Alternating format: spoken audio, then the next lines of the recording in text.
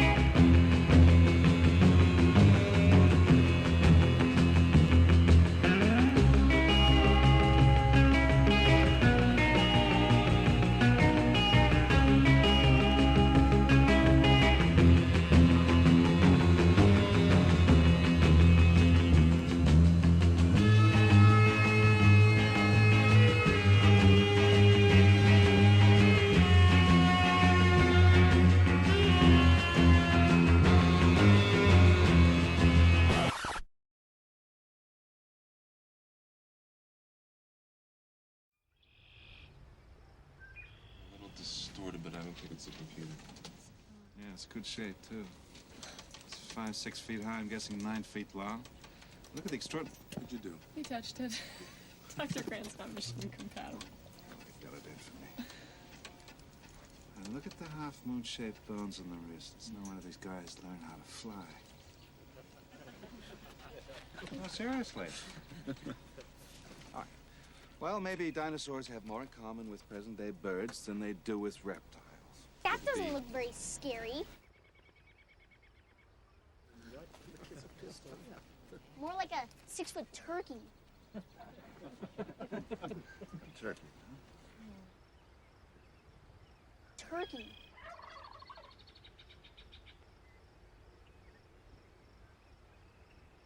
6-foot turkey. Turkey, 6-foot turkey. Okay. Try to imagine yourself in the Cretaceous period.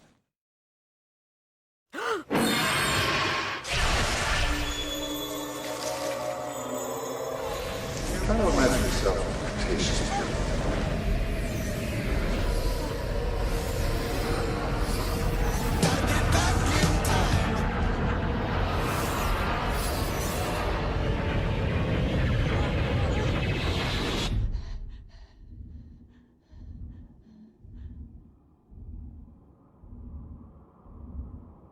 Imagine yourself in the Cretaceous period.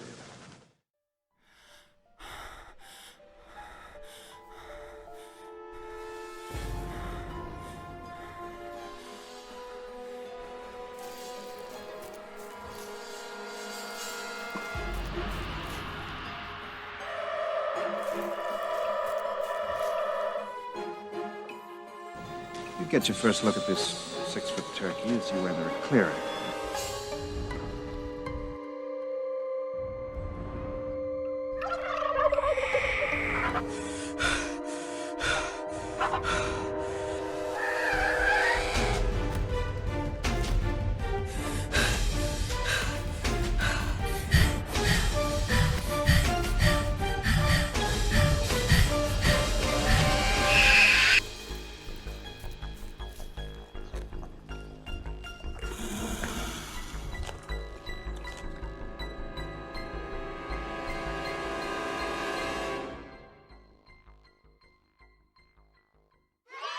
Well, hello, everybody, and welcome back to Paleontologizing.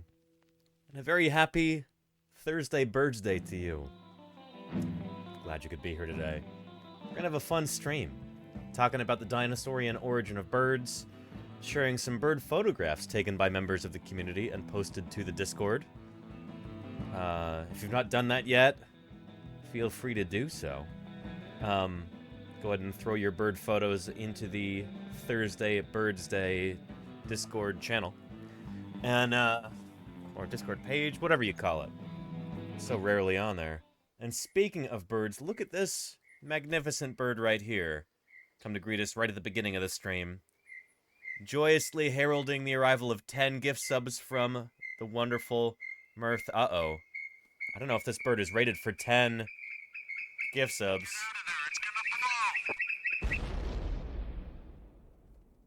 Murph is overloading the system with 10 gift subs. Holy cow, Murph. Thank you, thank you. Murph, thank you for your ongoing support of this channel. Thanks for keeping me on the air and off the streets, Murph. Appreciate you. For anybody who's here for maybe the very first time, then an extra special welcome to you. You might be wondering what in the world is going on. Well, my name is Danny Anduza. I'm a dinosaur paleontologist. Probably know already, since you're probably pretty clever, that a paleontologist is a scientist who studies fossils. Most paleontologists don't work on dinosaurs, but I do. I dig up dinosaur fossils like I was doing a few weeks ago back in Utah, streaming that. Check out those videos on YouTube or in the VODs. I dig up dinosaurs, I study dinosaurs, I publish on them in the scientific literature, and nowadays I talk about dinosaurs 5 days a week right here on Twitch. So, if that sort of thing sounds interesting to you, then I hope you stick around, and I hope that whatever questions you may have, because everybody's got questions about dinosaurs in particular. Or maybe about the fossil record more broadly, the history of life on Earth, extinction, evolution, anagenesis, cladogenesis, the philosophy of science. Whatever you may be curious about, don't be shy with those questions, because they really are kind of the glue that holds this whole crazy stream together. So don't be shy with those questions. But yeah, the longest Birds Day ever? Is it? Why do you say that, Dr. Tara? Did I miss that? Is there some context I'm missing here? Anyway, let me go through chat real quick. Say hello to everybody. Jody Fish and Kodali were first today. How are you doing? Welcome, welcome. Help both of you feel better. I know you've both got headaches right now. It's good to have you here, though. Arle, Tradoon to you too. I hope you're having a good day. Happy Thursday BIRDSday. Nerdy Noodle, how are you doing? Welcome, welcome. Ghostly Ghoul, what's shakin'? Wiles Paleo. I don't know if I recognize that username, but sounds like you're in the right place. Welcome to Paleontologizing. Green Herring, how are you doing? Welcome, welcome. Green Herring, I look forward to being blown away by your bird photo today. I'm sure it's going to be a good one. You always have such good stories. Matt M33, what's shaking with you? Good to have you.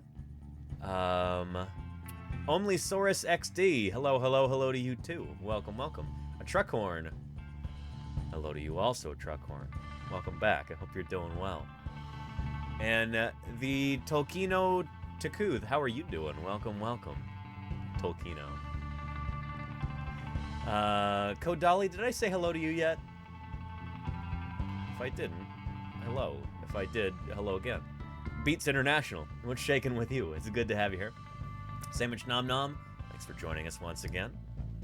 Origin TT says, can't talk about origins without me. There you go. We are going to be discussing bird origins today. I don't know if we have any new feathered dinosaurs that were described while I was in the field. We got one, don't we?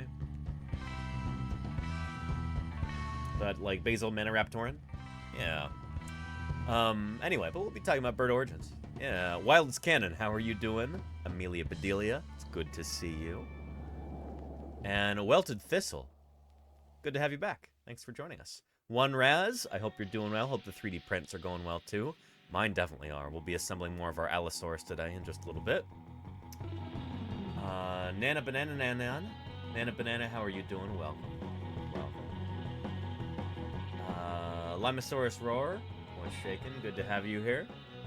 Did I say hello to you yet, Thagamizer? Thagamizer, rather? Have I been mispronouncing your name this whole time, or did you change it? Thagamizer. It's good to have you here. Ten Glutchy, if you're still here, hello. If you've already left, then I hope whatever you've moved on to is going well. Wet Duke, how are you doing? Welcome, welcome. Fedorasaur, what's shaking in your part of the world? Gimpleg says, I tagged you in something on Blue Sky that I found interesting. Did you really? Let's take a look at this. It's been a while since I've been on here, but I've got some notifications. How mobile dinosaur forums were and how we know. Oh, very cool. Oh, this, if they're saying that a lot of theropod dinosaurs may have been able to pronate their wrists, I will be entirely unsurprised by this. It just makes a lot of sense given their anatomy. Dinosaur hand and forelimb posture may have been more diverse than previously hypothesized. Yeah. Radio shape suggests that forelimb posture and range of pronation in horned dinosaurs like Triceratops are more like those of a crocodile than a rhino. Another example, the radius geometry of the giant long-necked sauropods such as Apatosaurus didn't comfortably group with living reptiles, birds, or mammals, suggesting that their forelimb postures were achieved in anatomically novel ways. Very cool stuff. This is pretty neat there, Gimpleg. Pretty neat indeed. By the way, if anybody happens to be on the Blue Sky, I've only got 2 posts on there so far. Here's one of them. But as Twitter continues its slow, inexorable implosion, I'm gonna be, I think, more and more active on Blue Sky. So yeah. Anyway, scrolling down, scrolling down. Thank you again, Murph, for those 10 gift subs. There's 10 people now who don't have to worry about any ads at all, thanks to you, Murph. And we're already 1/5 of the way to our sub goal. You see that down there? You see this down here? Thank you, Murph. That's 20% of our goal for the day. I appreciate it very much. Yeah. Caledon K, how are you doing? Miss Yvette, Maximus, Dr. Tara, Listorian, Vampire Lestat, how are you doing? Welcome, welcome. Doki Doki Baka, hello, hello. CMK, Wiles Paleo says, would you be interested in talking about your scientific outreach here at an SVP virtual conference? Wiles Paleo, I would be... I'm actually busy during SVP this year, but Wiles Paleo, shoot. If there was something that we're not at the same time, then I would be 1,000,000% interested in that, absolutely. SVP virtual conference, certainly. I had to make a difficult decision this year because SVP happened to land on the same weekend this year as TwitchCon. And I'm already set to go to TwitchCon. There's actually something fun and exciting that I can't quite tell you about yet, everybody, but there's going to be something cool and sciencey and, oh man, it's going to be neat. So I had to make a difficult decision. Do SVP, which is going to cost me a ton of money, or do TwitchCon, for which my ticket will be comped.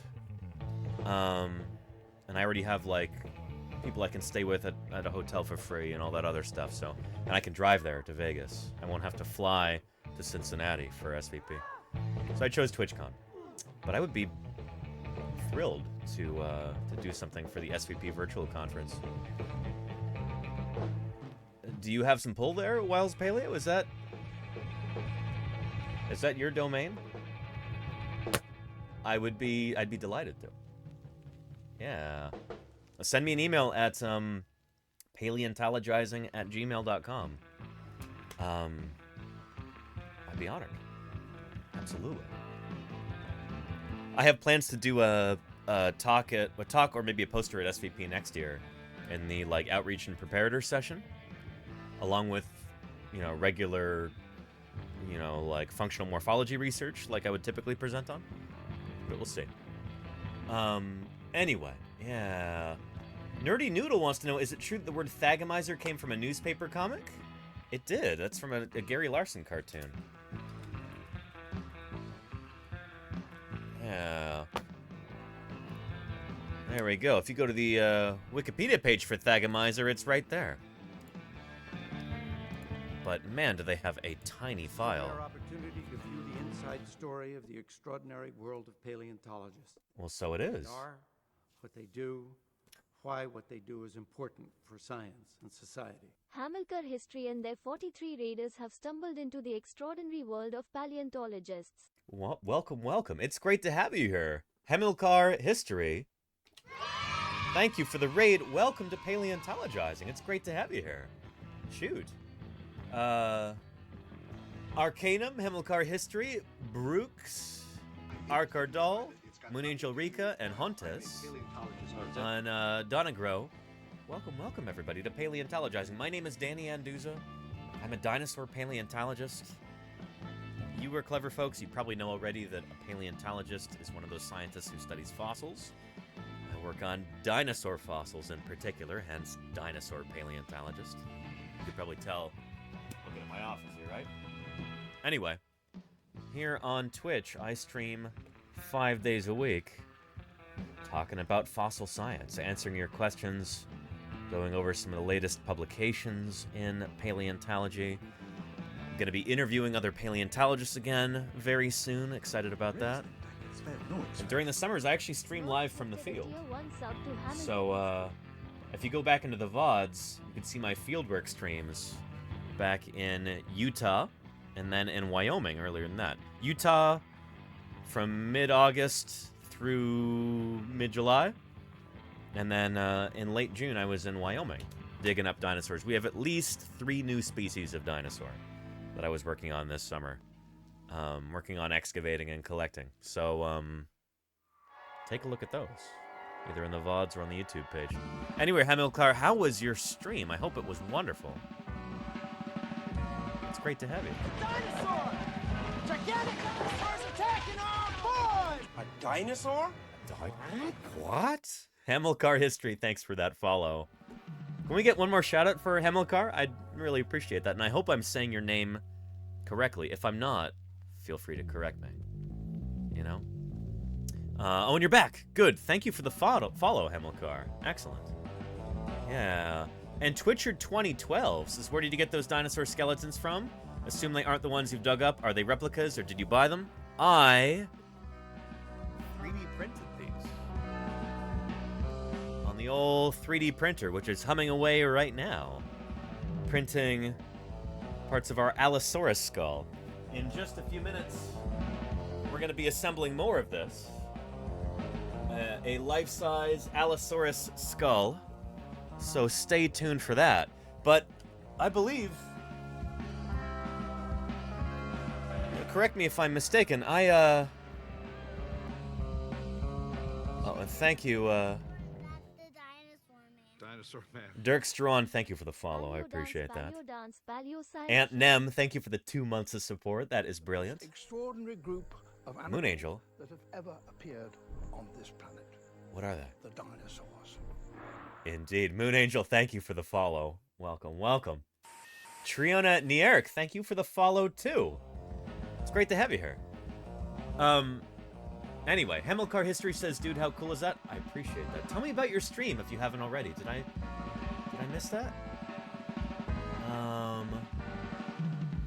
Hamilcar says, first time here. You were recommended to me so often, man. Hey, I'm flattered and honored. Thank you. Listorian, thank you for those gift subs there. Phenomenal. I really appreciate that. Thank you, kind. L1 Storian really wants ukulele with those 5 gift subs.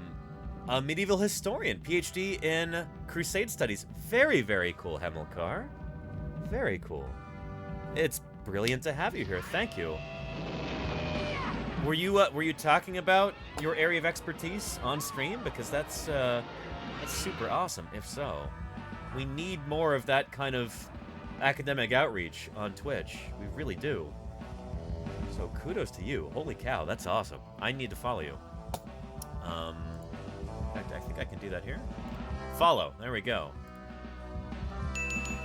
Done. Yeah. And King Costa says, good evening from a geologist to an awesome paleontologist. King Costa, thank you for that. Man, you make me blush. My goodness. It seems like we've got a bunch of really cool people, new people here in the chat. And so, as custom dictates, I might call forth our good friend previously recorded Danny to talk to you about who I am, how I came to be here on Twitch, all that good stuff. And it seems like conditions are right for him to appear. The music has stopped, which often means that he is nearby. In fact, he's sneaking up behind me right now. Folks, I'm going to leave you in the very capable hands of previously recorded Danny for a few minutes here.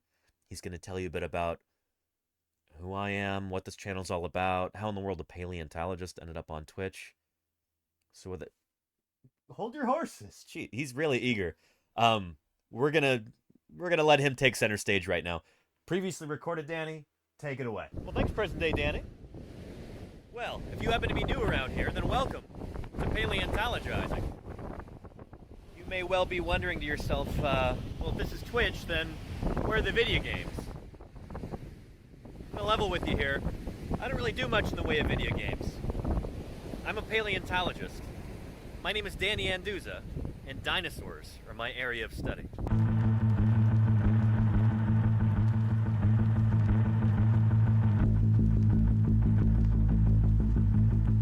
But how in the world does a paleontologist end up on Twitch? Well, you're about to find out. When I finished high school, I moved to Montana, and and immediately started work at the Museum of the Rockies, which at the time was an unparalleled powerhouse of paleobiology. That program was built by this guy. Famed paleontologist Alan Grant. Well, kind of. You consulted on that movie. I did consult on all those and they movies. said that the guy Alan Grant was you. Yes, yeah, well, fortunately he didn't get eaten. Meet Jack Horner, the real-life Alan Grant. He's one of the most prominent and controversial paleontologists in the country, a dyslexic MacArthur Foundation genius who never finished college and who says he doesn't care why dinosaurs went extinct. To him, the important part is how they lived. It was at Museum of the Rockies, under the auspices of Jack Horner, that I learned how to be a dinosaur paleontologist. And a huge part of that I learned by working with Jack's final graduate student, a guy by the name of Denver Fowler, who would later go on to become curator of the Badlands Dinosaur Museum. Working with Denver, I did summer after summer of fieldwork in the remote Badlands of Montana.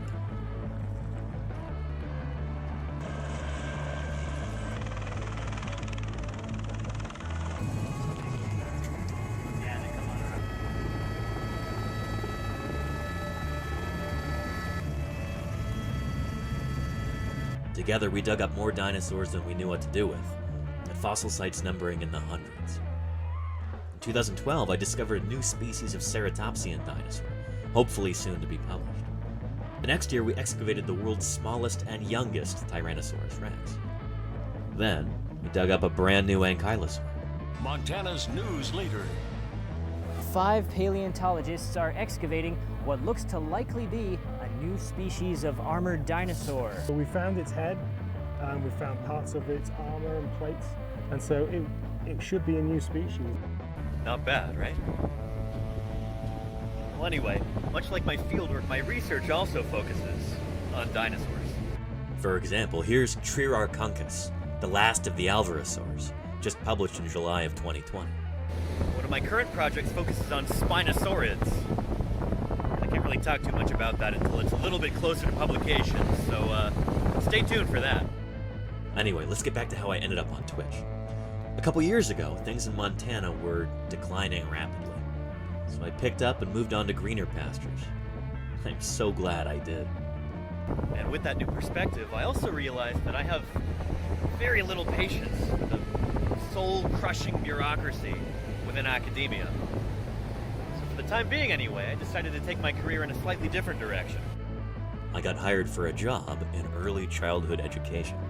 As a teacher, I get to have a positive impact on kids' lives, and help them find a passion for science. Then, when COVID-19 showed up, the school had to close. But that didn't stop the teaching or the learning. We just moved online. All right, friends. So we're going to be looking at a book in a little bit, but I thought we'd start off with a song. 3, 2, 1. Oh, give me a home where the hadrosaurs roamed, where triceratops bellowed and grazed, where erosion uncovers bones we seek to discover, for to strike the whole world amazed. Home on the range, where the deer and the antelope play, where sails on his beard a discouraging word, and the skies are not cloudy all day. It was a pretty easy jump from teaching online to streaming on Twitch. I had my first broadcast in May, and I've been on here ever since. Now, I believe pretty strongly that any good scientist should also be a public servant. In my opinion, talking to everyday people about her science is one of the most important things that a researcher can do. I now have a golden opportunity to reach out directly to people where they are. This is what I'm all about, and now, thanks to Twitch, I get to share it with you. And I'm so happy to be able to do so. It's my intention to continue this mission of education by answering your questions, providing good science content, and working to grow this channel. And if you could help by following, or if you could afford it by subscribing, I would be deeply grateful. So anyway, to my regular viewers, thank you again for sitting through this. To everybody who's new, welcome. I'm genuinely, earnestly glad that you're here. And I hope you stick around.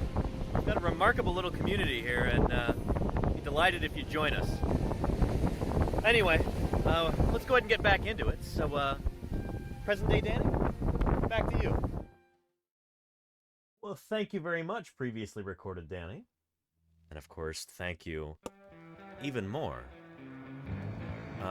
to all of our new friends who came along with Hamilcar history. Hamilcar, thank you very, very much for that raid. I really appreciate it. Welcome to the channel. Let me know if you've got any questions. Like previously recorded Danny was saying, my whole raison d'etre here is to bring paleontology to the people.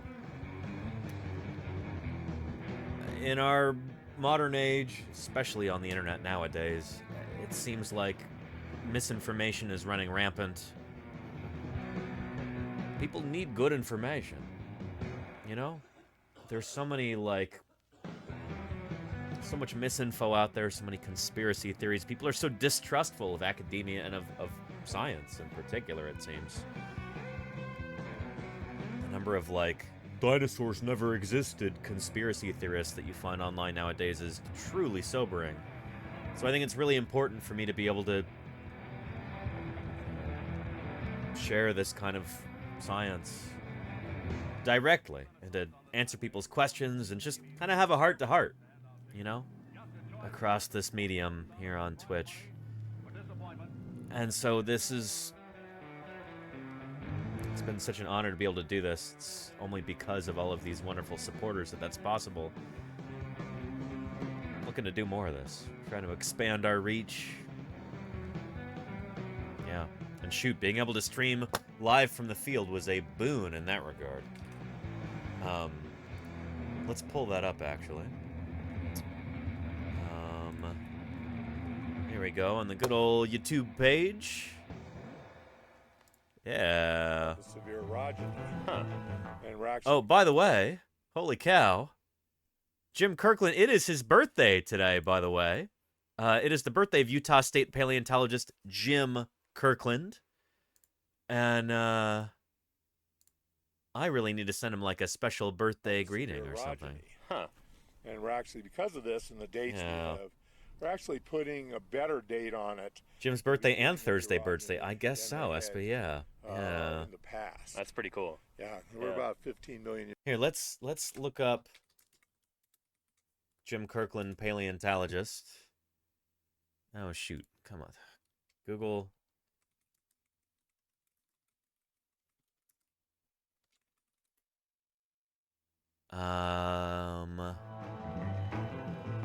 Where's his Wikipedia page?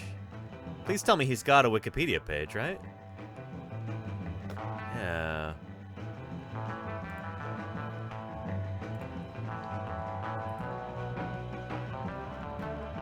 James Ian Kirkland. There we go. Yeah. He doesn't... Where's his picture? Shoot. Yeah. August 24th, 1954, Jim was born, which makes him 69 years old today. Let's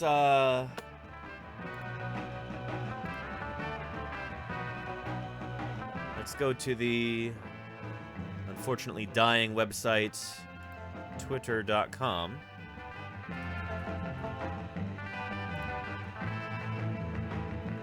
There's Jim right there.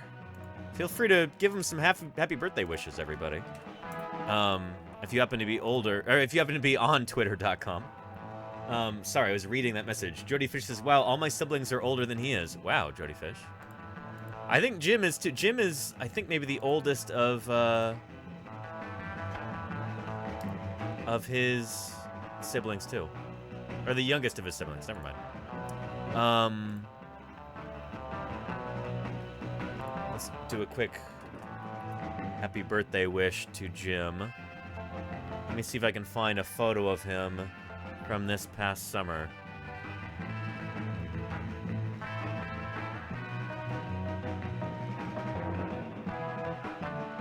Let's see here. Looking. There were a bunch of awesome photos from this conference that he made happen back at the beginning of June. Let me see if I can find that. That's like one whole week when I wasn't streaming. I'm sure I've got a lot of gym photos there.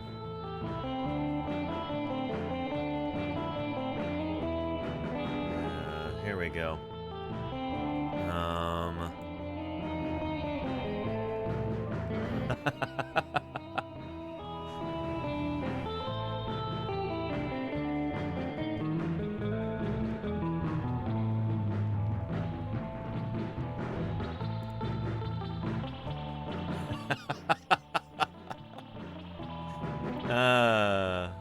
I should find a better photo than that we can post.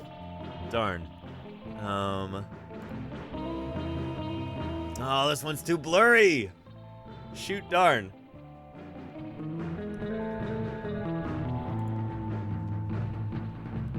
There must be some from the pre-meeting.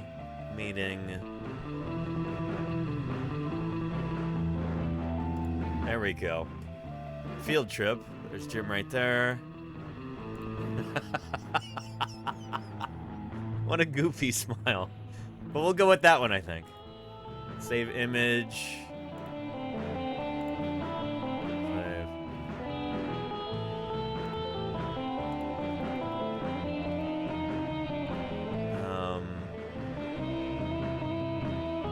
I think that'll work. Oh, no, this is a good one.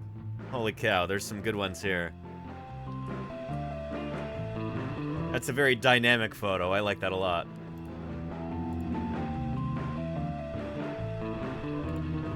All right.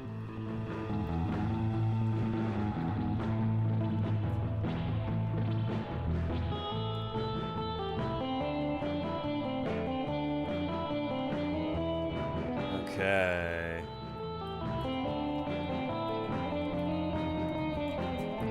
A very happy 69th birthday. In here, let me get this uploaded.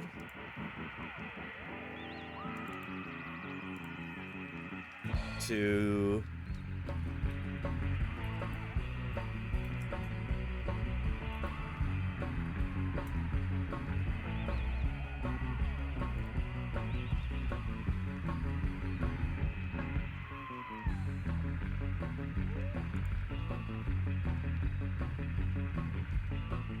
let's see.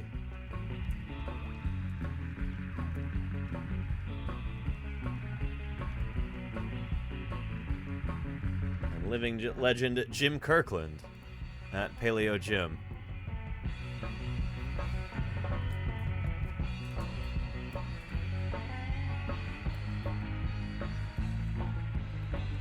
Let's see. He's already got 50 years of dinosaur digging under his belt. Or is that under his suspenders?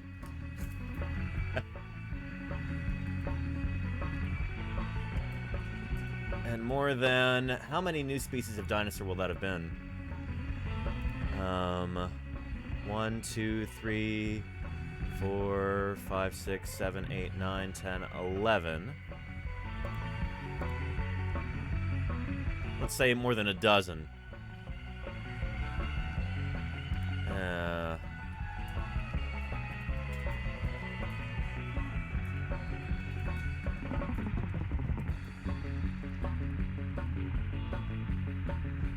And I'm gonna say several dozen.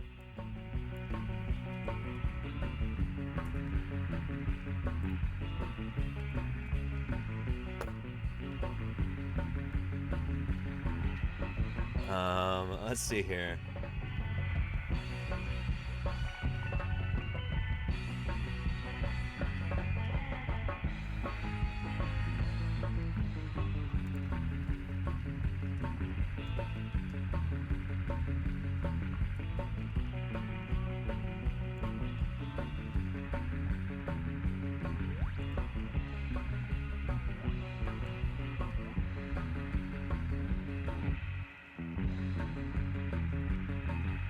Here's to many more. Yeah.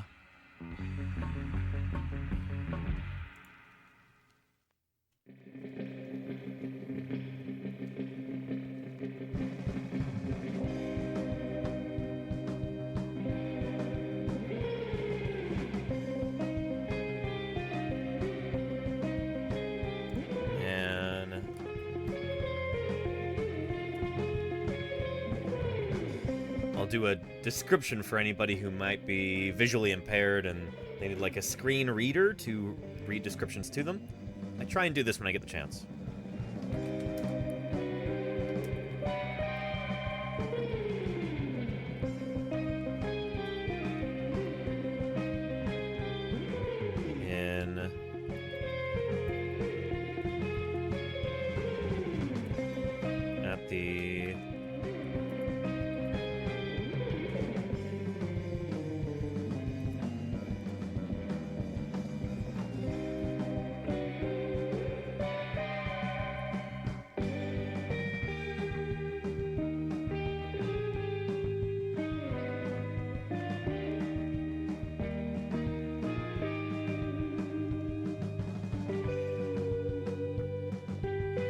Save. There we go.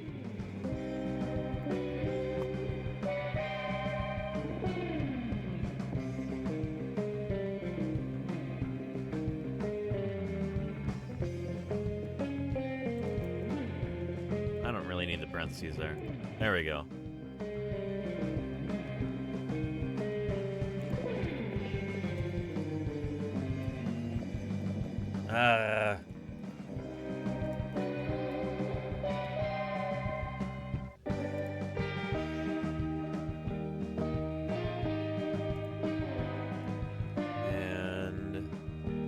Let's throw some emoji in there just to make it a little bit more eye-catching. Some birthday cake.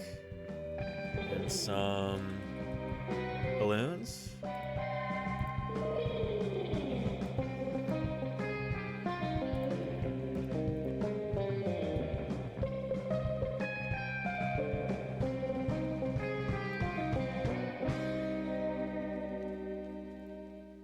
There we go.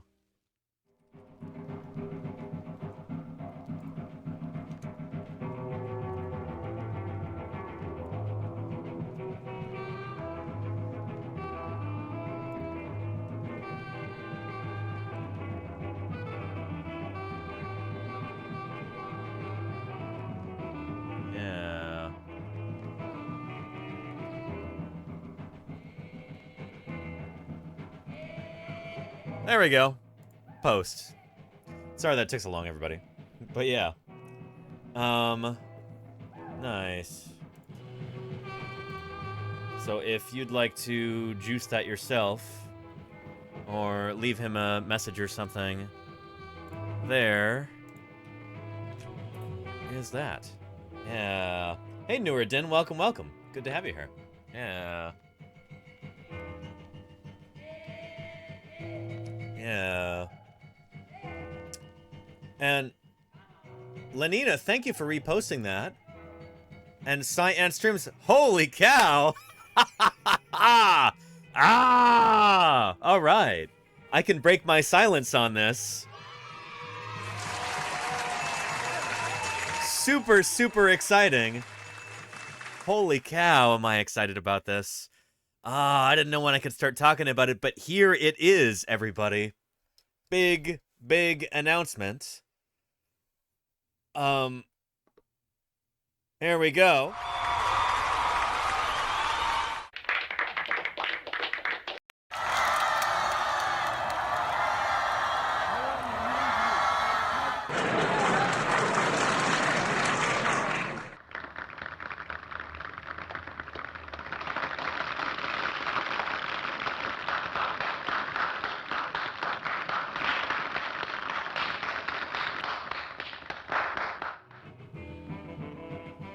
this year at TwitchCon, we are holding a scientists on stream panel discussion.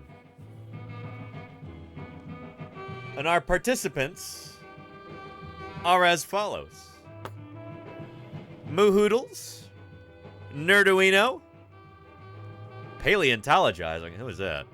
Science Streams, and a Volcano Doc. The 5 of us will be talking about advocating for science live on Twitch, as we've been doing for the last few years.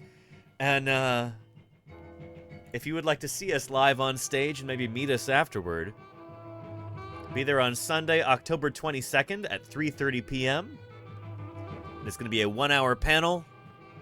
And then, I didn't write this. It looks like they kind of rewrote it for, the Twitch staff kind of rewrote it, but it says, our hypothesis is that you're going to want to know what it takes to get a scientist to jump from the lab to the go live button. Join a panel of 5 scientists and science communicators as they discuss their journey from the laboratory to live streaming. Well, what makes Twitch such an excellent platform for science outreach? How do you make science-focused content relatable? How do you build a science-driven community and make it inclusive to all? Learn the answer to all these and many more questions, from dinosaurs to ants, from volcanoes to supernovas. It's bound to be a lively discussion of science communication on Twitch. Very exciting. Holy cow, we need to make a command for this. That is excellent. Here is that link right there. Beautiful. This is the TwitchCon announcement that I've been waiting to make. Holy cow, am I very, very excited for this. That is going to be very cool. And Smorphosaurus says, I look forward to hearing how that goes. Wish I could go. You'll be able to watch it live, Smorph. That's the thing, is I think this is going to be broadcast live on the official TwitchCon channel. So you at home will be able to watch. Very exciting. Holy cow. And Science Stream says, big thanks to Professor Anduza. Who's that? For leading the way for SciComm on Twitch. Thank you, Belint, for doing most of the legwork. Aren't you the man who told me to live every week like it's Shark Week? And that nothing's impossible except for dinosaurs? Wait, what? Don't give up on life, sir. SciComm panel HYYYYYY. Yogurt Garrow, thank you for the 27 months of support. I appreciate you, Garrow. Thank you very, very much. Holy cow. Yeah. That is, that's exciting. I'm so glad we can officially announce this. Oh, yes. Oh, yes. This is going to be good stuff. Yeah. Yogurt Garrel says, I can't wait to finally meet you. Likewise, Yogurt Garrel. I heard you and Belint had a cool time hanging out last year. I've never been to TwitchCon before. It's going to be my first time. What is TwitchCon? Let's see if we can pull up a quick video about that, maybe.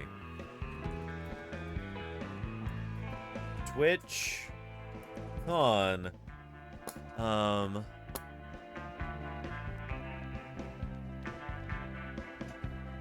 Let's see here.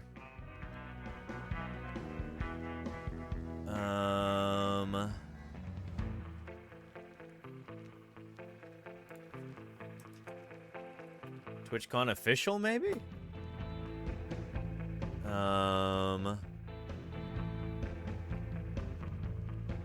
Anyway, I don't know if we're gonna be able to find a video that kind of encapsulates what TwitchCon is. But anyway, it's going to be fun, and I am really looking forward to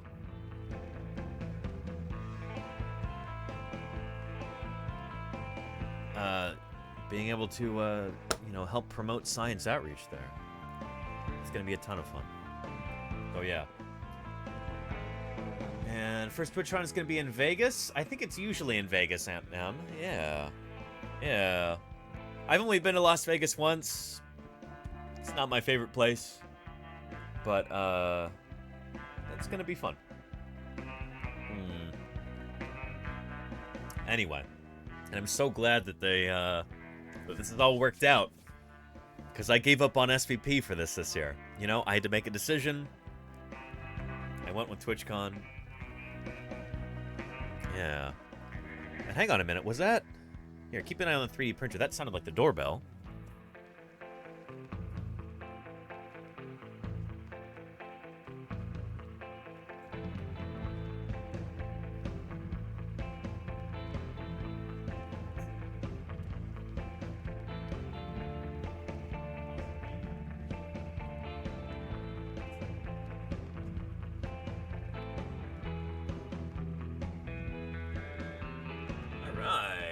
I just got an important delivery here. Excellent. So it's been a good day. Yeah. So anyway. Oh, it is usually in San Diego? Okay, never mind, Lenina. Cool.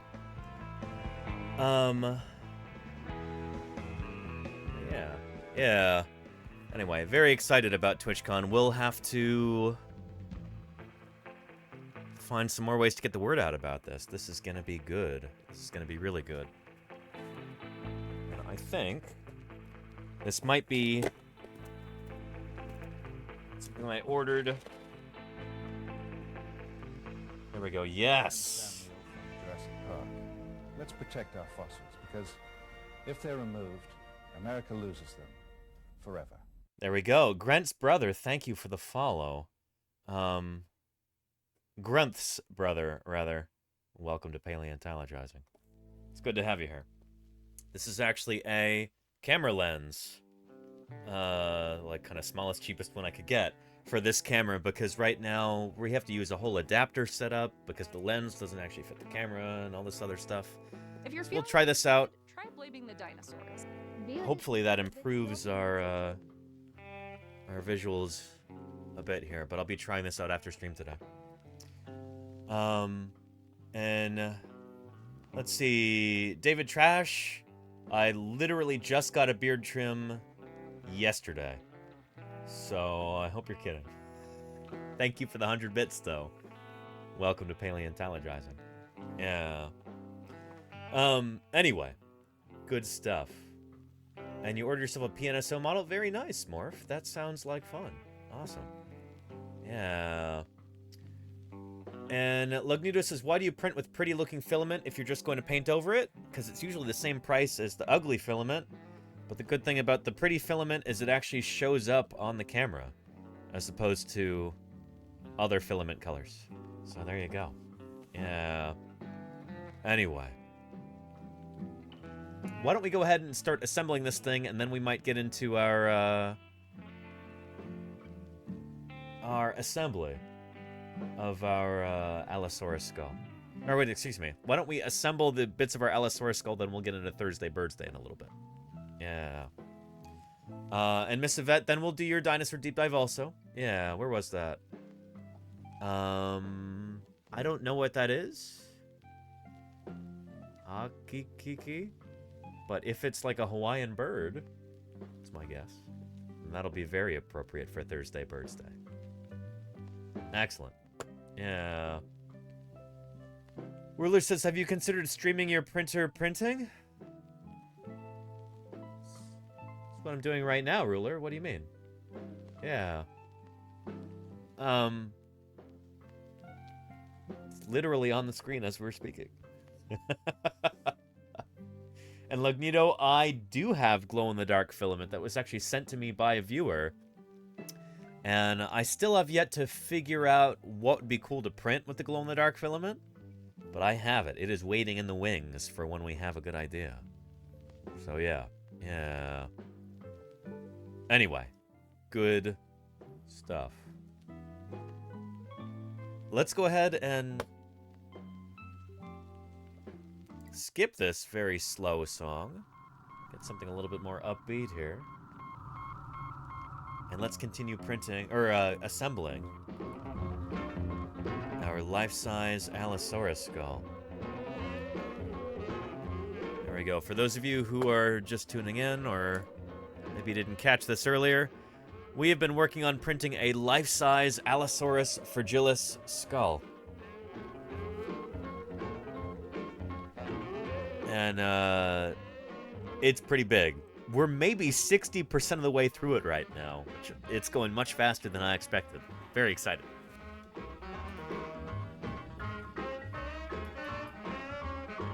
This is our lower jaw, which I finished back in like April, I think. We assembled this live on stream.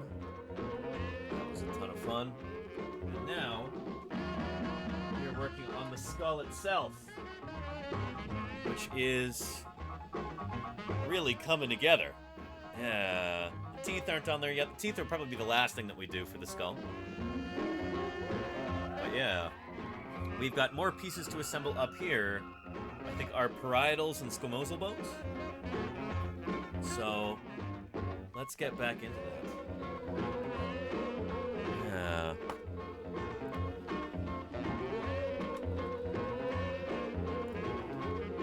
Let's take a look at our paper by Jim Madsen on the revised osteology of Allosaurus here. And I think we'll get down to about page 68 or so. Something like that. Yeah. Yep, so right here, these are the frontal bones that we're going to be assembling right now. Excellent. And then the prefrontals also. So frontals and prefrontals.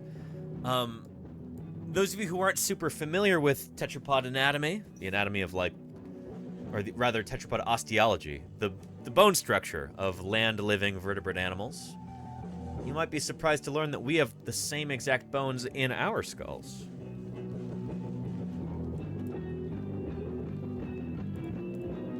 And I'd like to show you that now. Here is a wonderful model put together by Larry Whitmer in his laboratory. So that is a human skull showing all the various bones. These are the nasals, and they might all be fused together on a human skull. That's kind of strange. Shoot.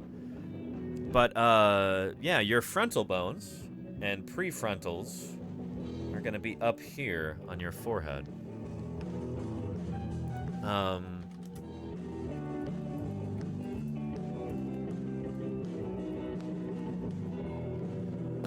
And skull bones diagram. So, shoot, our prefrontals might actually be tucked up inside the skull dome for us. But our frontals are right there. That's actually kind of nuts. The big yellow bone is the frontal right there. It's a lot smaller on Allosaurus than it is on us, because we've got really big foreheads. Our brain case is kind of expanded to a crazy extent, and the rest of our skull bones are kind of shrunk into this little snub-nosed face that we have.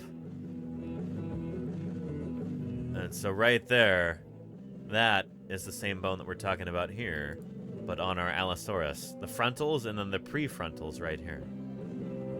Right there by the lacrimals. So I happen to have those printed out right over here.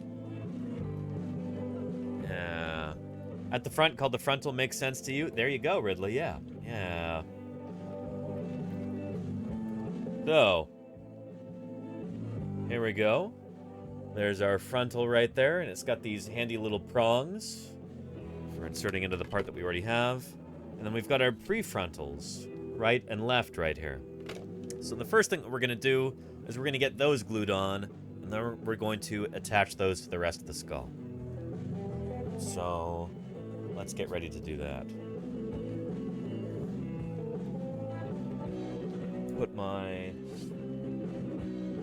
cutting pad on here to protect my desk. And then you see it's got all these spots of glue that have dropped onto there. This is what it's for, you know? Let's catch that glue.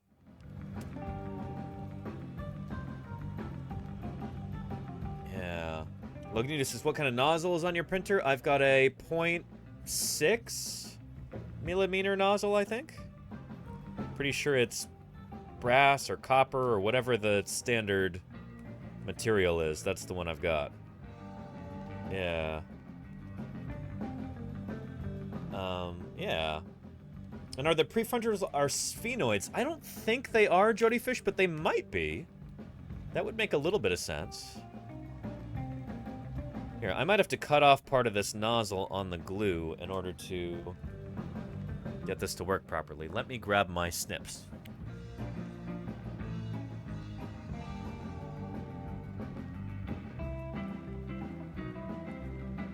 There we are.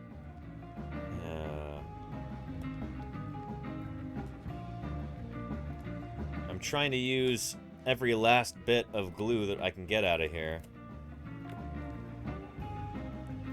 Trying to be as unwasteful as possible.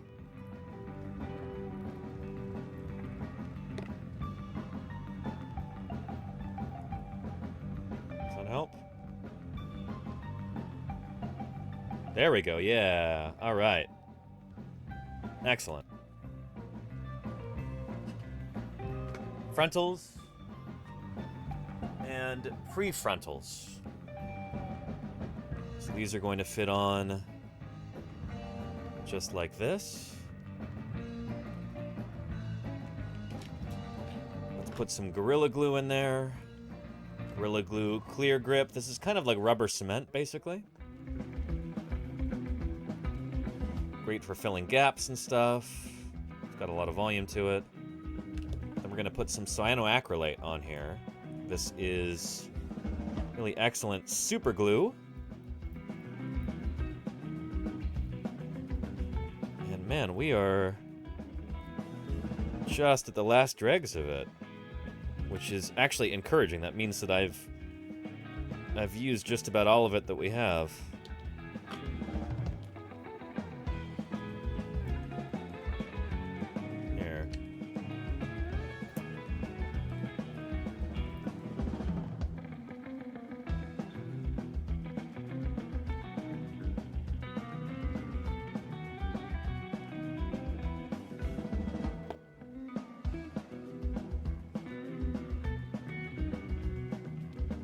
There we go. Nope, there is a bit more in there. I just needed to widen that aperture. Which one was it? Was it this one?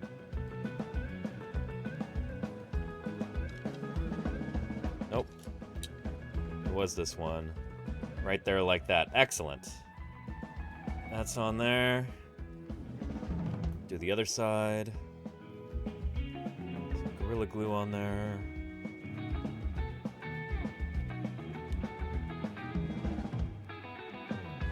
Glue is cheap. Glue might be cheap, but I also, you know, I'm on a very limited budget here, so I want to use it to, I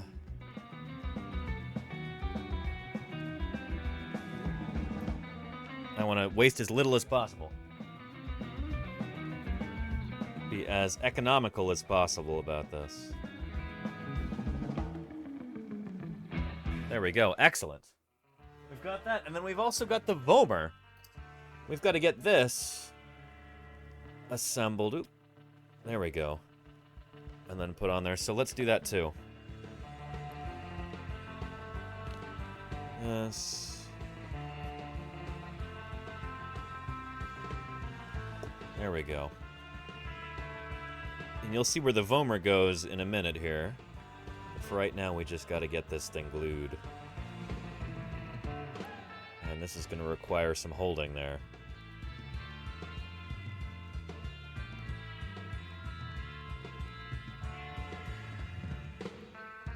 There we go. Yeah. Digital Dak, how are you doing? Welcome, welcome. It's good to have you here. What's shaking? Ghostly Ghost says, so many skull bones. I know, right? I think that's important to talk about, because I think so many people just kind of assume that, like, oh, skull is one bone. Because people talk about, oh yeah, a human skull. There's so many different bones that make up the skull. This is more obvious in a dinosaur than it is in a person, because as humans, we've got all kinds of crazy skull fusion that goes on to make our skull, like, pretty much a semi-solid or semi-fused box of bone. not so with dinosaurs, be they avian or non-avian dinosaurs.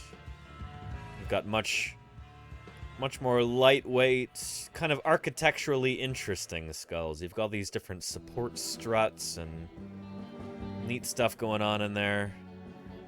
Mammal skulls look positively boring by comparison, for being honest. Let me get a little bit of masking tape to put over the top of this super glue so we can save the dregs of it.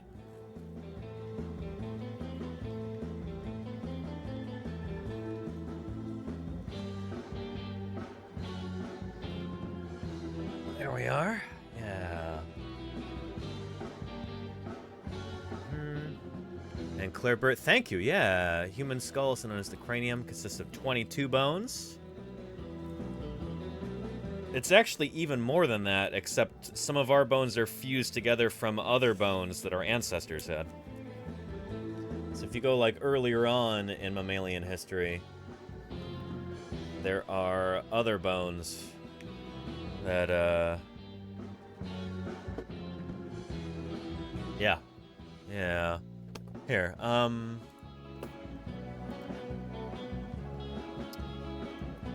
let's do a quick search about this. Where are the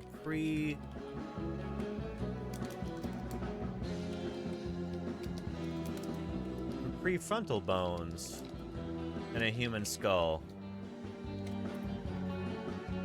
There we go. Prefrontal bone, where is that? In dinosaurs, yes, but where is it in humans? It's the bone separating the lacrimal and frontal bones in many tetrapod skulls. Prefrontal is found in most modern and extinct lungfish, amphibians, and reptiles. The prefrontal is lost in early mammalia forms and is not present in modern mammals either. Interesting. So we don't have prefrontals. So this bone right here and this bone right here has been lost in mammals. Where it was kind of heartbreaking. No, glue is cheap. Trixmot. Thank you, Trixmot, for the continual support. I appreciate that very, very much. Thank you kindly. It's good to have you here, by the way. Yeah. Oh, yeah. Yeah.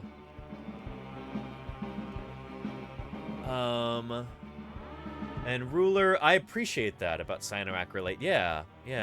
I've got multiple fans going right now to help circulate the air. And, yeah. I appreciate your concern. Cyanoacrylate can be nasty stuff. That's super glue for the uninitiated. And,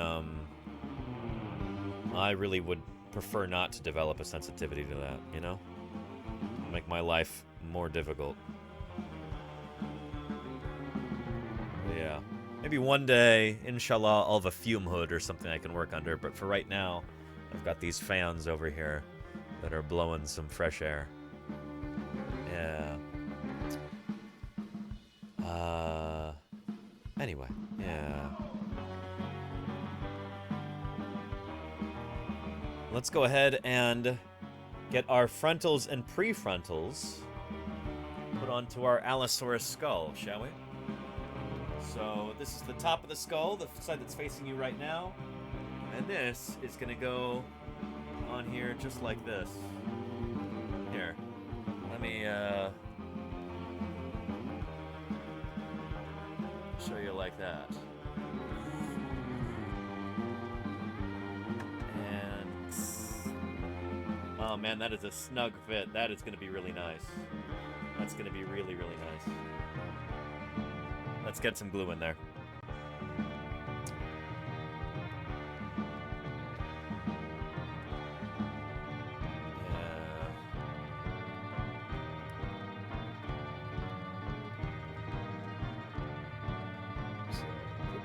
Glue along here in those spaces, and then a little bit along here also, where those prefrontal anterior prongs jut out. We want to make sure that we've got plenty of adhesive on there.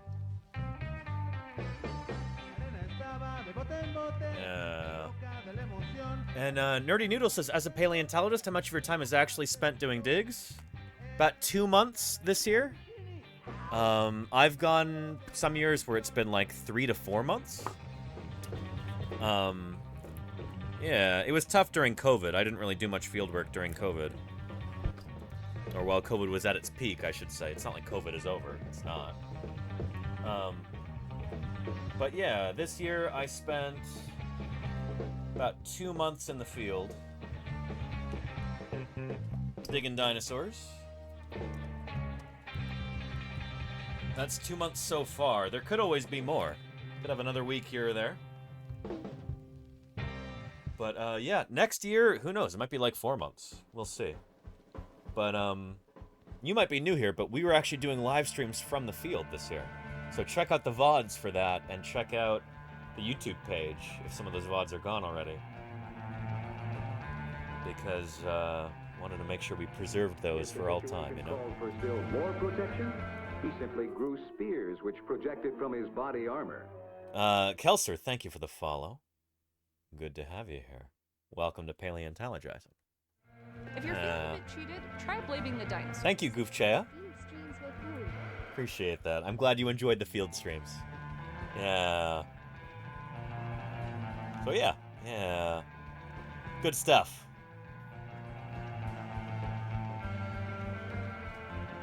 All right, that is beautiful. Oh man, this is really coming together. Ho, ho, ho, ho. We're approaching the eye socket right here. This is the orbit. We're gonna have some bones right there, gonna form the back margin of the orbit. And then we've just got the back of the skull. The brain case is gonna be back here. That's one of the parts that is currently printing right now on our 3D printer. So we should be able to assemble that tomorrow, I think. Very excited for that. Yeah. Oh, and you were there for it. Yeah, that's when you found the stream. Well, great, Nerdy Noodle. I'm glad. Yeah. Yeah. Next year, we'll see if I can have a longer field season. Looks like we might have some more funding coming through for digging in Wyoming next year. We might be able to leave earlier. Maybe like beginning of June or something like that. We'll have to see. But, yeah. For the time being, here in the office. Streaming this good stuff. Yeah. Ah, very excited about this. Can't wait to have a full-size, complete Allosaurus skull, smoothed and painted, and yeah.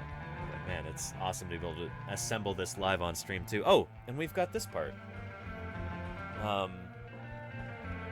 Let's talk about the Vomers. The Vomers are some paired bones, kind of in the roof of the mouth.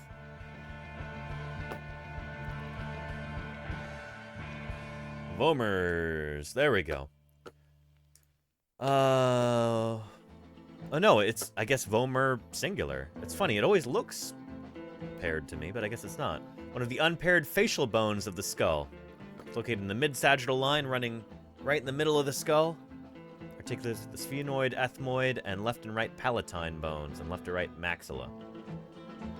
So in us, the Vomer is just this tiny little spindly, long, thin bone. There we go. So there it is in a human skull, highlighted in red there. That's actually super neat. This is exactly what I was looking for. Yeah. Beautiful. And this is what it looks like on our Allosaurus. So it goes up in the roof of the mouth. I'll show you where.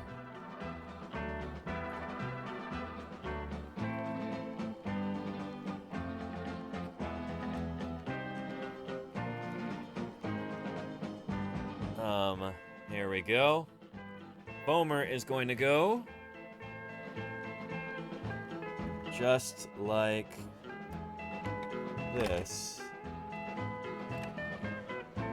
Slotted in right here.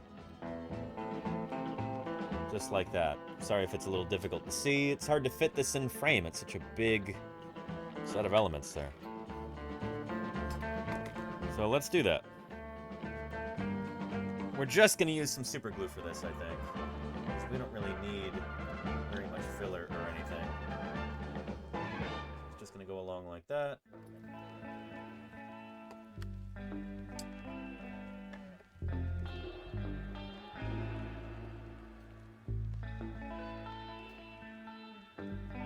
There we go. Ah, shoot. It's buckling under the pressure.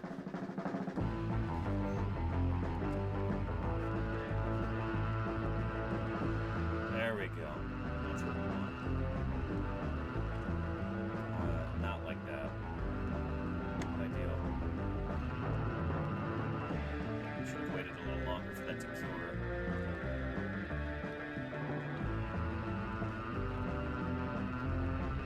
There. Put a little bit more super glue right here.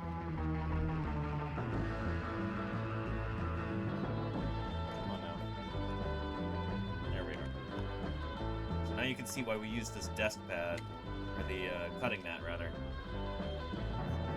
so we don't get this glue all over the place. That's how we want it. Excellent. Just like that.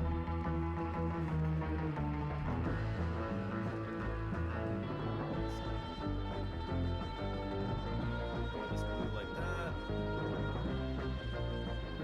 Just kind of going nuts with it right now, but that's okay. I'm trying to get rid of this glue from...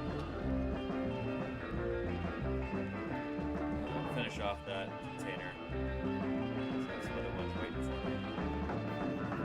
Do a few squirts right here too.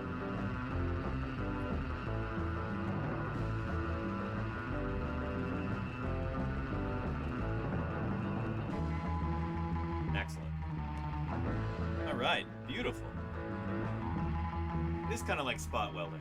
Yeah.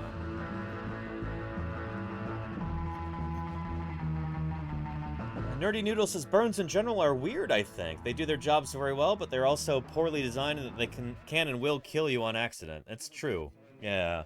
I mean, when we're talking about bones, there's something that they carry the history of their ancestry along with them.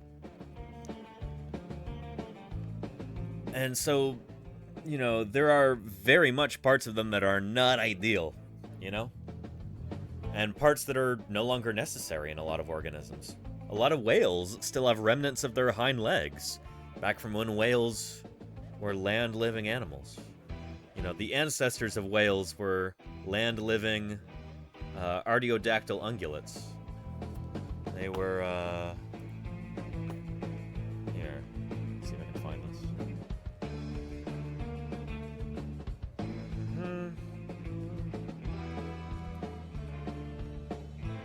Evolution of whales. Videos. There we go. Yeah, so whales evolved from land-living artiodactyls, hoofed mammals, ungulates like this. And the cool thing is, each one of these stages we've got good fossils of. Pachycetus and Ambulocetus.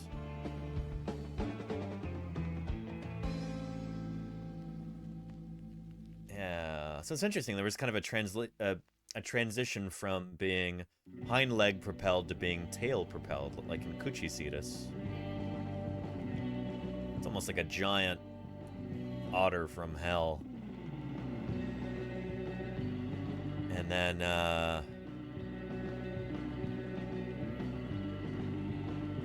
there we go, into Dorudon. It's starting to look like a modern whale a bit. Isn't that cool? Yeah. So yeah. And Zoe Foria says, I guess they're not designed, they're evolutionized or something. I mean, yeah, you could say they're designed by evolution if you want to get precious about it. But, you're right, though. Yeah. That's the thing, is that there's a long, long history for all these different groups of animals. And we see that in the fossil record. We can basically watch them evolve over time. We can see how different new traits arose at certain times. It's pretty cool. The history of life on Earth is truly astonishing. And it's such a privilege to be able to study that and unlock these mysteries. Very, very cool. Yeah. And Nerdy Noodle says, I didn't know they had hooves. I had always been told it was wolves. No, shoot, wolves are so much newer than whales. Whales have been on Earth for tens of millions of years longer than wolves. Because wolves are a kind of dog. You know, whales predate wolves by such a long time. Yeah. Yeah. So anywho, looks almost like a mammal alligator. It kind of did, didn't it, Ruler? Yeah. Ambulocetus. It's a cool critter. So yeah, this is feeling more solid now. Excellent. I am very happy about that. Let's turn it over right side up. Carefully now. Ooh. Ah, beautiful. Oh man, she's really coming together. Yeah. Very nice. Now we've got those frontals right there. Gorgeous. Gorgeous. Very happy about this. Very happy about this. Let me set this aside for now. And we'll see if we've got any questions to answer. Then maybe we'll get into Thursday BIRDSday in a bit. Although we do also have some... we could talk about Pleistocene paleontology for a while if you'd like to. There was a really exciting new paper just published today, I think. Put that there. That should be fine. Yeah. Anyway, Starwolf says that skull looks so awesome, it's going to be even more awesome looking when it is finished. Holy cow. Yeah. It's going to look like this. Loading, loading. There we go. Yeah, can't wait. It's going to be one of the most impressive fossil prints that I have. I'm stoked for it. There it is next to an apple for scale. 83 centimeters long. Super excited. Yeah. And Brandington says, Dandy, did you hear about the Tuno Moroccan Abelisaurids yet? I thought it was 3, Brandington. And yeah, So I heard about this before it was published, because Nick Longrich, the lead author on the paper, was on our field crew in Wyoming. He was actually he was on stream with us. Let me find that. Of the severe erogenous. Huh. And we're actually, because of this and the dates we have, we're actually putting... Come on now.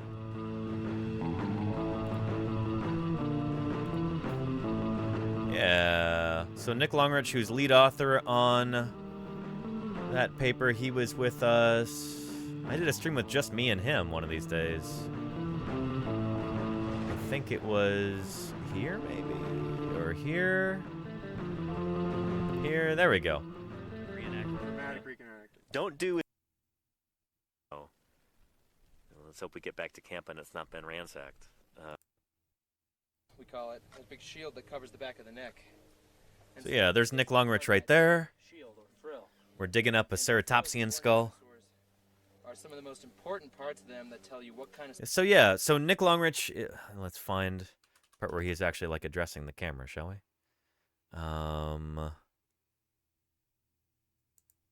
There we go. Would not surprise me.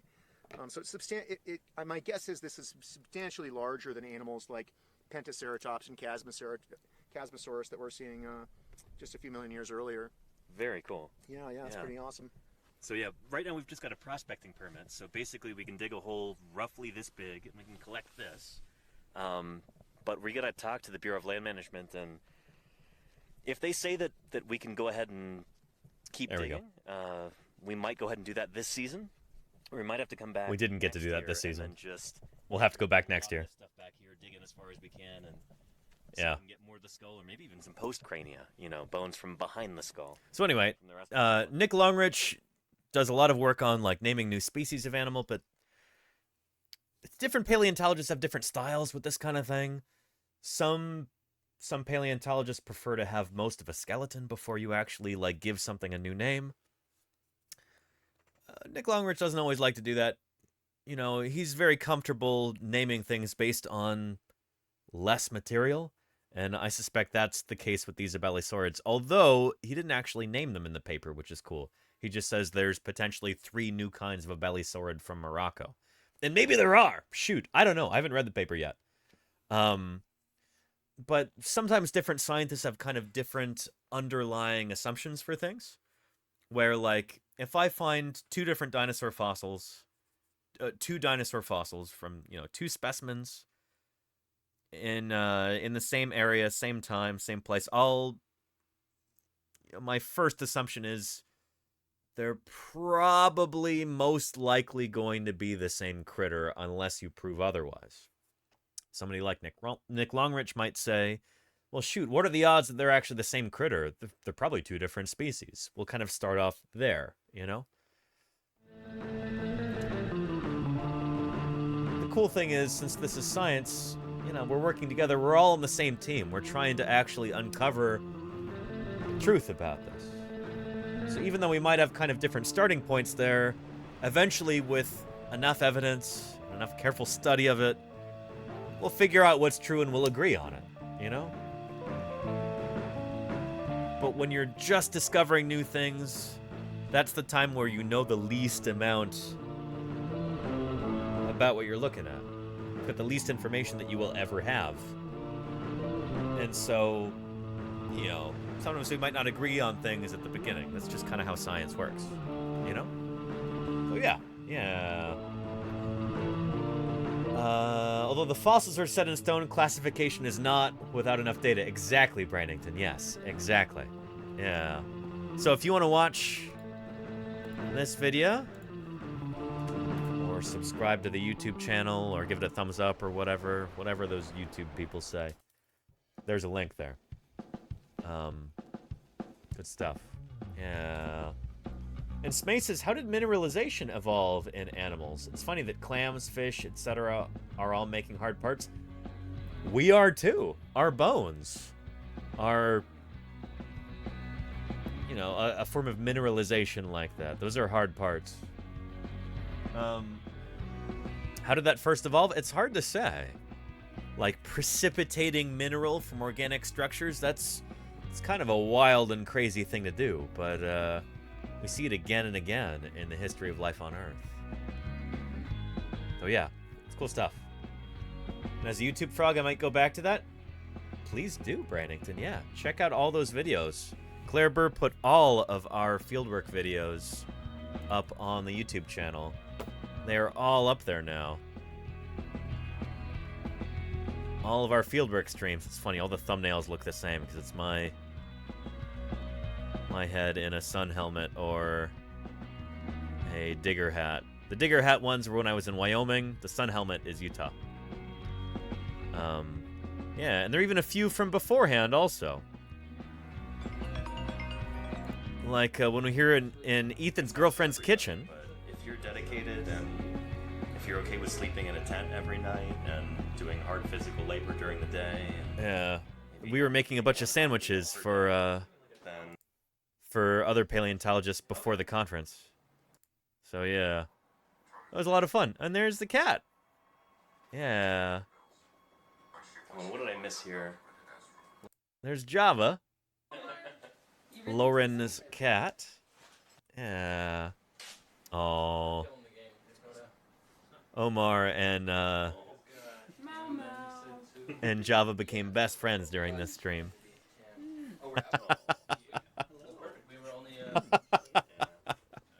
Oh. She's meant for this. You just need to take her to Green River with you. Oh. Paleo cat. Yeah. You have a good ace. He's adorable. There's a cat that lives outside of our outside of the BLM office. Oh, really? Yeah, we were trying to think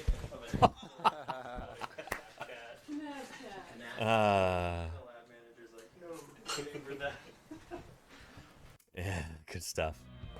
Anyway, check out the YouTube page. I'll give you a link. Yeah, she did really like the Wind Weasel, yeah. I might not even have the Wind Weasel on at that point, Claire Burr. That might have been just the camera. Yeah. Needs to field verify object. There you go, Finder Keeper. Yeah. Yeah. So anyway, and you should resub, Brandington, absolutely. If you got one of those Twitch Primes lying around, I'd be glad to have it. Oh yeah. Yeah, good stuff. Now, before it feels a little early to get into Thursday BIRDSday right now. What do you say we continue with that that Walter Cronkite dinosaur documentary from the 90s that we were watching the other day? Let's get into that. And thank you, Brandington. I appreciate that. Although I am nobody's lord, goodness. We're all equals here. Here. Oh, but before we do that, let's see. Let's see if there's been much.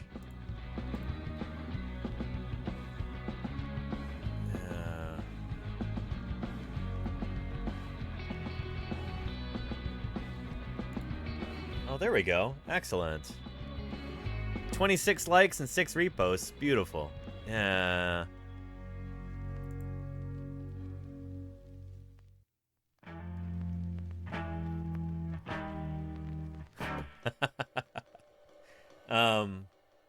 And man, the TwitchCon thing has really taken off here. Excellent. This is from Blint. Blint says it's a massive honor and privilege to represent the science media. Became extinct because they no longer knew how to love each other. Is that correct? Exactly. Brandington. No, that's not correct. What? I'm but a humble chat jester, but yes, we are the paleo-proletariat, paleo-cassavarian. Yes, paleo-proletariat, rise up, Brandington. Thank you for the 8 months of support. I appreciate you tremendously. Thank you very, very much for keeping me here on the air. That means a lot. It really does. Now this is excellent. Let me go ahead and retweet it. Beautiful. Yeah. Good stuff. Excellent. Very, very nice. Yeah. And oh, and thanks Claire for wishing Jim a happy birthday there. Yeah.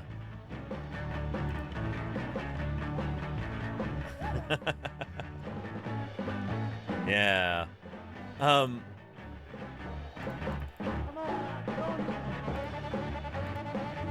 Let's find that,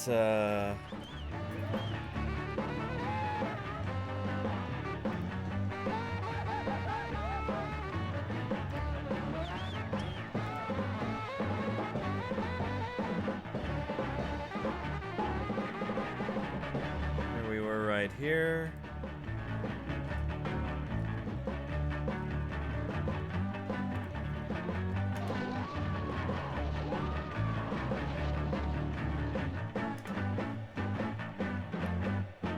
Let's continue this, shall we, for a while. We'll finish this up and then we'll get into Thursday BIRDSday, I think.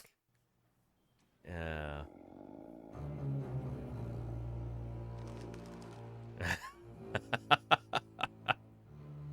Did you see that?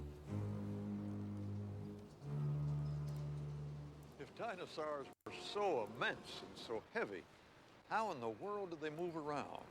Well, the dinosaur detectives are still finding out. The secret lies in their bones. Yep. Huge, Hollow yes, bones. But they were well-designed marvels of the This is animal fit to kingdom. numb. There you go, Finder Keeper. Despite Yeah. its length of 90 feet, Diplodocus moves smoothly and I love these old puppets. These are It swung pretty its excellent. long, straight, pillar-like And the stop legs motion in like an this too. easy stride.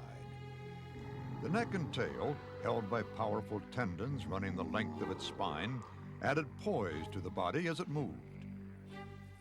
The clues were confirmed when, in 1980, dinosaur detectives began looking again at another detective trail neglected for 30 years. In Colorado, huge footprints, dinosaur trackways, caught Martin Lockley's eye. Yeah. At this spot... holy cow, Martin Lockley? He was there at the conference back in June. Let me find a photo of Martin Lockley, because I think I've got some. Let's see. I think I have a photo of him kind of explaining some of these dinosaur trackways. Let me find that real quick.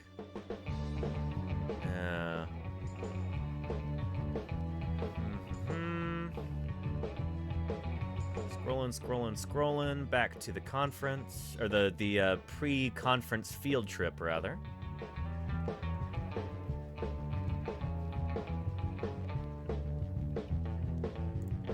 It's not a great photo, but there's him right there, pointing out across this part of the plateau in Utah, and talking about this dinosaur mega track site.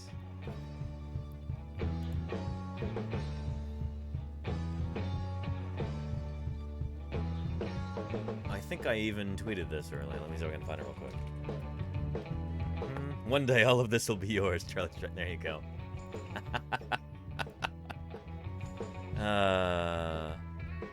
Alright, let's scoot back in the timeline until...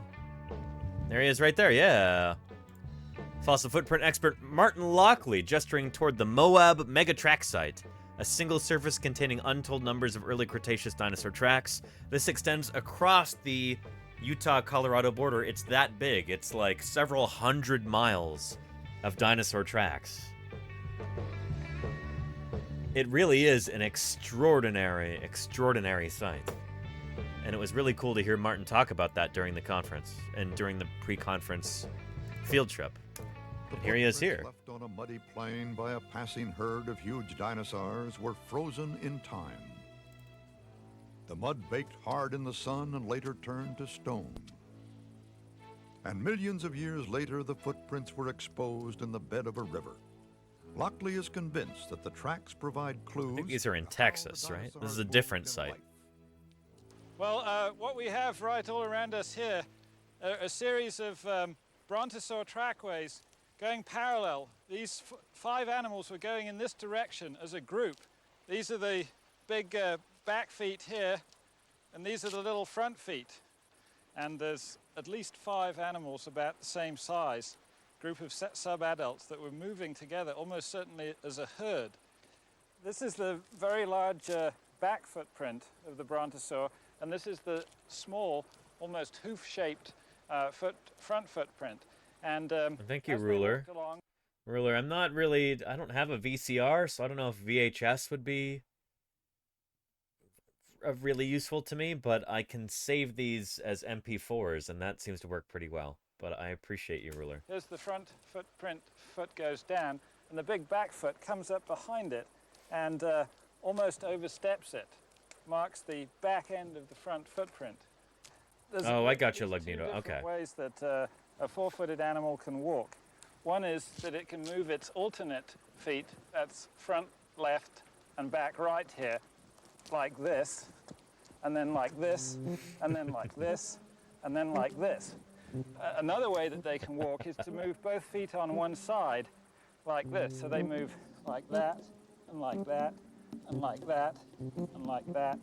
So elephants do both of these. Certainly, I think that the large animals like the hippo and the rhino and the elephant make fairly good comparison with large 4-footed dinosaurs like the brontosaur or the triceratops.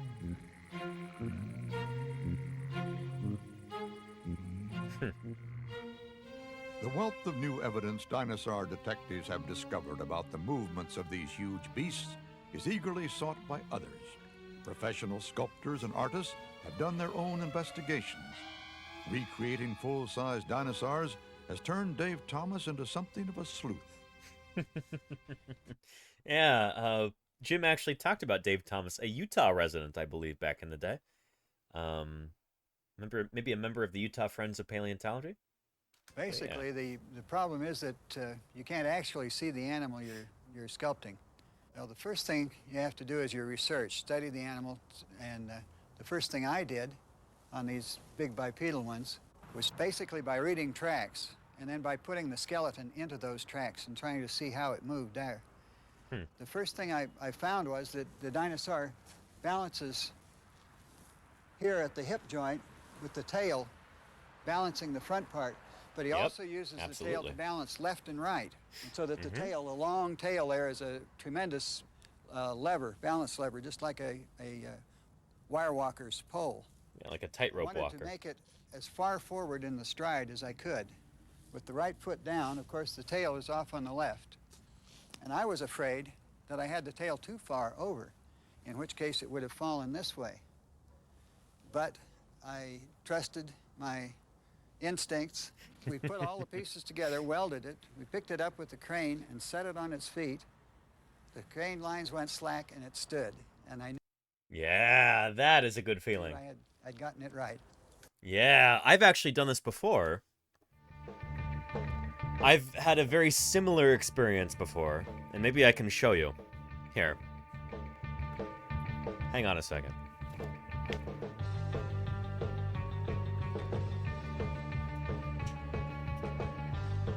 So, a long time ago, probably about 5 years ago, not too long after I'd first moved into my apartment here, I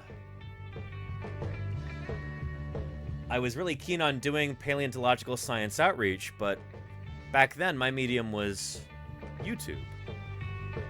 And so I was hard at work making YouTube videos, and they never really went anywhere. I mean, YouTube it's not an ideal platform for science outreach, honestly, in a lot of ways.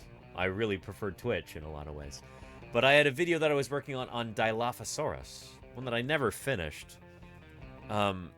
But over the course of this video, I was kind of talking about the Dilophosaurus in Jurassic Park and what are the differences between that and real-life Dilophosaurus and everything. And part of it was me sculpting a Dilophosaurus and then 3D printing it.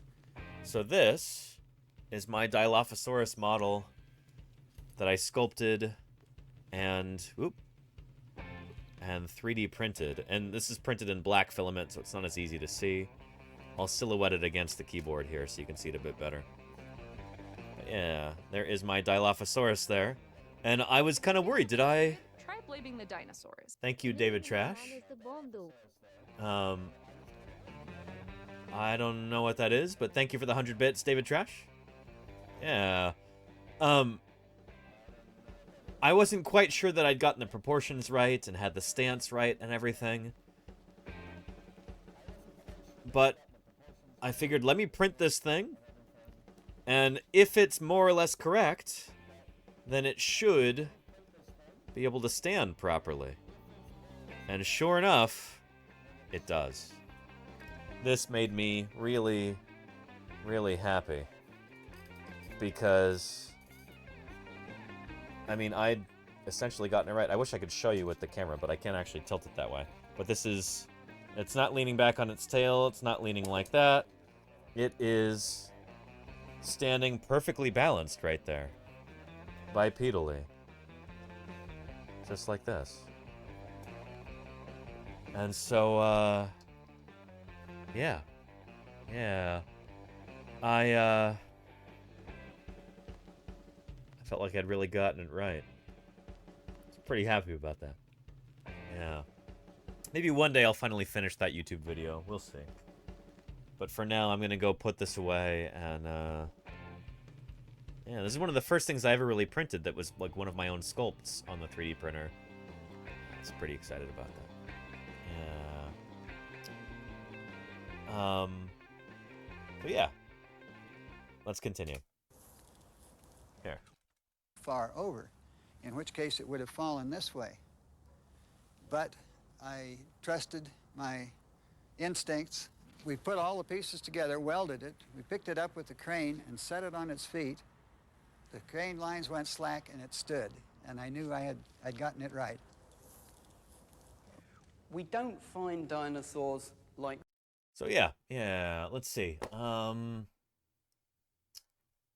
And David Trash says, oh no, so Lagnito, no, hang on, somebody had an explanation. Oh, Charlie's Dragon says Mini Minuteman is a TikToker / YouTuber who does science outreach. Oh, cool. Okay, neat. Lagnito, have you come across the Out of Context Dinosaurs Twitter account? Pretty sure I follow them. Yeah, you can see my follower list and see if I do, I guess. But yeah, and I'm glad you're back, Brannington. It's good to have you here. And Saralin says, horses naturally walk, trot, canter, and gallop. They can be taught to amble. However, a dog commonly walks, trots, and gallops, but they can also amble, pace, and canter. Interesting, Saralin.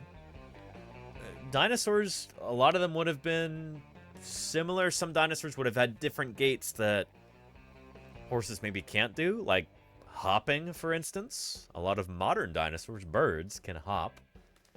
Not really something that we think of Mesozoic dinosaurs doing. But yeah. And there may have been other forms of locomotion too. I mean, like trot and canter and gallop, I think of these as being a quadrupedal animal. If you have an animal that's running on 2 legs, like for instance, a big theropod like that. Can a theropod gallop on 2 legs? Or does galloping require 4 legs? I don't know. But anyway, let's continue. Feet. Yeah. The crane lines went slack and it stood, and I knew I'd gotten it right. Yeah, nice. We don't find dinosaurs like this in the field. They don't come ready mounted. And so becomes a problem sometimes to know how these things actually were put together. You can see the way he's menacing me, that he's interested in eating meat. He's got these big sharp teeth, and they've got I love that. This is something really cool about this period in time. There were a bunch of different dinosaur documentaries in the early 1990s where basically a crew got a budget together. And it is around the same time as Jurassic Park. Thank you, DMK Marzipan. DK Marzipan, thanks for the follow. Welcome. I love that there is several documentaries and several books at this time where, the people putting it together just went across the United States and just talked to a bunch of different dinosaur paleontologists. Had them talk about what they do. And this is one of those. I've never actually watched this one before. This is super cool. And, yeah. got Anyway. serrations on them. He's a meat eater. Now, meat eaters need to run after their dinner. He's got these nice long back legs, and the skeleton is balanced by virtue of that long tail. It's a racier look. And Saranlan, I'm familiar with the difference between walking and running. Thank you. My question was whether a 2-legged animal can gallop, or whether galloping requires 4 legs, you know? Yeah. Speed walking, is it? That's an Olympic sport, is it not? Yeah. This is like a greyhound in comparison with an old cow. So if I was laying bets on this chap and this chap for acceleration, I'd give it to this guy every time. This one will be first away from the lights. But for dinosaur detectives, working out just how fast the dinosaur moved is no game of chance. By piecing together the clues from the bones and tracks in Texas, Jim Farlow can calculate the speed of one particular dinosaur 130 million years ago. Some of the most interesting information you can get from dinosaurs. So Jim Farlow appears in some other documentaries and books from the 90s. It's so funny that, you've got a number of paleontologists. There's a pantheon of paleontologists whom all of the books and documentaries went to in the 90s and interviewed them about their work. And Jim Farlow is one of them. Trackways comes not from the individual footprints themselves, but from the spacing from one footprint to the next. one can estimate how fast a dinosaur was going from the length of the footprint as translated into the leg length and the length of the stride. Now, in a dinosaur that's walking, no particular hurry, just doing whatever dinosaurs do normally, the stride length is generally around 5 to 7 times the length of the individual footprints. In the case of the dinosaurs from the site in West Texas, where the stride length was 15 to 20 times the footprint length, one can estimate that they might have been running at speeds of as much as 25 miles per hour, which is pretty respectable by anybody's standards. Jim Farlow believes that speeds like that have direct comparisons with the animals of today. The emu is a fast-running bird, and it leaves a footprint just like the tracks found in Texas. Well, we're interested in... Ruler says, I would say that you do not necessarily need 4 legs to gallop. After all, Iron Maiden gallops with 3 guitars. Is that right? Interesting. Well, shoot, that also reminds me of Dwayne Gish and the Gish Gallop. Those of you who ever, I don't know if you were in like debate club in school or something, maybe you're familiar with this. But the Gish Gallop is a rhetorical technique in which a person in a debate attempts to overwhelm their opponent by providing an excessive number of arguments with no regard for the accuracy or strength of those arguments. Gish galloping prioritizes the quantity of the galloper's arguments at the expense of their quality. Yeah. So basically, you just throw a bunch of stuff at the wall and you see what sticks, kind of. It's like you just say a bunch of things, most of which are not going to be true. Maybe none of them are true. But it sort of throws your opponent off because they have to try and answer each of those individual things, and it always takes longer to explain why something's false than to just posit that thing in the first place, you know? So this is named after American creationist Dwayne T. Gish, who, honestly, looks a lot like the guy from the Pixar movie Up. Yeah. However, not the hero of the story, Dwayne T. Gish. Really more of a villain, honestly. But he used to do this in debates with scientists, him being like a creationist, like an anti-scientist, basically. So yeah, basically, Miss Yvette, you just say a bunch of lies really quickly, and that can sometimes be a successful strategy in a debate, because that's the thing about debates, is debates are not about what's true. Debates don't actually help you figure out who's lying and who's telling the truth. A debate is theater. It's theater.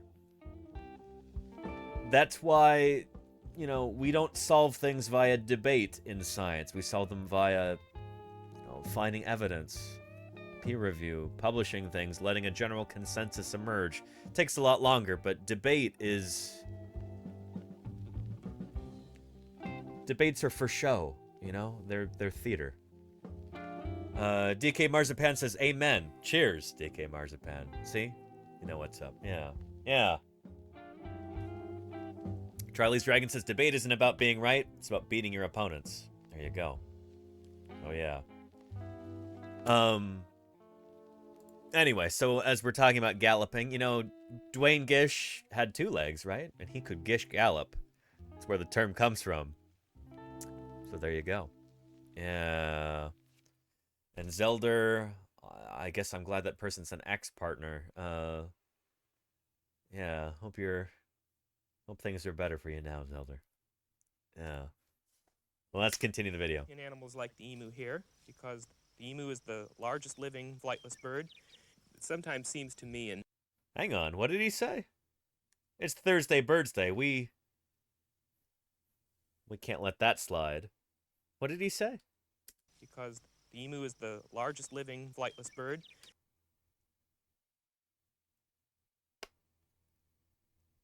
Yeah, well, yeah, green herring's like, what? So there you go. So there's another bird, maybe it's a little obscure. Maybe you've never heard of it. It's called the ostrich. It's definitely bigger.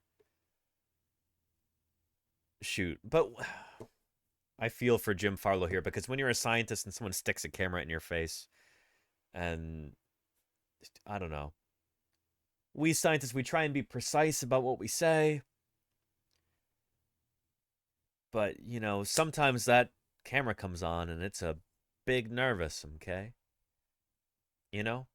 Sometimes that's what happens. Yeah. Yeah. So, camera panic. It could very well be Thagomismer. Yeah. Jim Farlow, I'm sure, knows that ostriches get bigger than emus. Maybe he meant that was the largest flightless bird he could get a hold of, or the largest flightless bird in Australia or something. I'm not sure. It sometimes seems to me in some artists' reconstructions of dinosaurs, they almost make their faces too mammal-like. Whereas if you look at the face of a lizard or a crocodile or an emu, there's something alien about it, something very unmammal-like. And so when I look at this fellow's face, I just can't help but sort of see through the feathers and almost think that I'm looking Really, at the face of a Magneto, that's dinosaur. interesting. I He is literally looking at the face of a dinosaur. Like that. Birds are dinosaurs. There wasn't a general consensus about that back in the 90s, but today there is. almost think that I'm looking in the face of a dinosaur.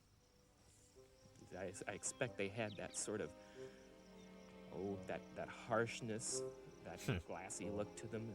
It's hard to put into words exactly what I'm seeing, but I almost seem to feel that I've got an insight into the psychology of a dinosaur. From You looking at do. the face of a bird You're like looking at a this. dinosaur.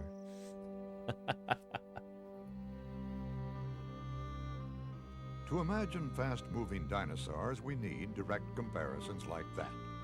While the dinosaur These are such detectives old drawings, provide the clues, illustrations, paintings. artists who work with them use We were looking at the same painting yesterday. This is Ellie Kish, Canadian artist, who their did these. visual imagination to flesh out dinosaurs in action. We sit at a table, the whole... Is it? There she is right there. We were just talking about Ellie Kish yesterday. When we were talking about, like, shrink wrapping and dinosaurs. Some of her dinosaurs look positively emaciated. If you're feeling a bit cheated, try blaming the dinosaurs. What's the deal about dinos having feathers? Oh, we will get to that, David Trash. You stay tuned. Holy cow. We've got a command right there that you can read in the meantime, but a lot of dinosaurs had feathers. And all living dinosaurs have feathers. Birds.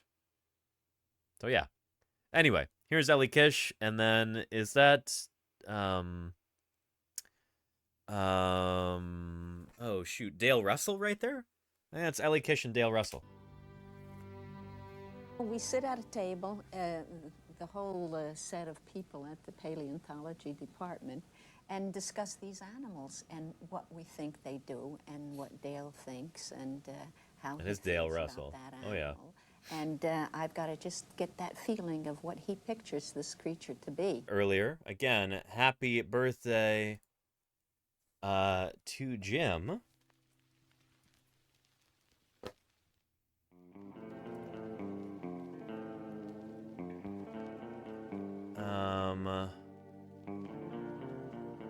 Where did that go? Oh, Lenina, thank you for wishing Jim a happy birthday too. Yeah. Jim Kirkland here used to work for Dynamation, so the company that made these animatronic dinosaurs, they employed Jim. So he was able to feed his family based on, you know, working for Dynamation International Company. Museums, bones are being fleshed out. These touring dinosaur exhibitions pull in big crowds and big profits for both the museums and their commercial partners. It's changed dramatically, hasn't it? This idea came to me in about 1982, mid-82. We tried to convince the museum directors that this would be a good idea. Here, I'm going to be right back. Dinosaurs in their museums, and it took about 2 years to convince them that that was indeed the case. From that point on, then they really took off. The popularity was just enormous. We broke record crowds in just about every museum we've been into. Museums worldwide now have them. We're throughout Europe, Australia. We're going to the Far East, all over the United States and Canada, and they're attracting record crowds. How difficult was it to animate these figures? That was the first step, Walter, to make sure that I had the exact input on how these creatures looked. And from that point, then, it was a matter of getting electronic technicians on board, sculptors and artists, because the sculptors make these things come to life. Yep. And Jim was one of those consultants on that. He... The sad thing in one respect, though, is that the amount of commercialization that can occur around the subject of dinosaurs is a bit like a double-edged sword. In some respects... Hey, Ken, welcome back. Good to see you. Yeah. Are exciting because they draw people in and create a lot of interest and excitement. But in another way, there's also always the danger that the interest, the real science, can be trivialized. Yeah. That in the end, the theme park manager or the store manager won't be so interested in the science. He'll be more interested in the terrifying image that the customers want to see. So never... Oh, my goodness. What is it, basically... What film, which premiered in 2015, is David Norman talking about right here? This is prophetic. He's basically prophesying this.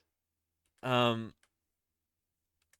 In some respects, the commercial aspects of it are exciting because they draw people in and create a lot of interest and excitement. But in another way, there's also always the danger that the interest, the real science, can be trivialized. That in the end, the theme park manager or the store manager won't be so interested in the science. He'll be more interested in the terrifying image that the customers want to see. So never mind. Yep, there you go. It's Jurassic World. That's basically... He kind of predicted this. You know? Yeah. The details, let's just create the image. And that would really sell science down the river. Yep.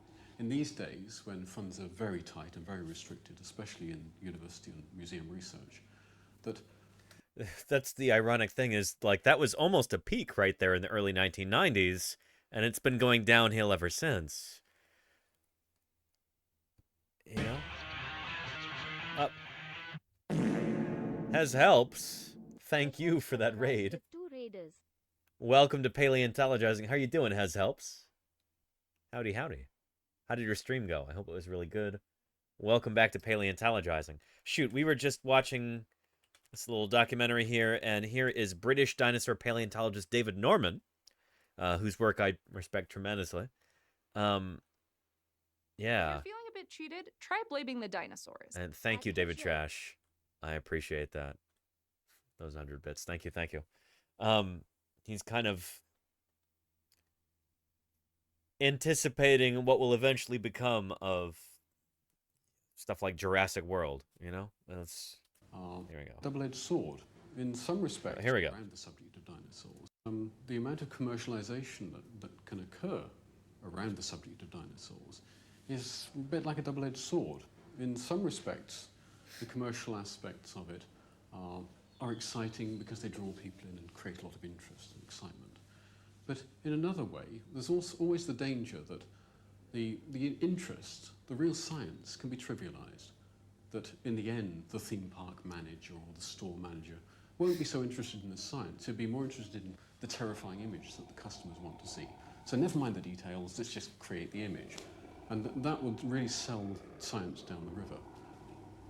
In these days, when funds are very tight and very restricted, especially in university and museum research, that we actually need more support, perhaps from the commercial side, in order to foster the sort of research, the new discoveries that are so vital to make the subject that I work in so vibrant and so healthy as it has been in the past. So yeah, that's something to talk about for a minute, actually. Let's get real here. RBRO, Scott is correct about this. It's less and less budget for education and science every year, and in parallel, educational access is getting harder and harder. Really frustrating. Yeah. Honestly, that's a trend that's been going on here in the United States for a long time. Educational budgets are being slashed, teachers' unions are being gutted. There's less and less money going toward educating American students. Because that's the thing. Honestly,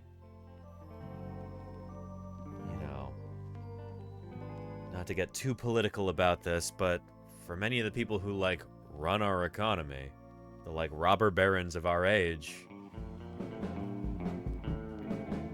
you know, if Americans aren't super well educated, that's all the better for them, you know? Shoot, they end up making more money. They get more compliant workers who are willing to work for less money. And that's fine by them. That's peachy keen. They love that. So yeah. Yeah. Anyway, yeah, it's depressing. It is. Zooloon, it is depressing indeed. So yeah. Yeah. Anyway. It is very depressing, Zelda. That's part of the reason why I do this. You know? Shoot. I was lucky enough to grow up at a time when dinosaurs were super, super popular, and, you know, I was able to get a decent education. To a certain extent. I read a lot of books, stuff that I wasn't able to learn in school. I was never taught evolution in school, for instance, just like most Americans are not. But I was intensely interested in that subject, and now I'm here to try and share that with everybody. You know, that's a huge part of why I'm here on Twitch in the first place. I want to share science with the world because a lot of this stuff isn't taught in schools. You know?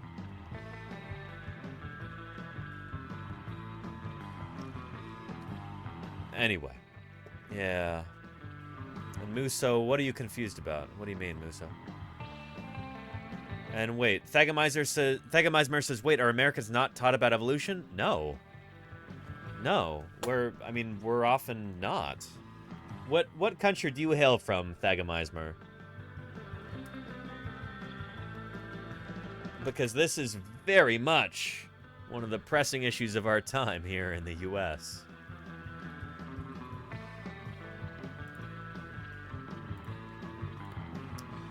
Here we go. There's a wonderful documentary about this that I'd like to share with you, actually. Here it is right here. We'll probably go over this next month. We should really make this like a yearly thing. But,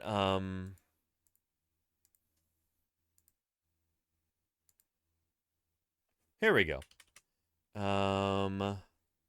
This is from a PBS documentary called Judgment Day, Intelligent Design on Trial. Intelligent design is basically like a new form of creationism, which creationists tried to smuggle into public schools in the U.S.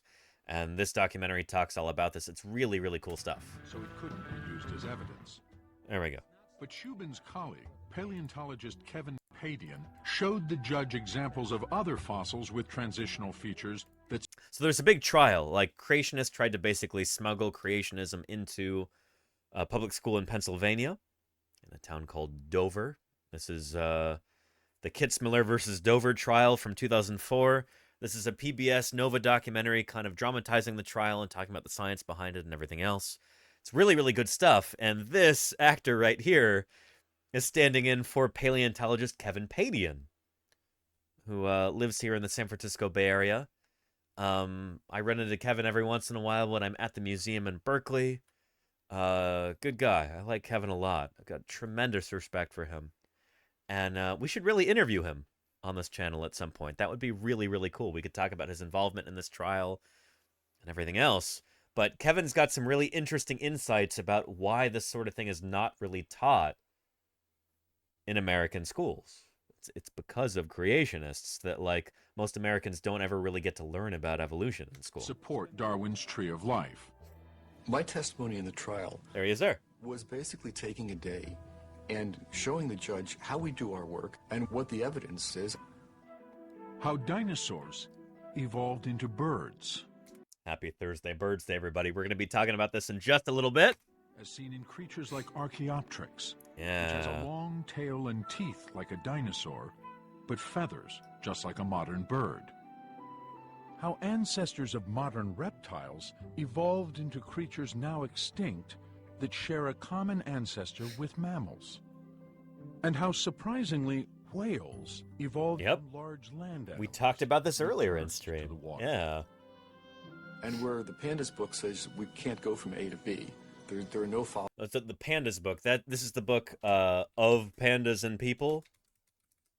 Yeah, which was like a creationist textbook that they tried to get like taught in this public school of pandas and people. I really need to get myself a copy of this, actually. That would be great to have as just like a piece of history, you know? Yeah. Ugh. Anyway, the pandas book of pandas and people. They basically claim in that book, like, oh yeah, evolution. There's no evolution in the fossil record. You know, we don't see any of that. When, on the contrary, it's everywhere.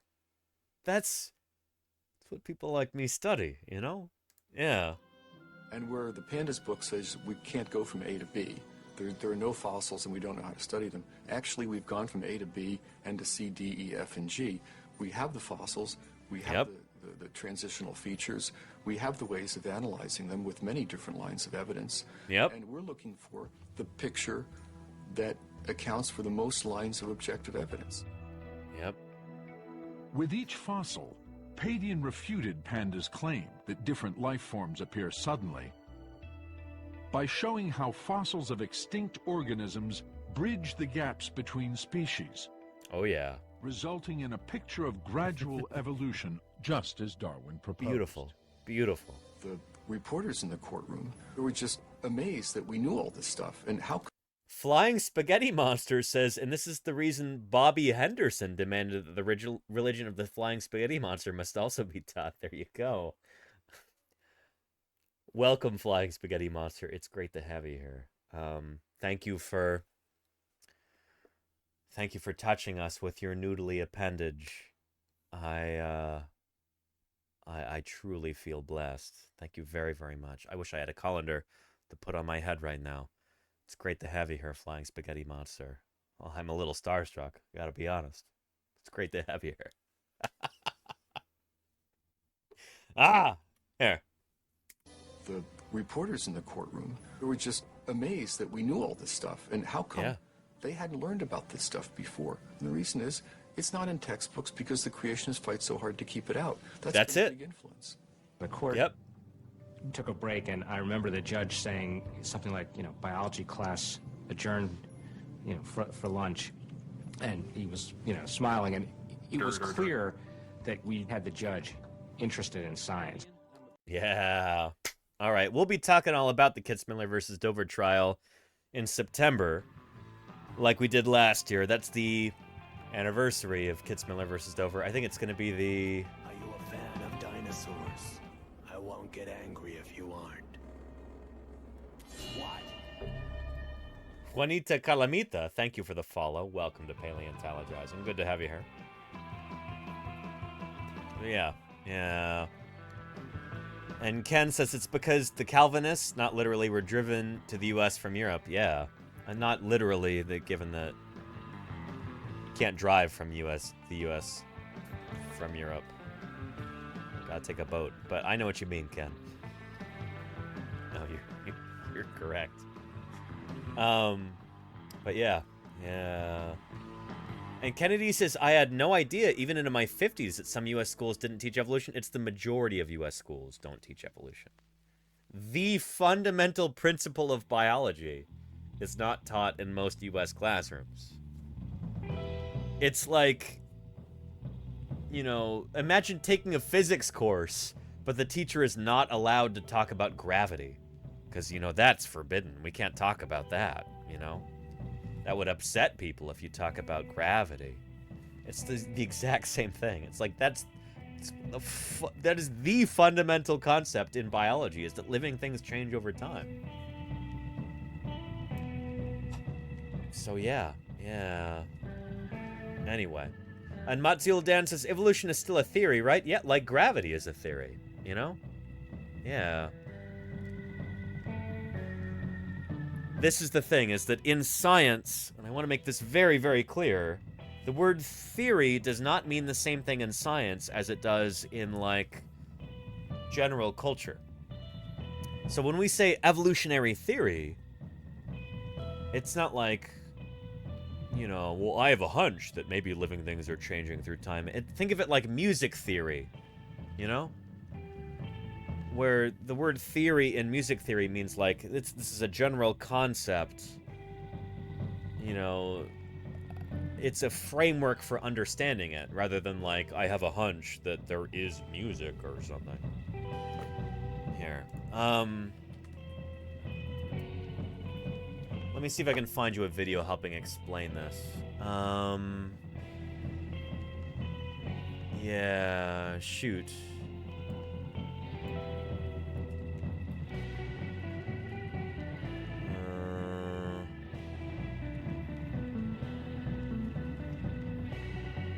Oh boy.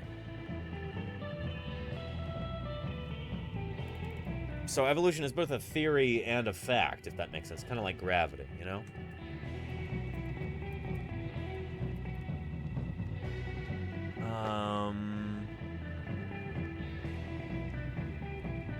Let's see here. I'm trying to find... Oh boy, we got some, like, creationist stuff in here on YouTube. But... Here, let's talk about this.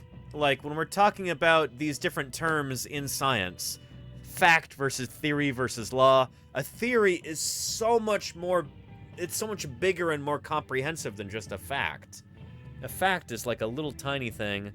A theory is so much grander and truer than a fact is, if that makes sense. Here, let's take a look. And those are their gears. We need to get something straight. Evolution by natural selection is a theory. So is climate change. But people keep saying that like it's a bad thing. I get it. I understand your frustration. We're all searching for ultimate #truth, and complex, challenging ideas don't always fit nice and neatly in our brains. But what is truth? Are there different levels of truth? Are some truths truthier than others? Well, I don't know, but I do know this. Science is the absolute best tool we have for understanding how the universe works. And theory is not a four-letter word. If we're gonna trust science together, the least we can do is speak the same language. Words like fact, theory, hypothesis, and law mean something totally different to a scientist than the way they're used in everyday speech. So let's get them straight. Facts are really just observations about the world around us. And we observe things every day, like that it's bright outside when I look out the window.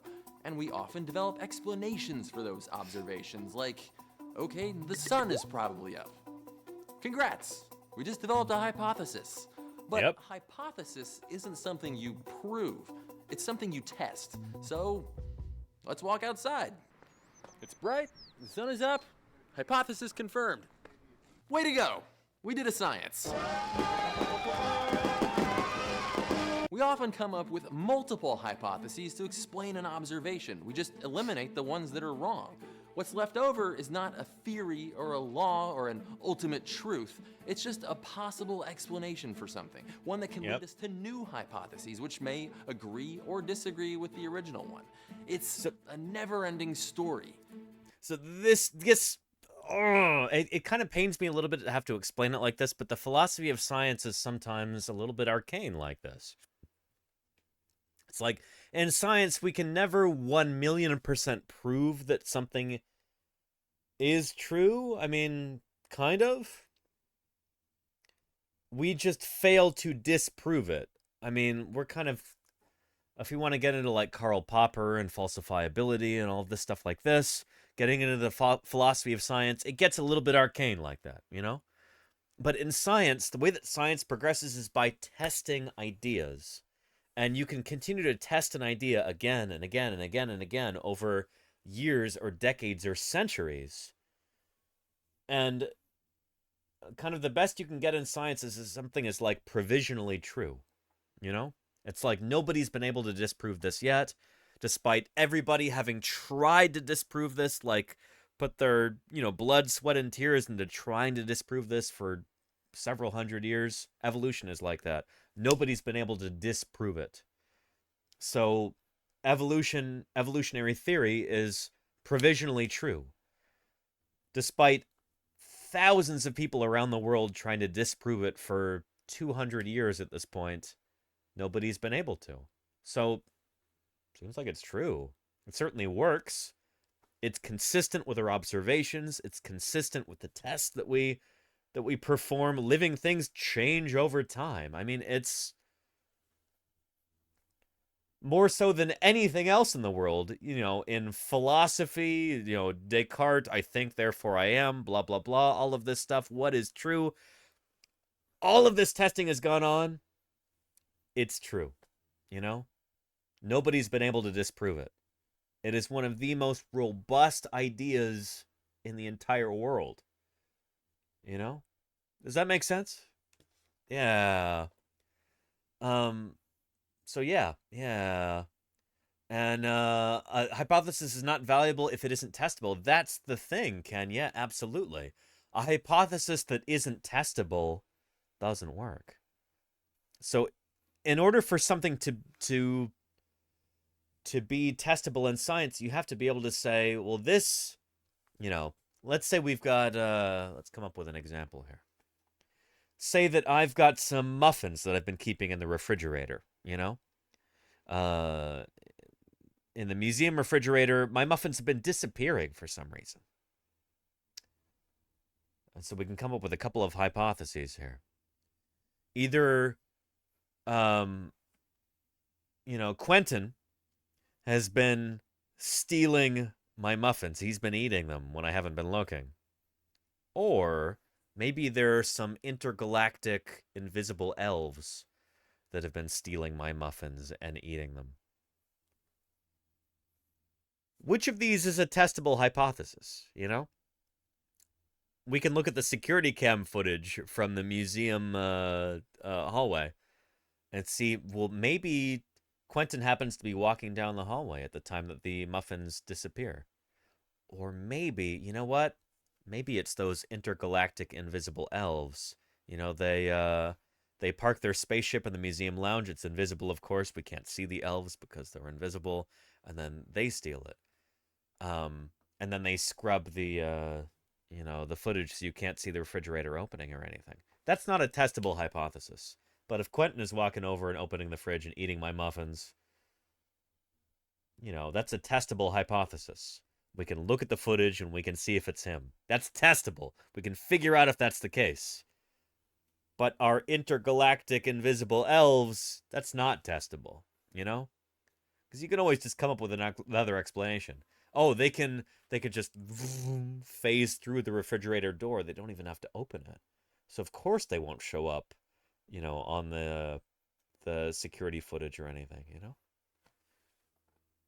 Oh, yeah. And yeah, Occam's razor. There you go. Classic flying spaghetti monster. Yes, indeed. So anyway, a hypothesis has to be testable, you know? You can't make up a bunch of crazy explanations like, oh yeah, it's invisible intergalactic elves that are stealing the muffins. Like, that's not testable. And if an idea isn't testable, it doesn't make a good hypothesis. It's not viable like that, just like Ken was saying.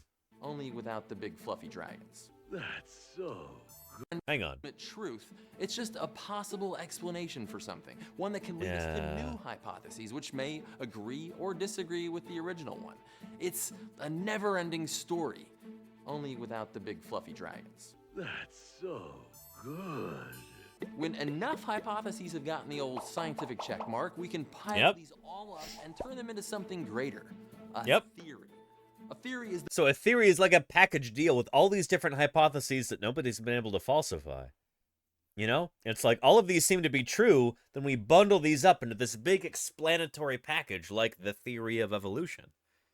You know, we've observed living things changing in the laboratory. Fruit flies evolving over time. We've observed that. We can observe it in the fossil record with living things changing over time. So we take all these hypotheses that have all seemed to be true and we bundle them up into this big theory like this.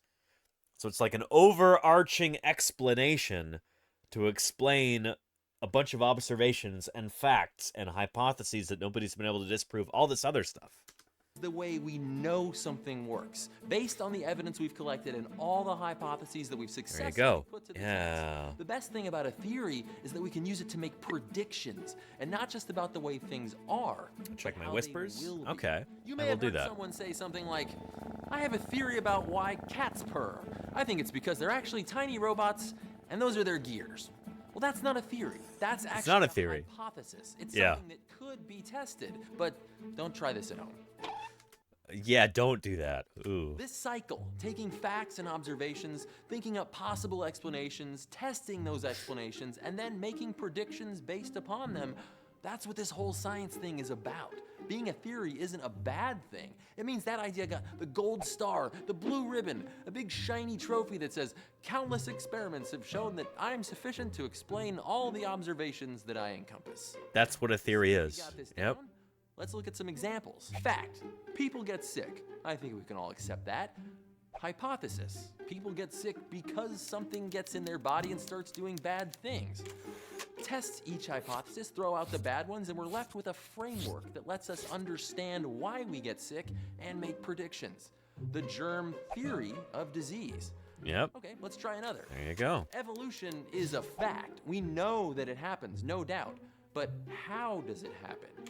Evolution by natural selection is a theory.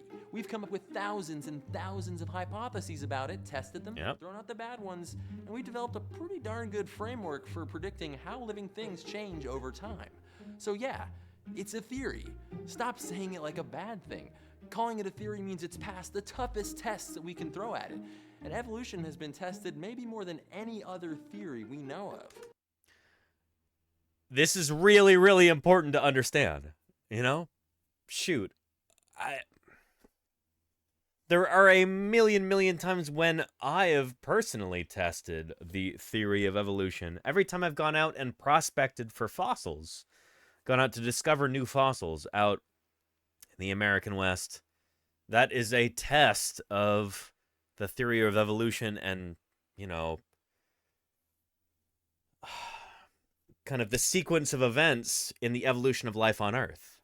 Every time I've been out prospecting in early Cretaceous rocks, you know?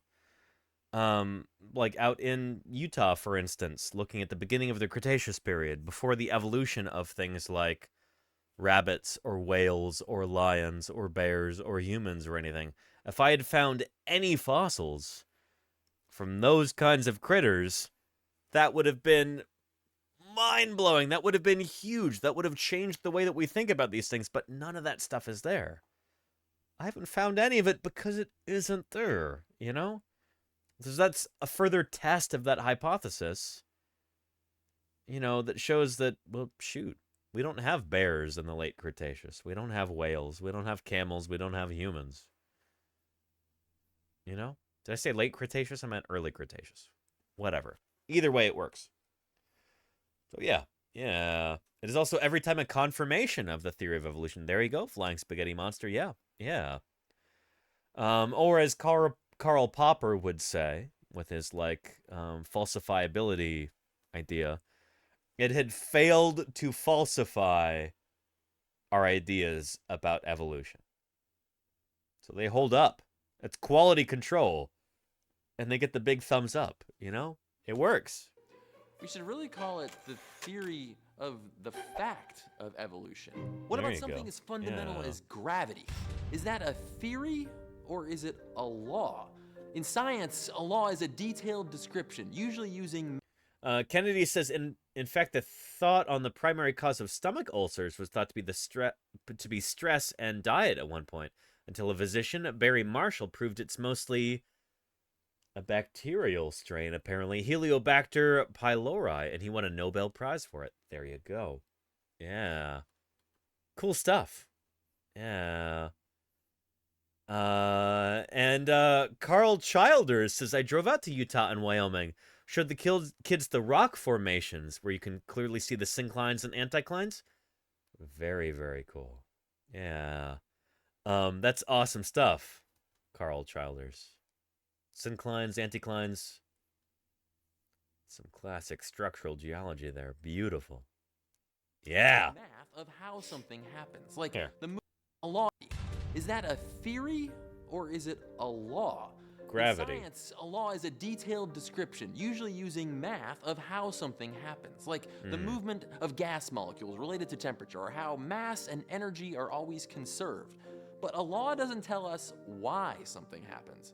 Gravity, as it turns out, is a law and a theory. Newton's law of universal gravitation describes precisely how two objects will attract each other based on their masses and the distance between them, and gives us a nice formula we can use to figure it out. Textbook law. But Newton's equation doesn't describe what is happening or why. To do that, we need a theory of gravity. Yep. Fact. If I drop this, it'll fall.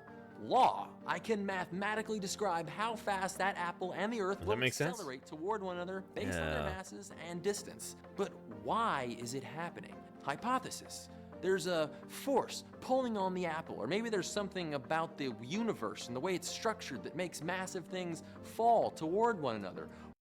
HD and HB says also gravity is a force, but I digress. That's what he's talking about. That's exactly what he's talking about. Yeah, yeah. The universe and the way it's structured that makes massive things fall toward one another. Or maybe the apple is like magnetically attracted to Earth or something.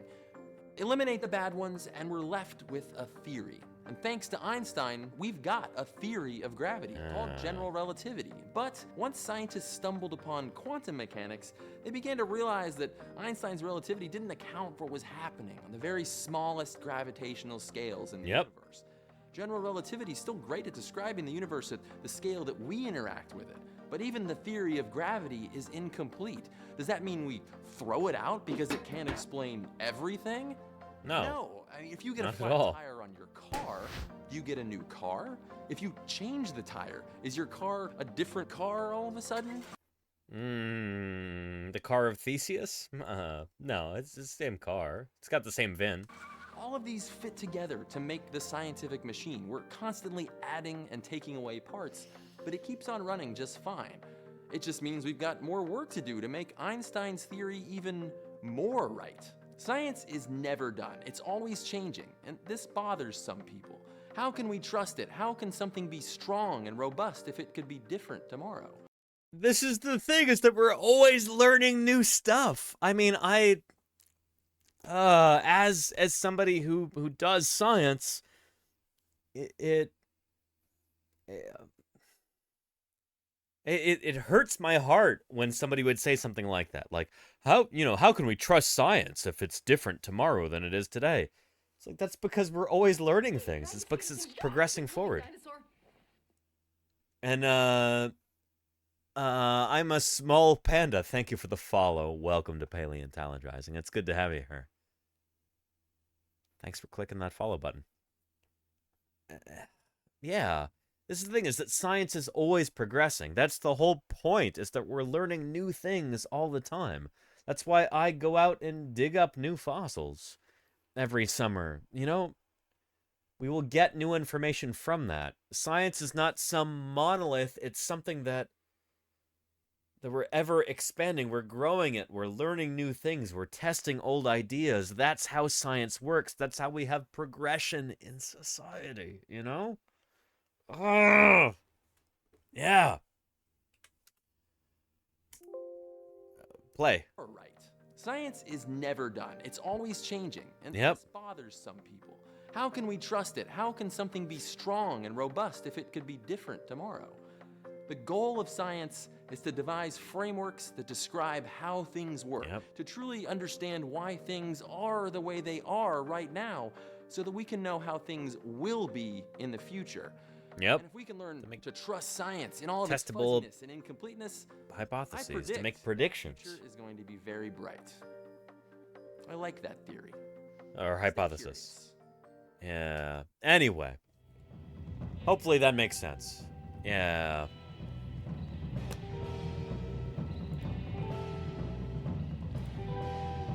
And,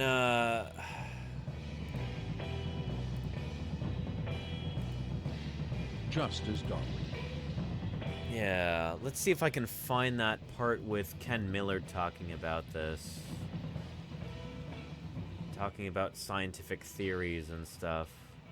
It's funny, because we're going to be going over this in another month. But, that's okay. Is it here? Beautiful way. And that is the prediction of evolution of common ancestry is fulfilled by that lead pipe evidence that you see here. In terms of tying everything. Yeah, that's the thing.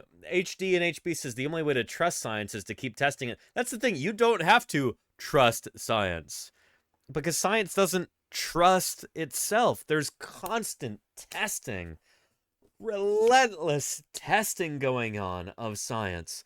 The thing is, if one scientist has an idea about something and she publishes on it, you know, other scientists are going to look at that and go, I wonder about that.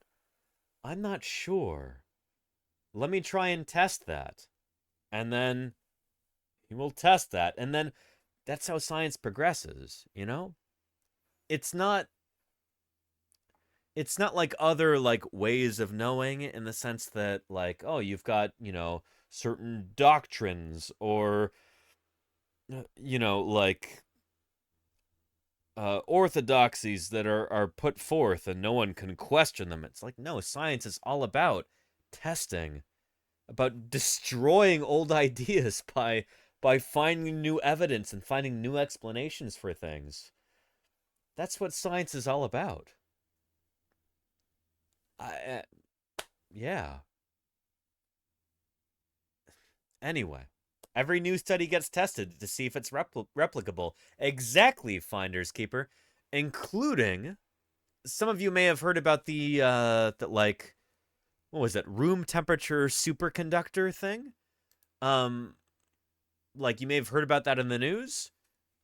Other scientists are hard at work trying to replicate that. Trying to see if it's true. Seeing if they can do the same thing. Because maybe there's some sort of a mistake. Maybe there's something that's not true. Like, shoot, you really should be hesitant to say this kind of thing, but, like, maybe it's a hoax, you know? You always have to be open to that idea. You have to test it. You can't take things on faith. Science is not about faith. Because at the end of the day, faith is believing in things regardless of the evidence or even in spite of the evidence, you know? If something is true, you should be able to demonstrate it. You should be able to test it. Because lots of people in this world will ask you to, or demand you to accept things based on faith. And those are often people who are trying to trick you, take advantage of you.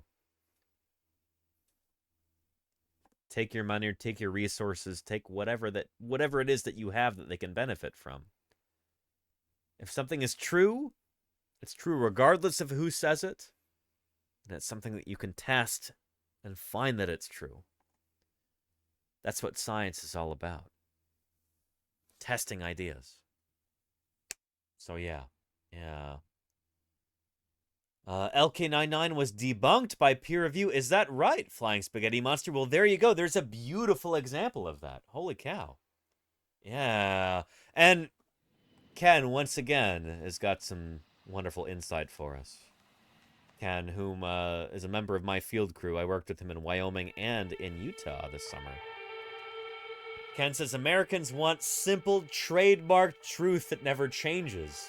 We hold up and fetishize the scientific method, the literal mind to do the same thing to simple false concepts, i.e. simplified biology concepts used against trans people. There you go, Ken. Absolutely. Yeah. Shoot, the amount of, like, just, like, pseudo-biology and just, like, outright hatred that's been leveled against trans people in this country is appalling. Right. Yeah. I don't know. In the US, this idea of, like, stuff that can be bought and sold, packaged and shipped out is... I don't know. A lot of Americans, I think, are really terrified of the idea of any kind of ambiguity or gray areas or, you know, any in-between. It's the sort of thing that nature thrives on. And Yeah, that same kind of impulse is taken advantage of by religious fundamentalists, by transphobes, by right-wingers, by... Don't get me started, you know? So yeah. Anyway, truthiness. There you go, Finder Keeper, yeah. Something that sounds like it should probably be true, but it doesn't have any evidence behind it, you know? So yeah. Rizudego says the fun stuff is always in the gray areas. I mean, kind of is. Those different spectra. Like, the cool in-between things. That's how nature actually works, you know?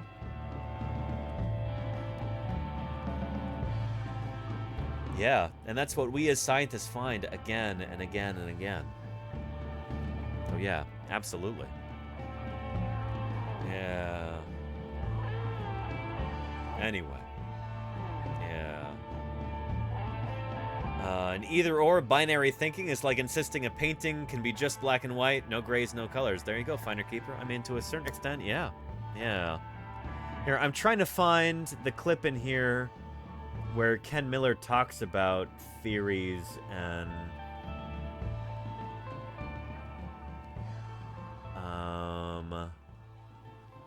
let's see, where was that?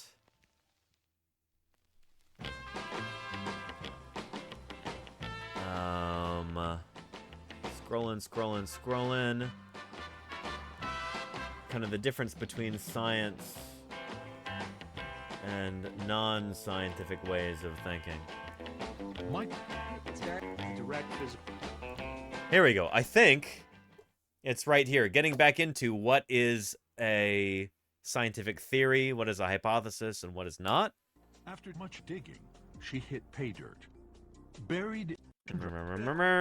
This is really cool, but we'll go over this next month. Make a strong case that the Dover School Board was thrusting religion into the classroom. Yeah. And in comparing the Of Pandas and People drafts, Forrest discovered... Yep. This is excellent stuff. We'll go over this next month. Own language, things that they had written and said to show that they themselves knew that this isn't science. And on the stand, Michael Behe was asked how he would define science. Here we go. So Michael Behe is like one of the defendants. He's on the defendant side. He's a creationist, and he's a proponent of intelligent design, which is creationism, straight up. You know, no question. That's creationism, intelligent design. Dr. Behe, using your definition, intelligent design is a scientific theory, correct? Yes. Under the same definition, astrology is a scientific theory, using your definition, correct? Using my definition, a scientific theory is a proposed explanation which focuses or points to observable physical data and logical inferences. That's not a good definition. There are many things throughout the history of science which we now think to be incorrect, which would fit that definition. Yes, no. Astrology is in fact one. So is the ether theory of the propagation of light, and many other theories as well. The ether theory of light has been discarded. That is correct. But you are clear. Under your definition, the definition that sweeps in intelligent design, astrology is also a scientific theory. Yes, that's correct. Oh, boy. You know, when you loosen the rules around what is science and permit the supernatural, permit deities, you are really destroying what makes science so vitally important. It's true. To the progress that our civilization has witnessed over the last 400 or 500 years. You're going back before the scientific revolution. Yep. And that's a pretty scary thing. With the scientific revolution, the work of Galileo, Newton, and others banished supernatural explanations from science. but some think the supernatural still has its place. At the very beginning of genetics, the idea of there being a hereditary factor that somehow was responsible for the traits that we have, but one couldn't quite identify what the factor was. That was also initially regarded as supernatural as well. Until we found an explanation for it. I mean, Stephen Fuller is arguing for like a God of the Gaps thing there, you know? Oh boy. So it's not that supernaturalism hasn't been part of science. In fact, no, it's not. It's fundamentally not part of science. It's that we have things that we can't explain until we can explain them. They don't get to be supernatural in that interim. It's just something that we don't understand yet. You know? Shoot, fire is not magic. It never was. It's just something that people didn't understand until they understood it. Combustion. Like, there is a chemical explanation for why that happens, and it can be replicated. It can be done again and again, and we can reproduce it in a laboratory. He's fundamentally wrong about this. So it's not that supernaturalism hasn't been part of science. In fact, it has been, and it's often led to very fruitful results. Boy. And it seems that the evolutionists want to, in a way, ignore or marginalize that very important part of the history. So that's somebody who fundamentally misunderstands what science is. Science is about testing ideas, making observations, figuring out how they work. You never just stop and sit on your haunches, cross your arms, and go, you know what? Well, must be magic. You know? I don't know what it is, so must be magic. You never do that. That's not how science works. People like this want you to do that. But that's not how society progresses. That's not how we make new discoveries. You can't get complacent like that and just go, whoop, we'll never know, it must be magic. It doesn't work that way. And Risa Dego, or sorry, who is it who makes... Zelder makes a really good point here. Zelder says, a bonfire is quite magical, though. And here's the thing. I agree. I agree 1,000,000%. A bonfire can be really, really magical. But it's not magic in like a Harry Potter sense or a Dungeons and Dragons sense. It's magical in that it's something that sparks a very human sense of wonder and transcendence. And that is 1,000,000% compatible with science. We can understand how something works and still appreciate that it sparks something beautiful in our emotions, in our spirit, if you want to use that word. You know? I've been at some bonfires that have been magical like that. But it's not magic. You know? It's something that sparks something really cool inside of us.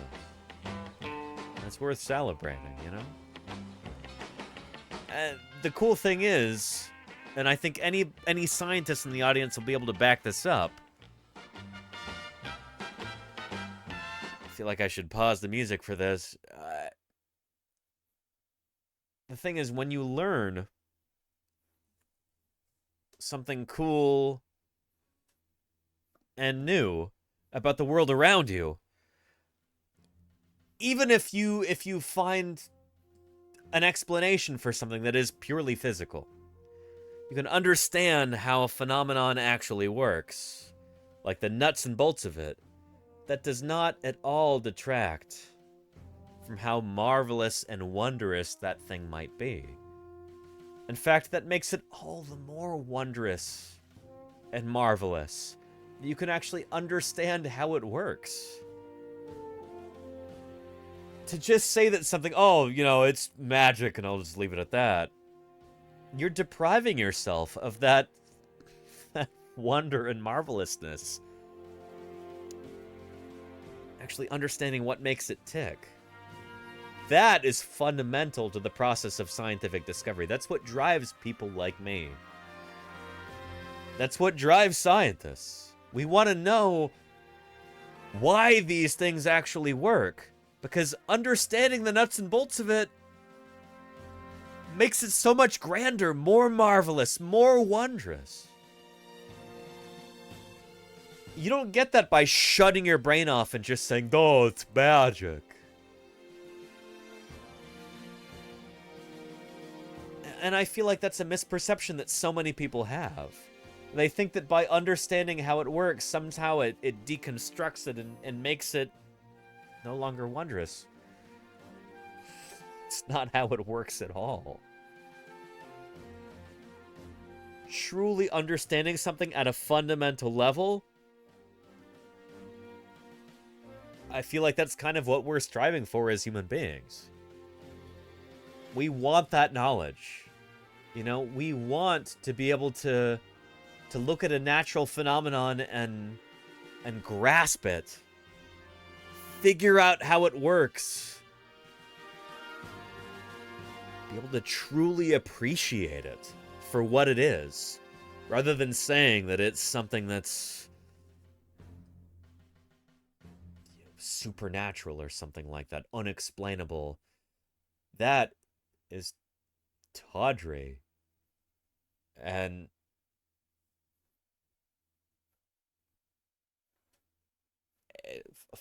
frankly, it kind of goes against human nature, I think. So anyway, let's catch up to chat here. Yeah. Anyway, yeah. The beauty of discovery and knowledge, exactly, Queen Dark Lady. 1,000,000%. Yeah. But yeah.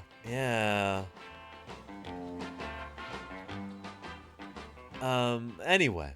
Yeah, and a museum can 1,000,000% be a spiritual experience, Thagomismer.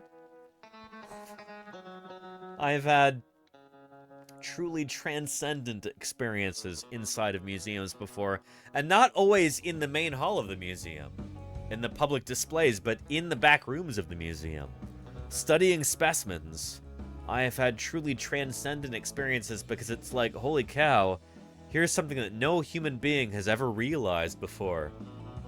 And I can see this in these fossil specimens in the drawers, in the collections, in the back rooms of this museum.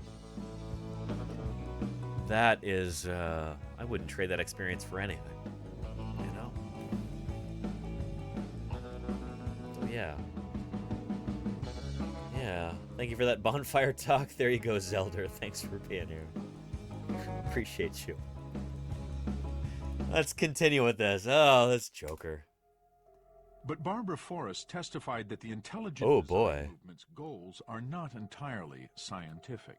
Oh, boy. We'll be talking more about this. We'll actually go through the original Wedge document next month. But with the intelligent design folks, the folks who want you to think that, like, oh, yeah, you know, the supernatural has, you know, it has a role in science. They've got an agenda here. And the agenda is as follows. That the intelligent design movement's goals are not entirely scientific and are spelled out there you go, in a secret Thagomismer. Discovery Institute Look forward to that for you. That's going to be surfaced awesome. On the internet. Their goals are listed quite clearly in the Wedge document. It's their strategy document that they drew up about 9 years ago in 1998. This is kind of astonishing because the Wedge document right here, you know that scene in... Dinosaurs were the sort of creatures you might think of as inhabiting another planet. There you go, Happiest Collie. Dream of in a bad nightmare. Thank you for the scientific paleo-lol move. 34 months. I appreciate that ongoing support, Happiest Collie. Thanks for helping me do what I do here for the past 34 months. Holy cow. It's almost 3 years. Almost a full year. Thank you, Happiest Collie. Thank you.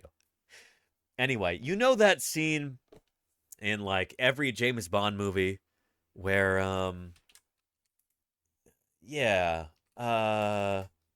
let's see.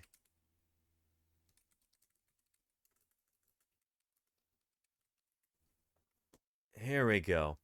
Where, like, the villain has James Bond on the table, and he's about to cut him in half with the laser, and for some reason he just decides to explain his whole evil plan. You know? He's just going to expound upon this, and before I kill you, I'm going to explain my evil plan. Here, I feel like that wasn't that right here?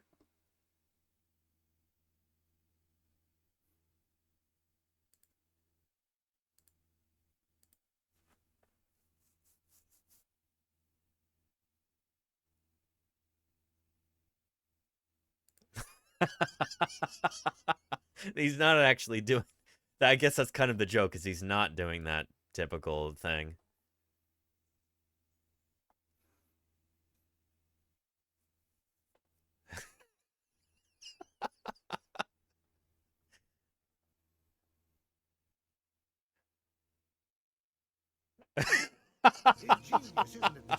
Oh, shoot. Yeah. Anyway. Yeah. So rather than just killing James Bond, this, supervillain always makes sure that he talks about his plan in detail, This is how I'm going to destroy the world, or melt the Earth's glaciers, or do whatever, The really funny thing is, that's exactly what the Discovery Institute did with their Wedge document, where this was something that was publicly available, or at least, I don't know, this is something they at least distributed internally, or is like, yes, we're going to detail our evil plan right here, and we're going to put it all in writing, of course, This is it. Their goals are listed quite clearly in the Wedge document. It's their strategy document that they drew up about 9 years ago in 1998. 1998, holy cow. Completely overthrow all of the effects of evolution on society, which they think are uniformly negative. This document states that they want to completely change American culture back to what they believe is its properly religious foundation. They want of course, back before women's rights, before desegregation, before, abortion, before, like, all of these other things. Yeah, it's area of life to be governed by their particular religious preferences, and they're very clear about that in this document. According to the Wedge document, Darwin portrayed humans not as moral and spiritual beings, but as animals. Which is, I mean, we are literally animals. We're certainly not plants or fungi. But that doesn't detract anything at all from what we are as human beings. I mean, I've always been astonished by this objection to evolution. Like, well, if humans are just animals, then, then I could just go and, murder my neighbor. It's like, what are you talking about? Don't do that. Like, what's wrong with you? No, like, we are wonderful, remarkable animals that evolved from animals earlier on in Earth history. That doesn't detract at all from who you are as a person, what we've been able to achieve as human beings, the society that we've been able to build. What? It's continually astonishing to me how there are certain people in our society who, like, if you just tell them that they're, the truth, that, yeah, you're an animal. You're not a plant. You're not a fungus. You're classified as an animal. That, like, they go, well, why don't I just go, eat the postal worker down the street who's going to deliver my mail? It's like, what are you talking about? What? Anyway, yeah. I think a lot of people are kind of raised with this idea that they are somehow like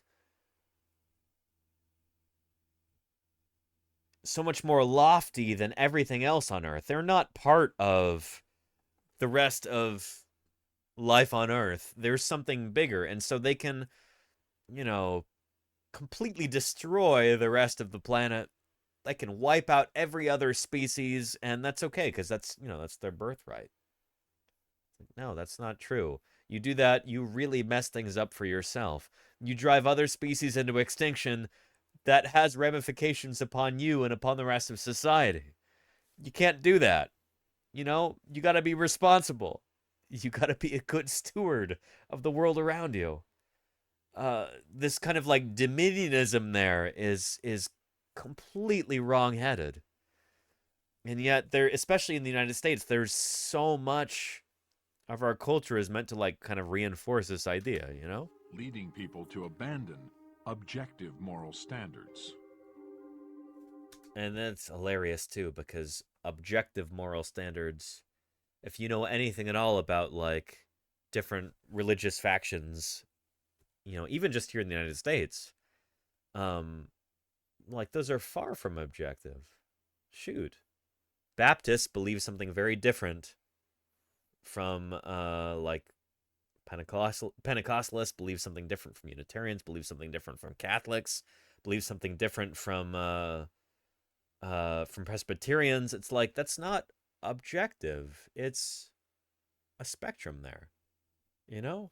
And the way that we actually form society is by talking to other people and trying to determine, you know, what's good and what's not, what harms people and what doesn't. You know, saying that there's any kind of objectivism at all in that is wildly naive. So yeah, anyway, we're going to be going over all this stuff again in another month, so I shouldn't be pausing this much, but yeah. The document lays out an ambitious agenda to overthrow this legacy. Oh boy. To see intelligent design theory as the dominant perspective in science. Again, devilish stuff. Ugh. To like overthrow the idea that living things change over time, instead that they were just like plinked into existence, you know, by some sort of supernatural force, completely goes against everything that we know about the fossil record, about biological science in general. And to see design theory permeate our religious, cultural, moral, and political life. Though not written by Philip Johnson, the Wedge document is an outgrowth of a broader policy he conceived called the Wedge Strategy. Yep. I know it can be made to sound like something sinister and conspiratorial, but the... It's so funny.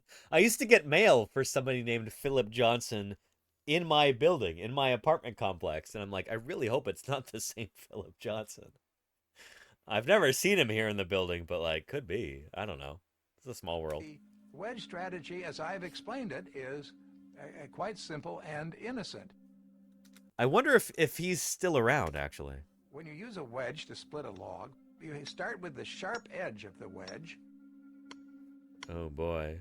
My job is to be the sharp edge of the wedge, to use my academic credentials and legal abilities to get some hearing for the proposition that there really is something fundamentally wrong with the Darwinian story. But I can't answer all the questions that arise. He doesn't understand how very, like, nefarious that sounds, you know? Oh, boy. So we need other people to form the thick edge of the wedge to take on the questions that do require scientific expertise. Yeah. With Michael Behe Oh, and boy. others forming the wide end of the wedge, Johnson hopes the wedge strategy will overturn what he sees as the negative effects of a century and a half of Darwin's theory. That's the thing. By Darwin's theory, he means modern biology. Stuff we found to be true. It's not like people like me have some kind of agenda where we're trying to overthrow, I don't know, overthrow morals or overthrow God or something like that. we're studying fossils. We're testing ideas. We're finding out what's true, you know? There's nothing nefarious about that. But there are people who are very, very upset about this idea, who don't want us to do this. That's people like Philip Johnson, you know? Zealots can, yeah. Yeah. Darwinian story, when it became accepted, had a huge cultural impact. And if that story were discredited, then the cultural impact would be reversed, and there would be cultural changes in the other direction as well. So, again, it sounds like a Bond villain monologue, you know? Yeah. Anyway, Patrick Crusader says, like that politician who said the devil created evolution in hell. There you go, Patrick Crusader. Yes, that was Paul Brown, I think it was. Paul Brown, Lies from the Pit of Hell. There you go. Yeah. God's word is true. I've come to understand that. All that stuff I was taught about evolution. So here's a politician embryology, somewhere there in American. Big Bang Theory. All that is lies straight from the pit of hell. Yeah, embryology.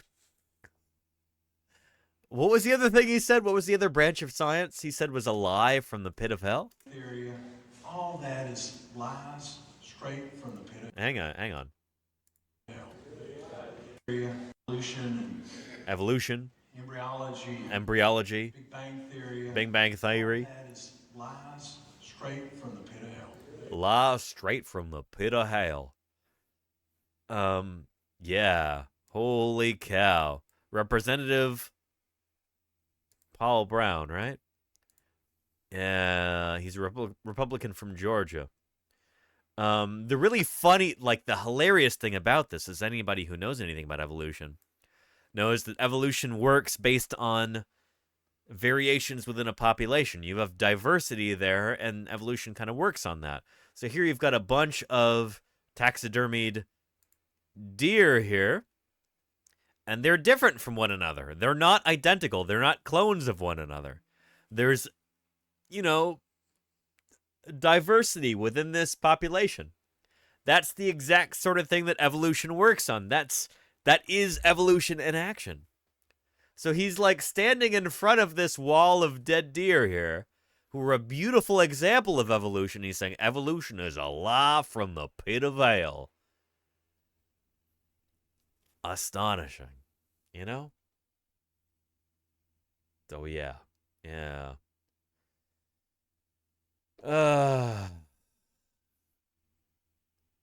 Anyway. Yeah.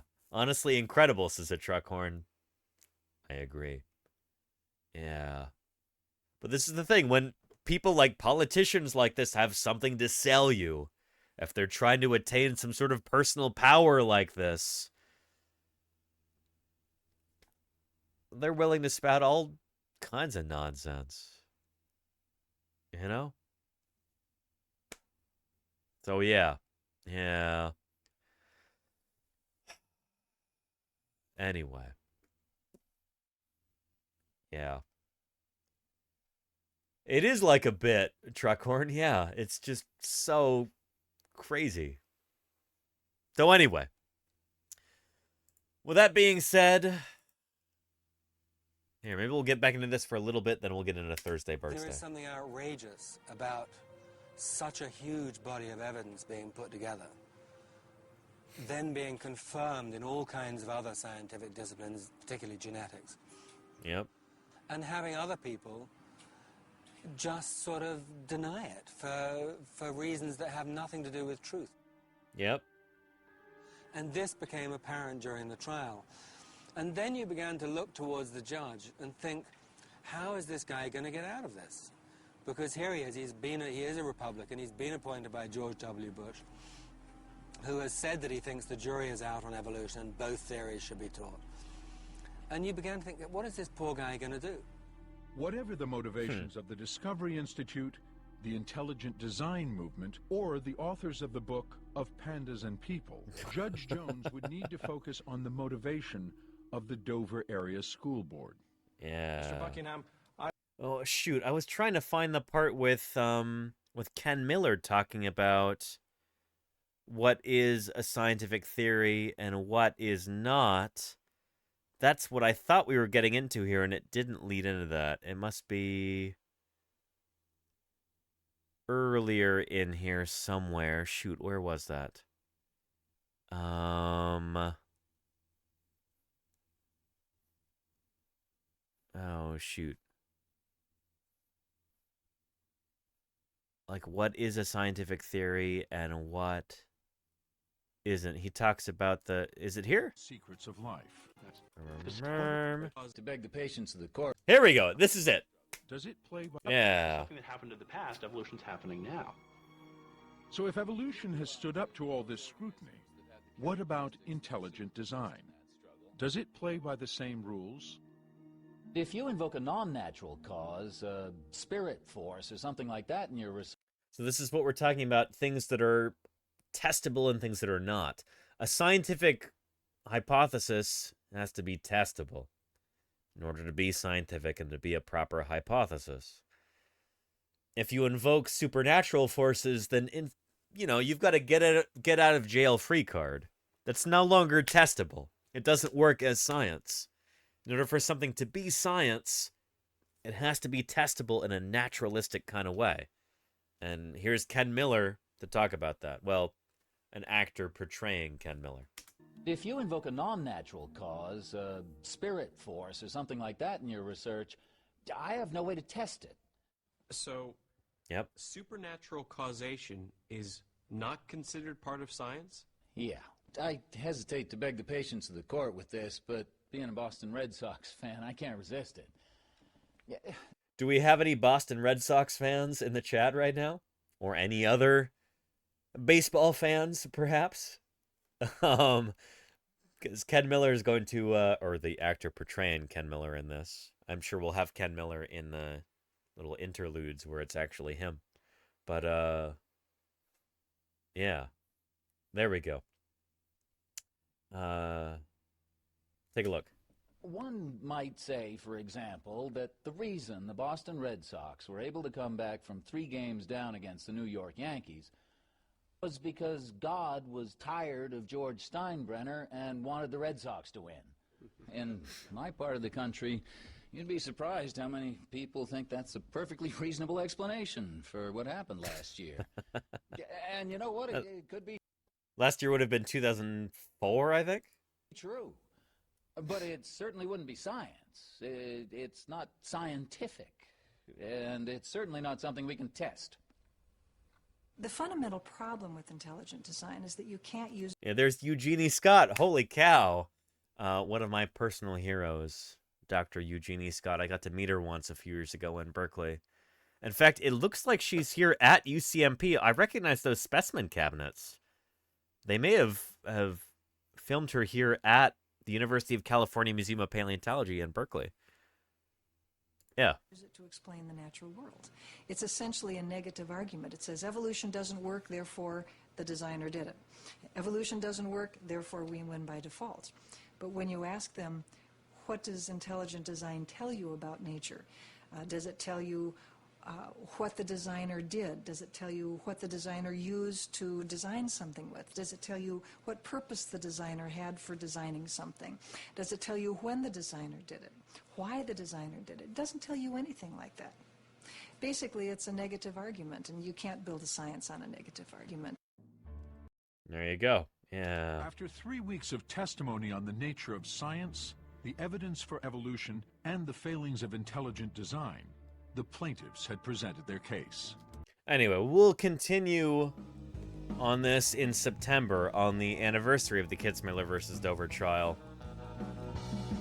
So I think we'll leave that at that for right now. I love when we have some, discussions about the philosophy of science. It's always a lot of fun. But, and Zelders is heading to bed, closing in on 2:30 at night here in Scandinavia. Thanks for the stream and the convo. Thank you for being here, Zelder. You get some good sleep. I'll see you around. Let's check on our 3D print real quick. Yes! We have more of our Allosaurus skull printing. Things have been going beautifully here, it seems. And with that, I think it is now time for Thursday BIRDSday. This is the weekly part of our broadcast, when I'm not on the field at least, where we discuss birds. Being the only living dinosaurs left, birds are an extraordinary part of our modern ecosystems, and they bring joy and wonder to all of us if only we care to look up into the sky and observe them. And so without further ado, let's get into Thursday BIRDSday, this part of where we look at bird pictures that have been submitted to the Discord by members of the community. And I'll play a quick little welcome video for Thursday BIRDSday. Hang on just a sec, I gotta skip through this a bit. Here.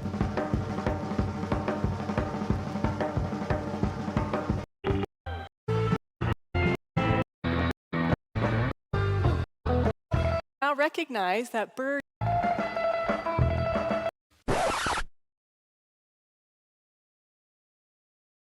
We now recognize that birds are dinosaurs.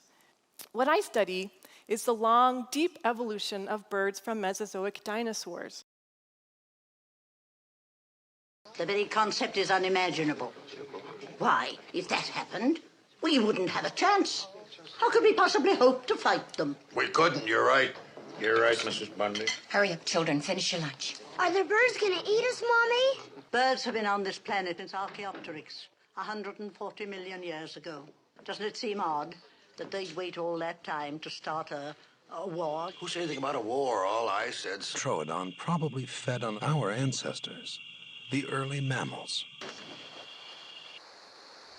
It is the most intelligent, adaptable, and successful hunter on the planet.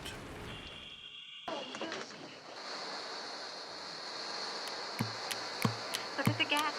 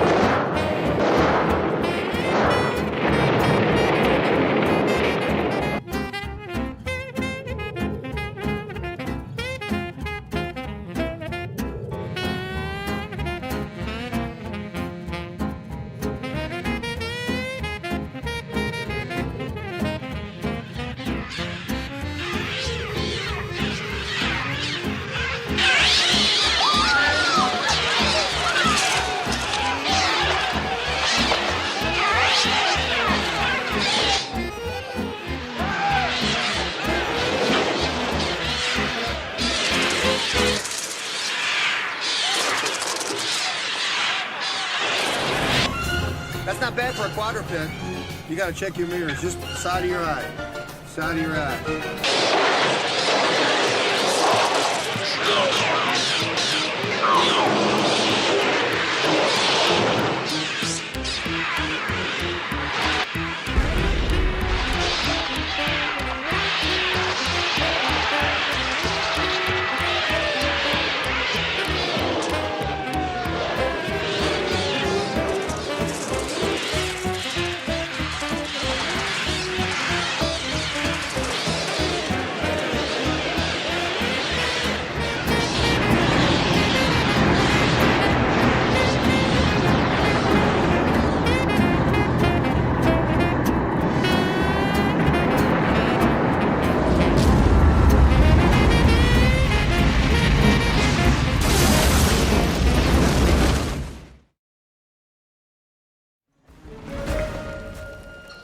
Success.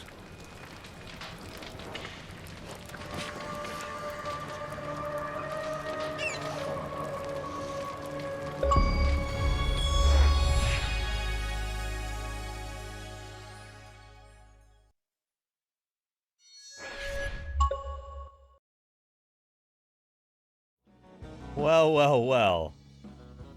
Welcome to Thursday BIRDSday, everyone.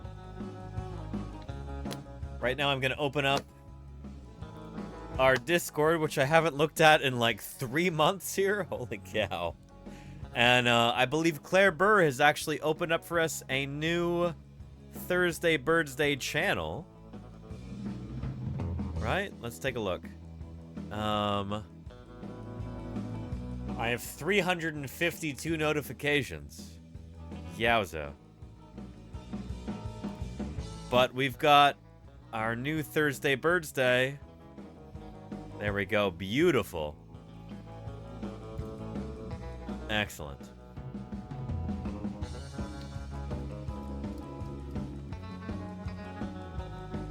Let's take a look at this. Thursday BIRDSday is meant to be a celebration of the modern dinosaurs which still flit and soar and fly about us every day. Birds. It's my way of trying to get people to go outside, away from the computer, out into the real world, and maybe take a picture of a bird out there near where you are. Post it to the Discord, and we'll go over it live on stream. That's what Thursday BIRDSday is all about. And what a remarkable first Thursday BIRDSday photo. Thank you, Joshua Sweet. Also, they are so tasty. I'm sure they'd say the same thing about you, Joshua Sweet. Thank you for the 301 bits. Appreciate that very much. Thank you, thank you. Yeah. Our first Thursday BIRDSday bird is a photo by Ghostly Ghoul.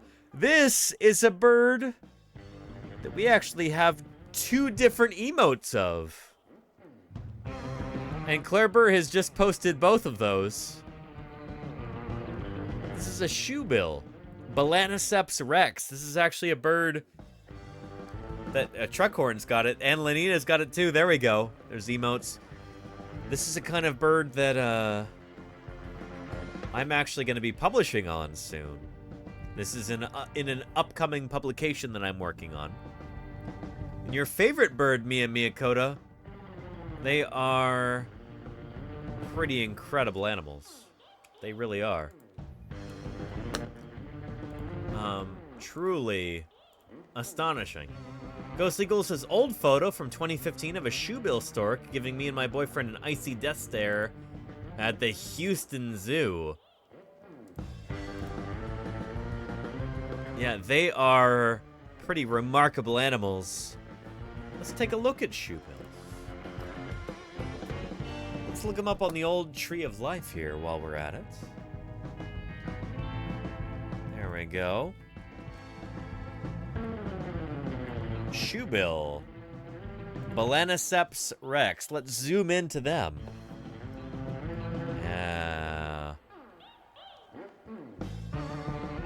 Musa says, this is a bird I only heard of recently. They are creepy. They're also adorable and vulnerable. Oof. They are not doing super hot. Their natural habitat is being kind of actively destroyed.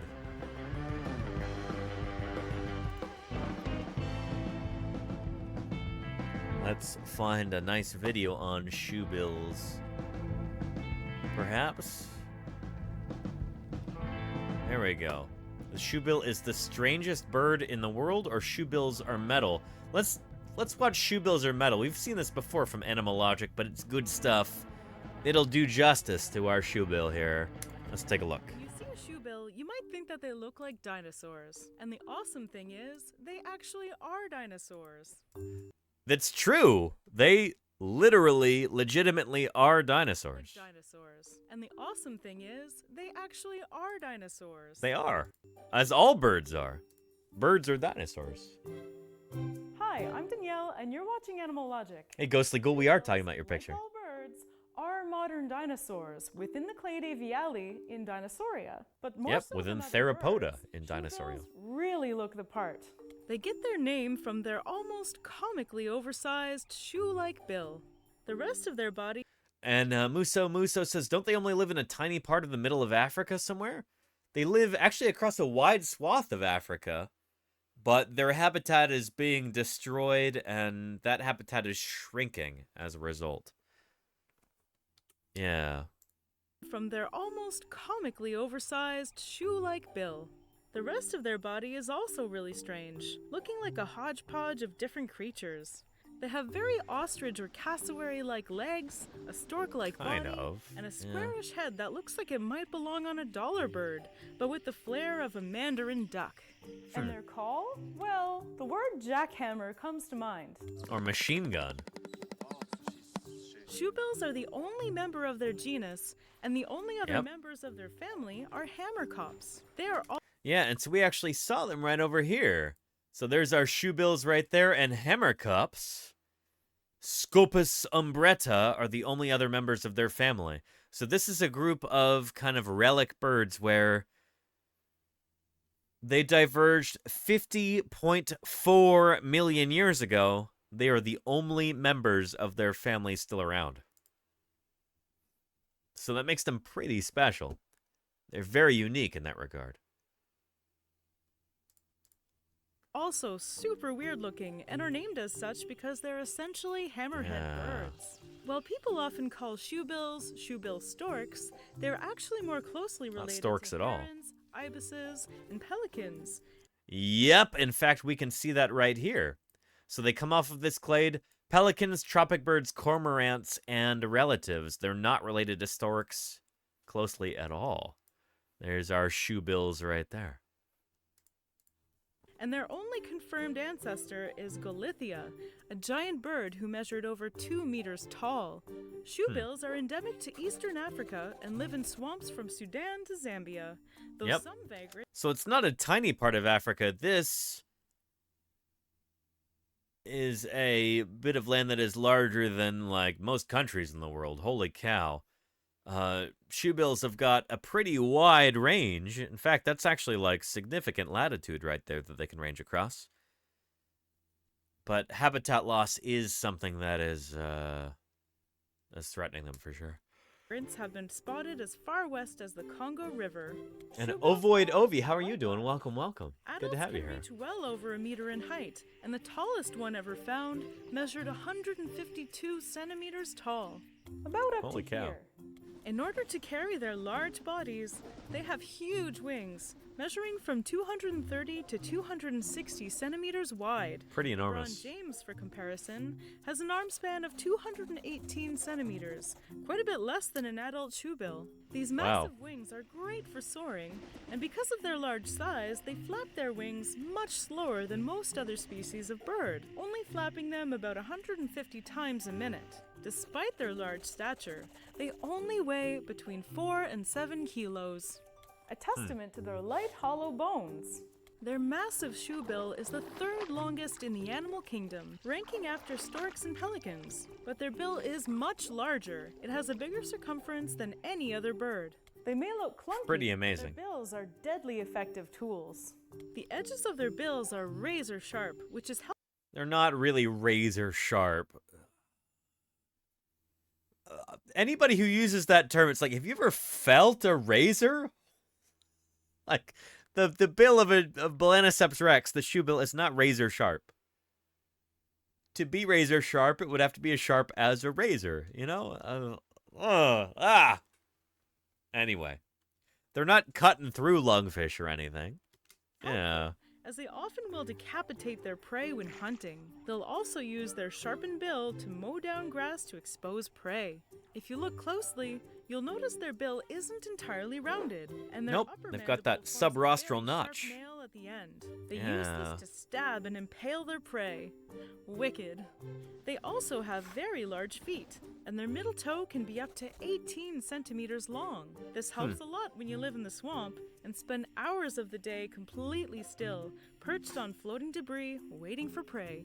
Shoebills are very solitary and spend their days looking for muddy swamps with mixed vegetation, and then they stand around and wait for prey to swim by. Their prey of choice, lungfish and bashir.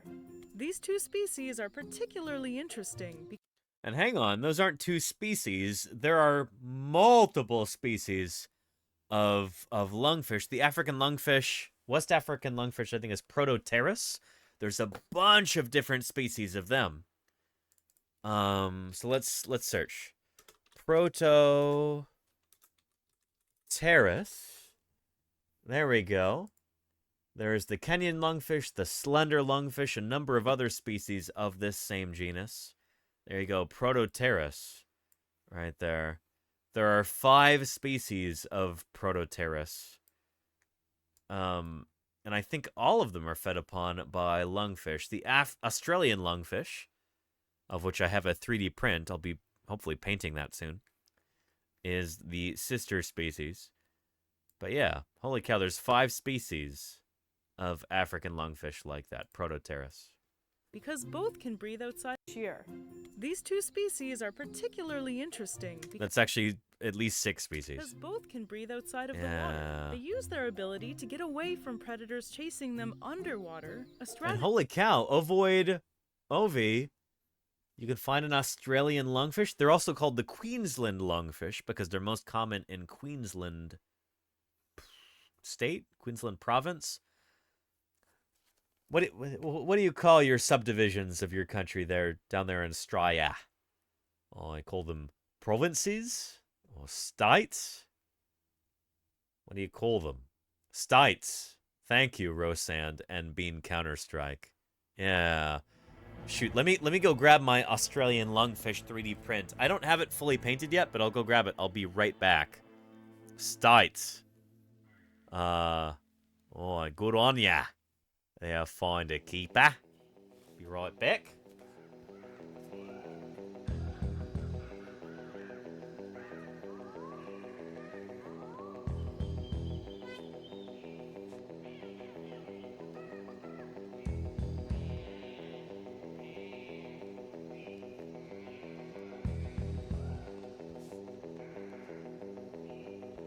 Alright. This is me Australian lungfish. A little bit smaller than life size. But yeah, Ceratodus, Neoceratodus forsteri, I think, is the genus and species name. My 3D printed Australian lungfish. Yeah, these are really remarkable animals. Yeah, they're, pretty remarkable. I really need to print up this bad boy. Let's see. Let's see if we can find you a properly painted one. Neoceratodus 3D print. I'm gonna type with one hand as I hold the lungfish in the other hand. There we go. Yeah. Should look like this, but just, yeah. I printed it way larger than was recommended, as you can tell. But yeah, really remarkable fish. And Golganek, thank you for gifting that sub to Avoid Avi. Good on ya, Golganek. And Avoid Avi, how you going? It's good to see ya. Yeah, good stuff. I apologize about the accent. I can't help it. But yeah, this is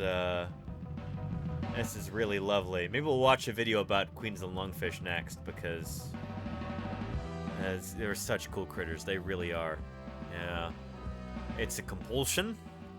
Oh, Claire Bear. It's like teaching. Can't help it. But yeah, that's what she should look like when she's fully painted, but right now I just have the base coat of green on her there. But yeah, what a remarkable fish. In fact, while we're on this tangent, oh man, do I want to do a live stream from the Cal Academy. There is Well, the world's oldest captive fish is named Methuselah. And she happens to be right here in the beautiful, sunny San Francisco Bay Area. Being imported from Strya back in 1938. Here she is right here. There we go. And hang on. I don't know why our closed captions are in Arabic all of a sudden, but let's change those. Subtitles. Let's make those English, shall we? Do we not have English? Maybe we don't. Oh, English. Auto-generated. There we go.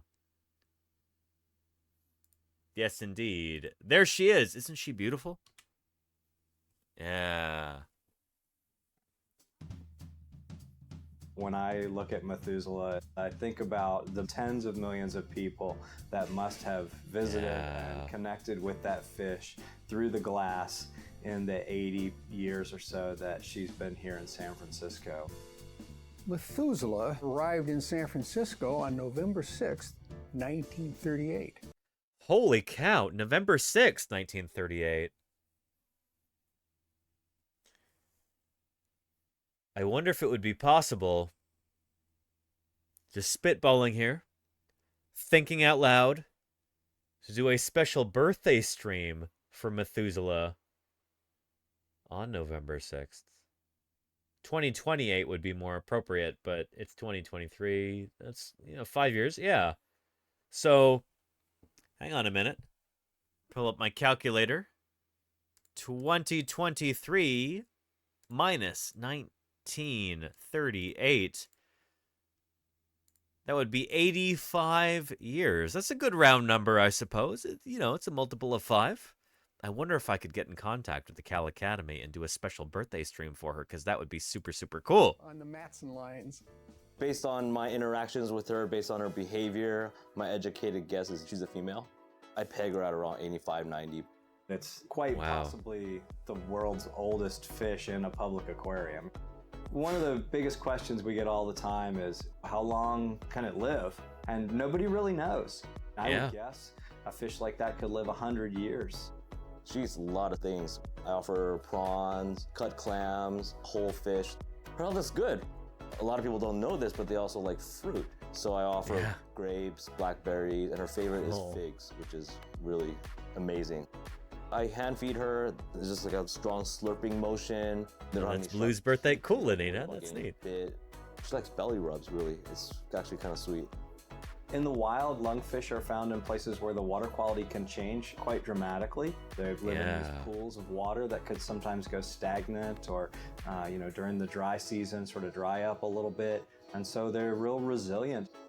They are so fortunate in their evolution to have come up with a mechanism to essentially breathe air.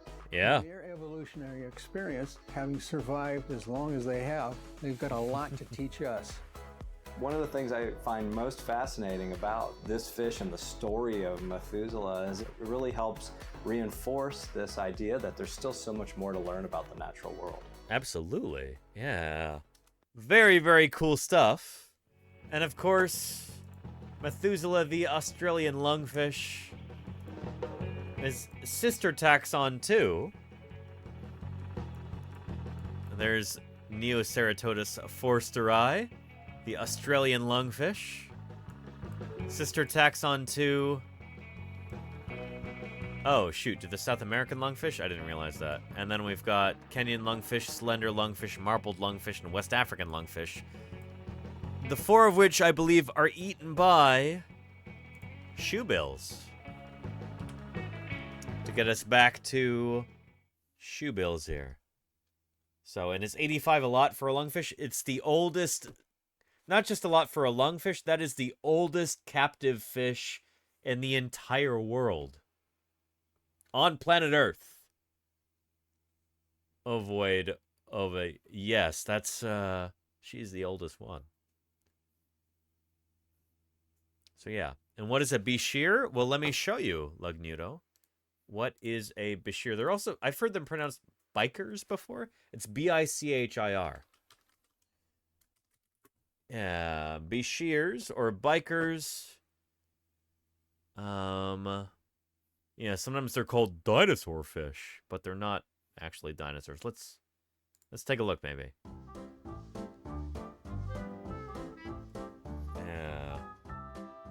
This is a fish called a bashir. Bashirs are found in... Hang on, was that the closed captions a second ago? Oh boy, I don't know what's wrong with that. Let's turn it off for now. Called a bashir. Bashirs are found in Africa, and like all fish, they live in water. That is, until they met researcher Emily Standen, who was working at McGill University in Canada. Standen thought that she would try raising bashir on land. Huh. Why, you ask? To see if it helps them walk. Interesting. It isn't quite as mad as it sounds. Let's go back a step. Bashirs, unusually among fish, actually have lungs as well as gills, so they can breathe air.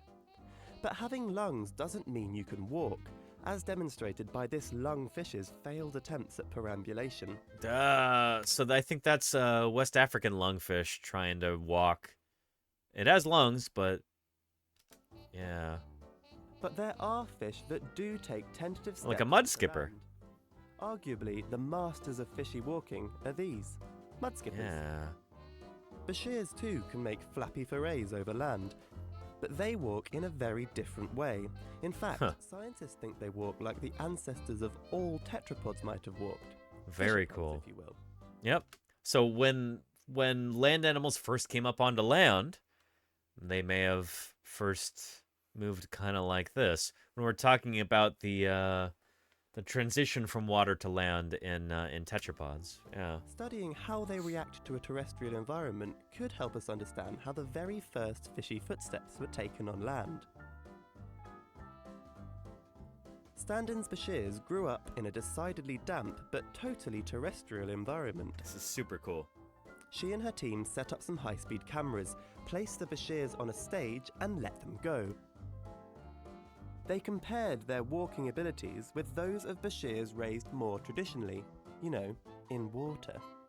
And they saw some differences, subtle but distinct. Ah, really? Landlubbers lifted their heads higher, planted their fins more efficiently, and slipped less often than their aquatic associates. Huh. This suggests that bashirs have the ability to modify their behavior in response to their environment. Pretty a concept cool. Called plasticity. This is the first time that plasticity has been shown to be a potential facilitator of such a major evolutionary step as our ancestors crawling out of the seas and onto land. But it doesn't stop there. When Standen examined the skeletons of her land-living bashirs, she found that their muscles and bones had changed as they adapted to Really? walking. Holy It cow. appears that the bashir's anatomy is as plastic as their behavior. Huh. These changes looked strikingly similar to the kinds of changes scientists see in the fossil record as ancient species started making the transition to land. Very, very cool. It might not look elegant, but don't be deceived. After all, one small flappy step of our fishy ancestors may have led to the giant leaps of mankind. Eventually, yeah. Very neat. Dinosaurs hold a special magnetism for children. Jonathan's. Don't you have a pet Tiktaalik somewhere that we could compare this to? I do not have a pet Tiktaalik. I do have a 3D printed Tiktaalik, but I need to print a bigger one because it's not life-size. But Jonathan's, thank you for the 18 months of support. I appreciate you more than you know. Thank you very, very much. Good stuff. Yeah. Yeah. Anyway, so what's a critter that eats lungfishes like this? A shoebill, which is our... It's wonderful that this is our inaugural bird for our continuation of Thursday BIRDSday after the field season. These two species are particularly interesting because both can breathe outside of the water. They use their ability to get away from predators chasing them underwater, a strategy which is altogether ruined by a lurking shoebill. While lungfish and bashir may be their most common meal, shoebills are hardly specialists and will eat anything that they can get their bill around. Yep, including Honey, I Shrunk the Kids. They'll eat them. They'll eat a clown car before the clowns climb out of it, because then the clowns are too big, obviously, to eat. But they'll eat the car, and then they'll gain all the nutrients from that. They can digest most of the car. Stuff like that, Yeah. Including frogs, snakes, lizards, and young crocodiles. There you go. Metal. While their main strategy is to find a location where fish is plentiful and then wait, they have been known to hunt an area. They have been known to hunt and eat hippos as well. They'll actually swallow the hippos whole, even full grown.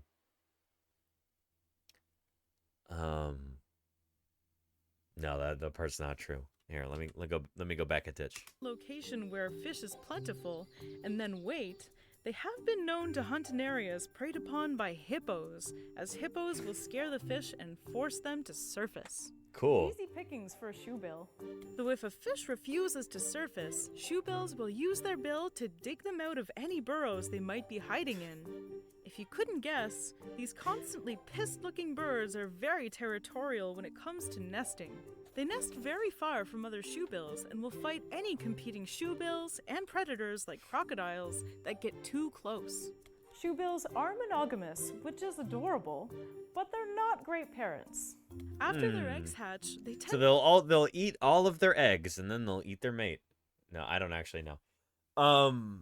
Ferret Fawcett says, "How was your fieldwork this summer?" It was really good, Ferret Fawcett. Thanks for asking. You can check out the VODs or the YouTube page to see my fieldwork live on stream. Well, you probably saw some of those.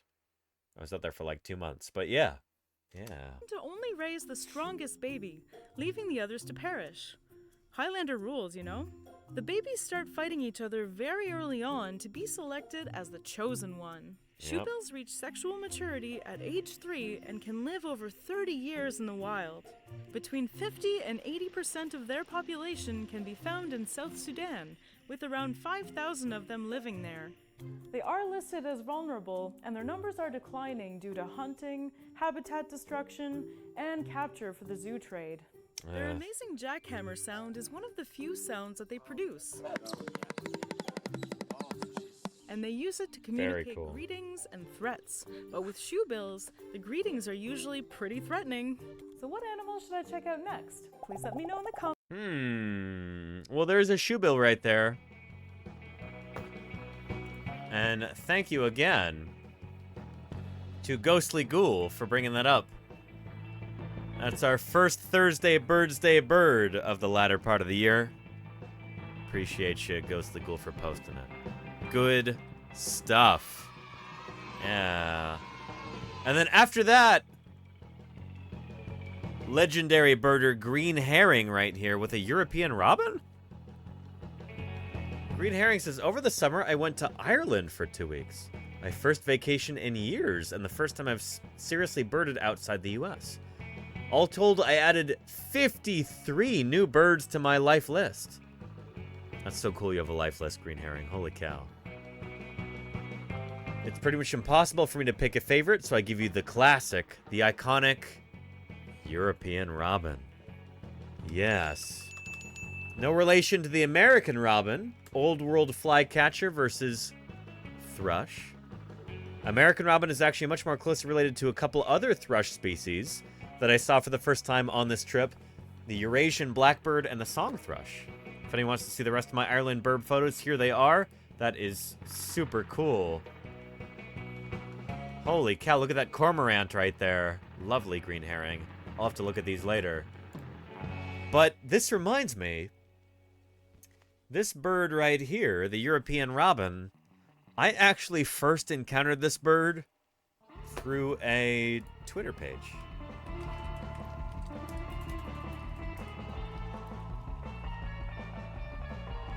Called Birds Rights Activist. Pro birds' rights. This is maybe my very favorite profile on Twitter. And it's really a shame that it's a dying platform like this. but yeah, I need to find them on Blue Sky or something.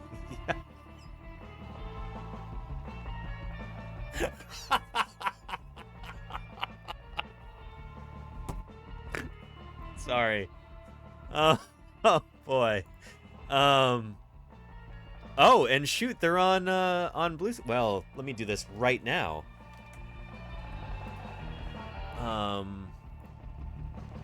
At Pro Bird Rights. At Pro Bird Rights.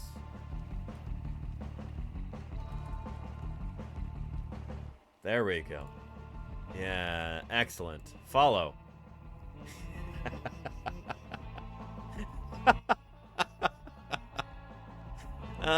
But these are all European robins. Yeah. Yeah. Anyway, good stuff. Yeah.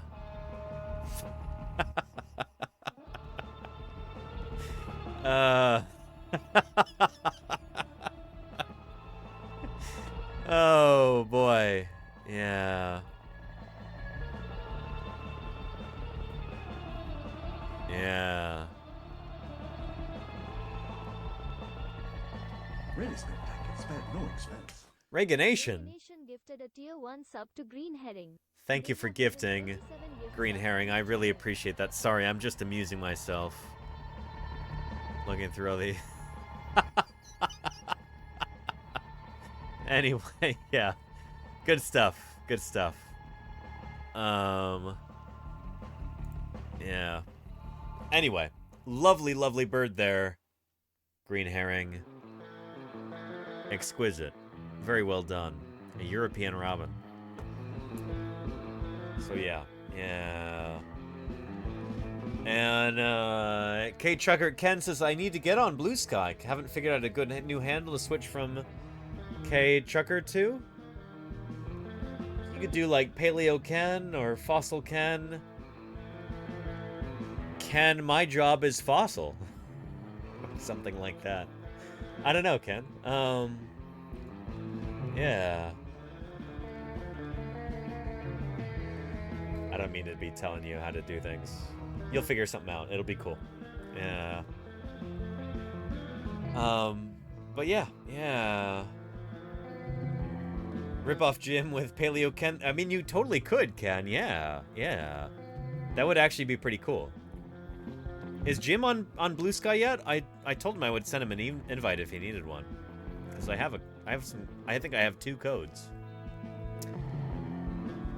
Anyway, a truck horn has got a post in the Thursday BIRDSday Discord here. Went to the Philadelphia Zoo for my birthday the other weekend, and they had a special exhibit called Wings of Asia, where you could go in and feed some birds up close. This golden pheasant was a little too shy to say hi, and a starling ate almost all of my worms in one go with supreme avarice anyway. Starlings will do that. Yeah, they're voracious. But he was pretty chilling in the background. Truckhorn, this is beautiful. Look at that modern theropod right there. This is a golden pheasant. Exquisite truckhorn, exquisite. Really good stuff. Yeah. Really nice.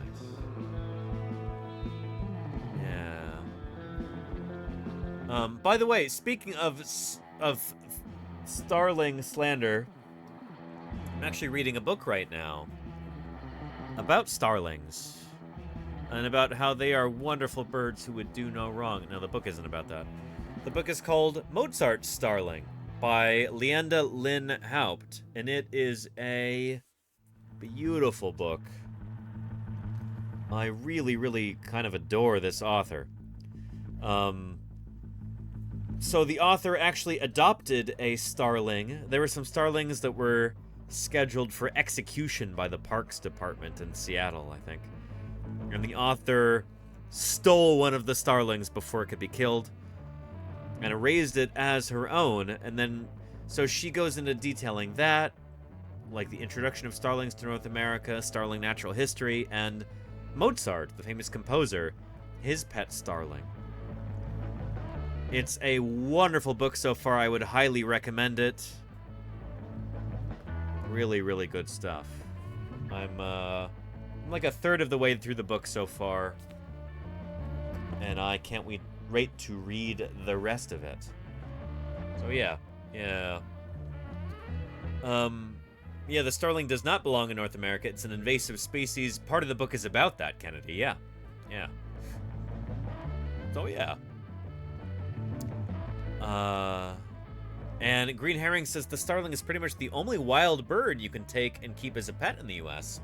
because they are so invasive. She talks about it in the book how it's still technically illegal, I think, but nobody cares because they are invasive. So yeah, maybe that's changed since then. I'm sure it's not a brand new book. But yeah. Anyway, very cool. Truckhorn. I'm sorry your golden pheasant had some of its worms stolen by starlings. Yeah, but what a beautiful bird. That's really gorgeous, Truckhorn. Thank you for sharing. Yeah. And Rose Sand says, caught sight of this guy on a bushwalk. Who is that? I don't know who this is. Anybody in chat have an idea? I don't know who this is. I've never seen this kind of bird before. Green herring? Maybe somebody else? You got any ideas? What kind of bird is this? Some kind of wren? Blue-tailed something? Fairy wren? This is green herring? Should we look up cute blue-tailed fairy wren?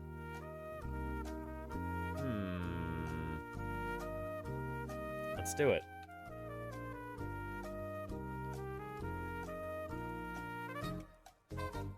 Merm. Cute blue-tailed fairy wren. No, not shopping. Shoot. Back. Images. I don't know. These ones all look too blue. Unless it's a female? Could it be a female splendid fairy wren? Female splendid fairy wren.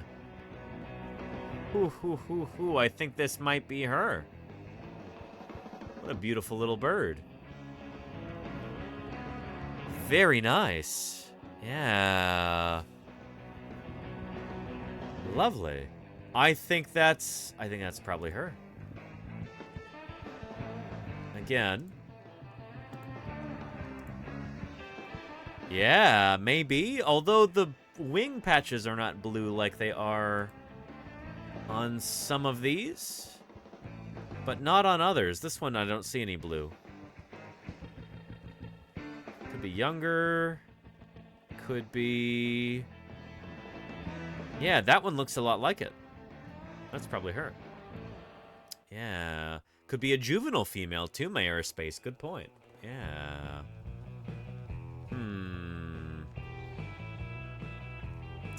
I'm not sure.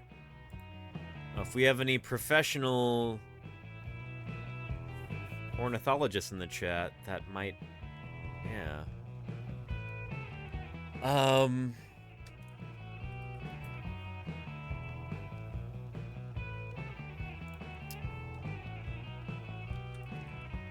Splendid.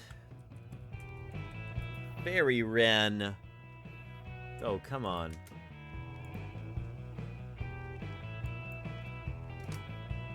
Do we need a genus and species for this? Superb fairy wren. Splendid fairy wren. Did I not spell it right? Why didn't it come up?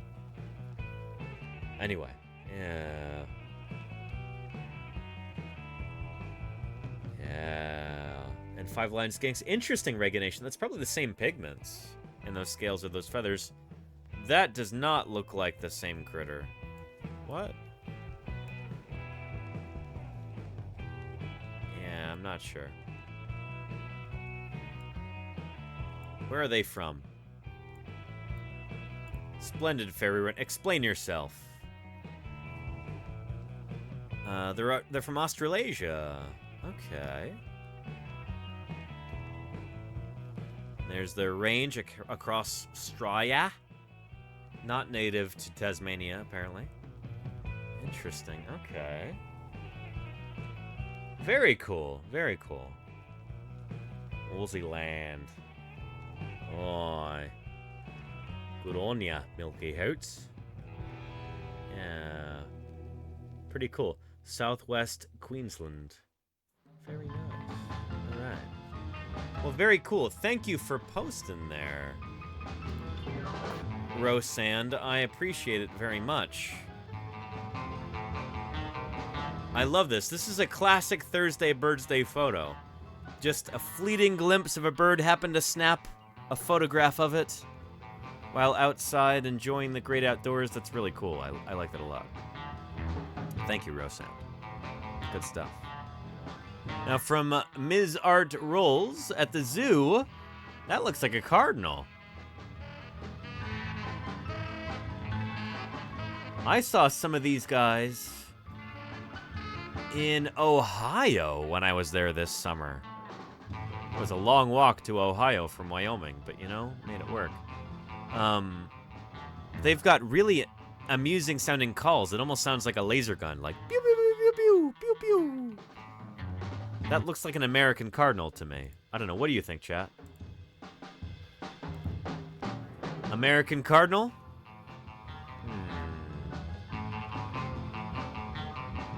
Yeah.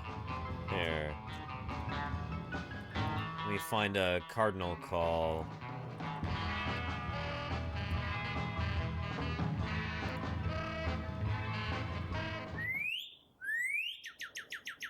See? Sounds like a laser gun, right? Do it again, do it again. Yeah, sounds like a laser gun.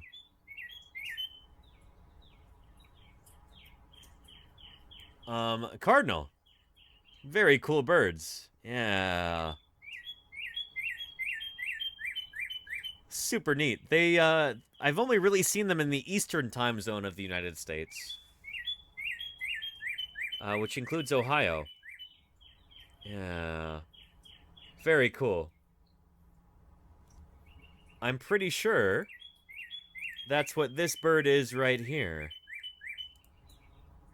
So thank you to Ms. Art Rolls. This is a classic Thursday BIRDSday bird photo. Good stuff. Thank you.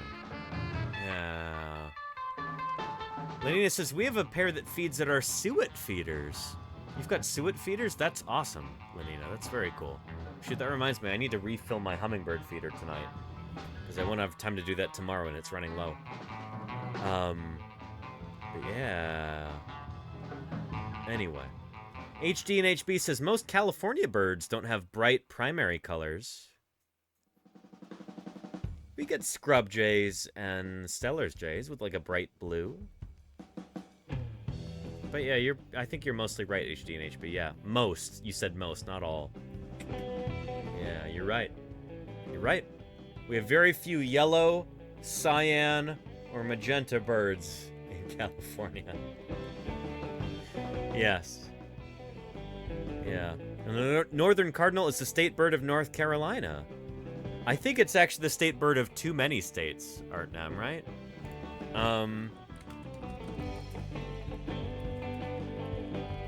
Cardinal is state bird of which states? How many states have the cardinal as their state bird? Illinois, Indiana, Ohio, Kentucky, North Carolina, West Virginia, and Virginia. 7 different states. How many hundreds of species of bird live in the U.S.? And we only have 50 states? And yet it's like... There's like 6 different state birds for the whole country, even though we have 50 states. It's kind of crazy, you know?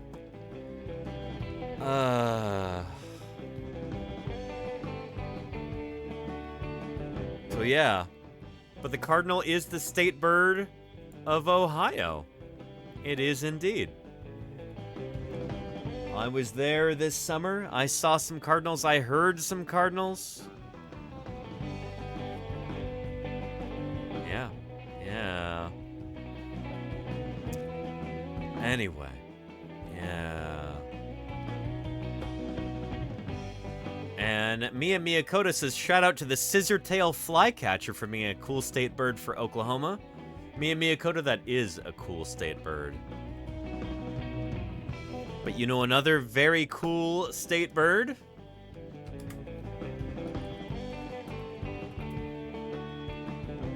That is the California gull. Which state has the California gull as its state bird, chat? It's a state that I've got some connections to, I wonder. Which state claims the California gull as its state bird?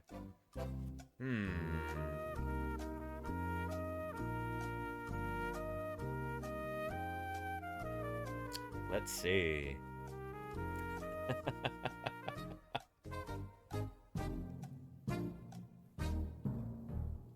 If you answered California, then you are incorrect. The California gull is the state bird of Utah, which we've talked about multiple times on this channel before. It's really funny, actually, that The very beginning of this strange dinosaur's life. Oops Kapoots, thank you for the 3 months of support. I really appreciate that. Welcome, welcome. Thank you for keeping me online for the past 3 months. That's excellent. So yeah, Utah has the California gull as their state bird. Yeah.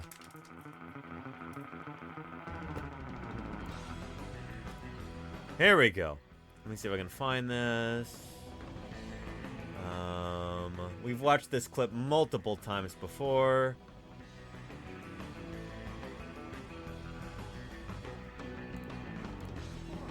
There we go.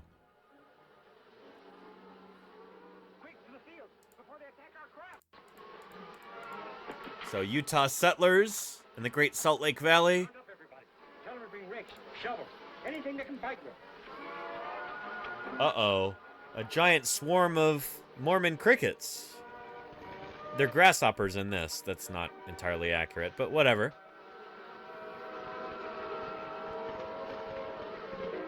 Yeah.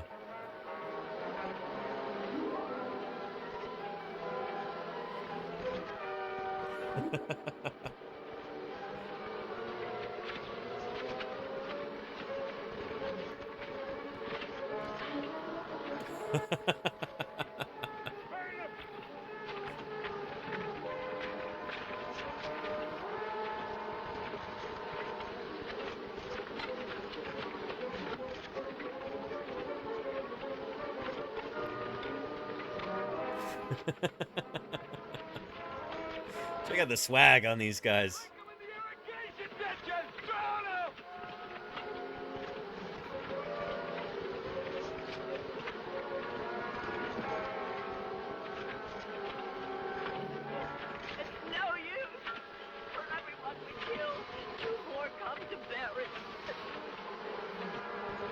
Oh, wow. Where is that God of yours now, who brought us to this promised land? You mustn't lose faith, Jim. I never had it. How right I was. Uh-oh. Your preaching and praying and singing is done. It's the only thing left for us now. Pray. Sistern and brethren, Sistren. That's not a word you hear all that often. Yeah. Crazy stopping to pray at a time like this? Anyway, this is part of, like, Utah history. This is an apocryphal story. It didn't actually happen this way. But, look down upon these thy children, we beseech yeah. Hear our prayer. We have worked hard and endured much, O Lord, to build a kingdom here, where we could worship Thee according to our lights. There you go, Golganek. Preach Thy gospel. Judith, you look so tired, so worn. Is he coming on to her at a time like this? What's going on? Pray, Jim, pray. He's like, okay, sure.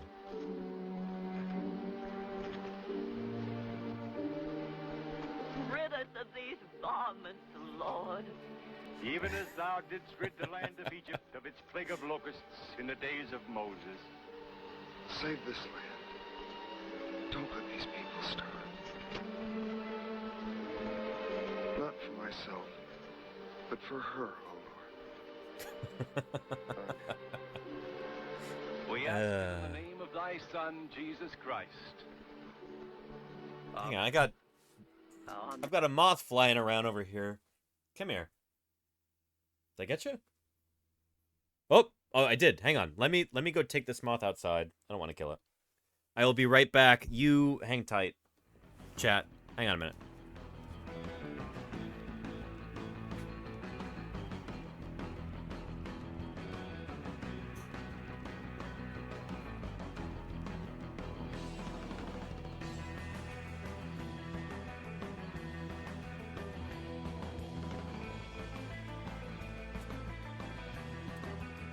Okay. There we go. Yeah. Let's continue. Amen. Hey, Finder Keeper. Yeah, oh, yeah. Oh, wow, there's suddenly California gulls. Seagulls. They can't be. Here in the middle of the desert? They're not in the middle. The gulls have always been native to the Salt Lake Valley because they live around the Great Salt Lake. I saw a ton of them when I was there this summer. They're always there. It's not a miracle. That's where they live. They're coming down. Look. They're after the crickets. They're devouring them. They're eating them. They're eating them. Love the acting. Ah, it's so good. It's a miracle. Yes, straight from heaven. Thank you. Hang on, did you see that? Look, watch this interaction right here. Thank you. And she's like, ooh, he's so pious now. Oh my goodness. Wow. Ah. Anyway, the really interesting thing is if you actually go back and like read the like the original sources behind the like miracle of the gulls, they don't really actually mention gulls in contemporary sources. That wasn't like part of the story until much later on. That's kind of like a later revision of the story. But despite that, like the miracle of the gulls is like that's taught in I think Utah schools and stuff like that as part of Utah history. It's part of like LDS history. Like there are statues of gulls, and like some of them are made of gold throughout Salt Lake City in Utah. There we go. I don't know if that's a gull or an eagle. That might actually be an eagle. I drove into this like a dozen times while I was there in Utah this summer. There's this statue at This Is the Place State Park in Salt Lake City, which is not really coming up. There we go. Yeah, with the gulls. Anyway, miracles. There you go, Potok. Yeah. But anyway, gulls deserve this honor, says Mia Miyakota. I mean, gulls are severely underappreciated in other parts of the world. I'm glad that they are revered as holy creatures. You know, like a manifestation of the divine in Salt Lake City. They are practically worshipped in that part of the world. You know, gulls do not get nearly enough love. And so this makes me happy, you know?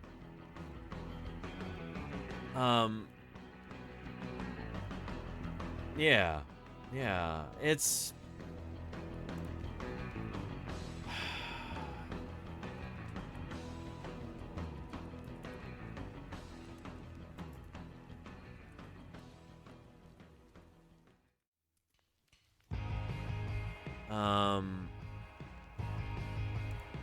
Yeah. Is this what I'm looking for? Darren Naish talking about gulls. Gulls are one of those critters that are severely underappreciated, even demonized in media in certain parts of the world.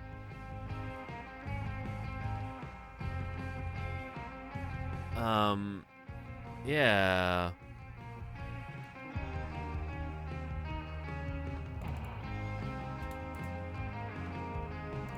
There we go. The eternal vilification of gulls. Every summer here in the UK, Darren Naish says, it's the same. Crazed killer seagull attacked my baby. Psycho seagull's reign of terror. Experts say puppies and kids could be next. It's almost as if hack journalists writing for crummy tabloids like The Mail, The Sun, and The Star have nothing smart to write about, so fall back on scaremongering and vilification of wildlife. Hack journalists are pretty good at this, stirring up waves of anti-gull feelings among a public that already dislikes any animal trying its darnest to survive and persist in a land dominated by humans and their intolerance of wild places and other species. So there you go. Yeah. Seagull terror, lock up your babies. You know, stuff like this. Seagulls are demonized, vilified by so many people around the world. It's high time they got some appreciation, you know? That's why one of the reasons why Salt Lake City makes me so happy is there, seagulls are venerated. You know, they're a manifestation of the divine in Salt Lake City. Makes me happy. Yeah. Thagomismer says, seagulls will do as they please. We should acknowledge and respect that. Agreed. Yeah. I remember... We had a seagull moment live on stream at one point when I was streaming at the San Francisco Zoo with Lordy back in summer of 2021. We witnessed. Well, we sat down to eat lunch at one point, and there was a family behind us that had bought one of those like $45 pizzas that you get at the zoo. And they left it unattended for a few seconds. And these gulls swoop down and just start eating the whole pizza. It's like, you can't just leave that there, you know? The gulls will eat it. And they did. And there's this woman who came up and she's like, oh my stars, oh my stars, look at the birds eat that. Wow. Yeah, I don't know. I kind of love how seagulls will prey on the gullibility and naivete of tourists. As a local, of course, you know, it kind of makes me happy. So yeah. Anyway.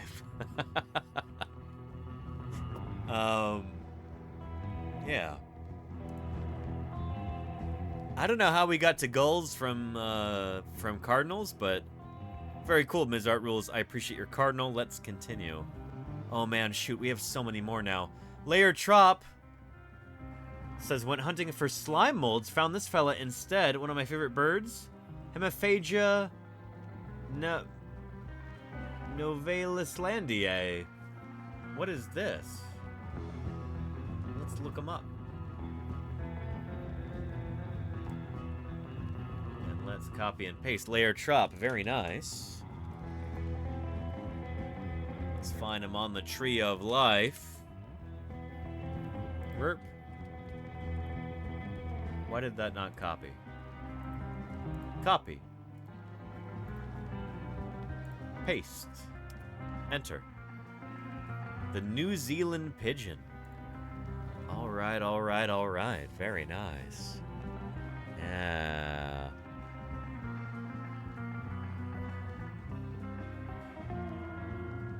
Excellent. The New Zealand pigeon. That is a beautiful bird. It really is. Very nice there. Chuck, it's Marvin. Your cousin, Marvin Berry. Well. You know that new sound you looking for? Well, listen to this. Stephanie 5001, thank you for the raid and welcome to Paleontologizing. It is good to have you here. Thank you for joining us. How did your stream go? I hope it was really good. Welcome to the channel. We're talking about extant dinosaurs, living dinosaurs right now. We call them birds. And welcome, Mr. Puff420. There we go. Yeah, the New Zealand pigeon was posted here by Layer Trop. Very nice. Beautiful, very. Ugh, excuse me. And Arizu has got, who is this? That looks like a juvenile blue jay. Very nice, Rizu Degu. And is that a house sparrow or a chickadee behind? Right there. This is so cool, Rizu. You've got this bird feeder camera. That's really awesome, actually. And I might need to get one of these. I don't know if this is a young blue jay or one that's had its feathers plucked out from around its neck. But, very cool. Yeah. And that's a house sparrow? Gotcha, Rizu Dego. Yep, there it is. Passer domesticus, the house sparrow. Also called the English sparrow. It's an import from England. Nice. When he's so small, I guess young, and that would make a lot of sense, Rizu. Yeah, yeah. Very nice. Very nice indeed. I might need to get one of these. I might actually be moving in a few months, chat. And if I do, this might be something nice to invest in. Because my current... where I live right now in my apartment, the HOA prohibits bird feeders. We're not allowed to have bird feeders. I have a hummingbird feeder, but the HOA does not consider hummingbirds to be birds. They consider them to be insects, and so they don't count. Anyway, I guess I'm lucky that's the case. I can still have a hummingbird feeder. But, yeah. Yeah. Anyway, haven't you told them they're dinosaurs? There you go, Aspie, yeah. Hey, I just rent here. I don't own the place. I don't have any standing with the HOA. But it's kind of like the Catholic Church decreeing that capybaras and beavers are not mammals, they're fish. You could still eat them on Thursday, Fridays. I got there. Yeah. So, yeah. Anyway. Let's continue. And Alani says, the rarest goose in the world, the Nene goose at your local zoo. Which zoo is that? Is this the one in Honolulu? Because I've seen Nene in Honolulu. Very cool. I think that's the state bird of Hawaii, right? Beautiful. They may or may not be flightless. I don't remember. Are Nene goose flightless? Let's look it up.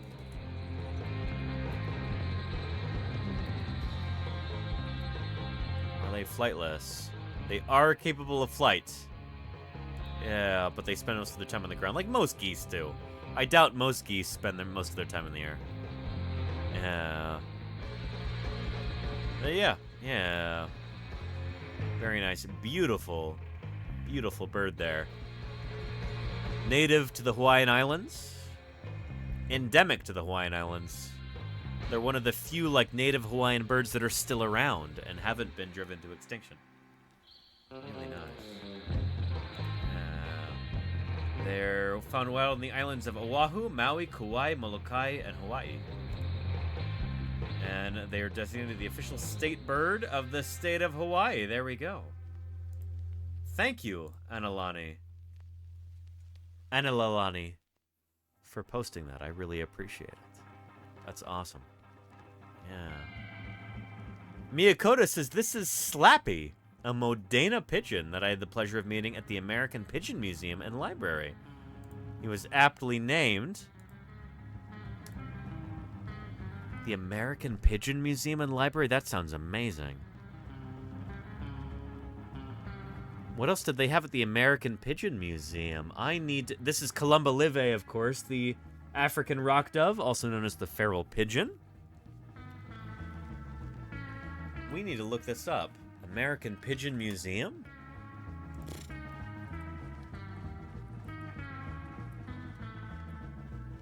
Oh, well, well. In Oklahoma? Just minutes from downtown Oklahoma City sits the American Pigeon Museum and Library, where these feathered friends are perched and ready for visitors. Very cool. Beautiful animal and more intelligent than most people think that they are. True. The museum first opened as the Oklahoma Homing Pigeon Institute in 1973, and in 2014 expanded into this space to include collections on even more pigeon varieties. The Very collections cool. are donated. Everything is donation based, so they come from various pigeon fanciers all over the United States.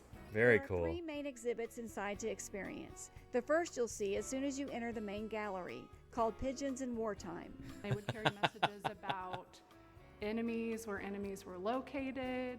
During World War I and World War II, pigeons Oh, played yeah. a vital role in delivering messages to soldiers. They were Yep. credited with saving lots of lives in the war. Another permanent collection includes Thousands artwork of and lives, tens of figurines thousands. to show the difference between the fancy and homing pigeons. You can also learn about the life and death of the passenger pigeon. We just got our first passenger pigeon. They've been extinct for a little over 100 years, and there's only around 13 or 14 that are taxidermied. The third exhibit includes a room dedicated to pigeon racing, with several items on display, including this large collection of pigeon racing clocks. It's just a really old sport. I think Yeah. that pigeon racing dates back like about 5,000 years. And so every state has their own clubs and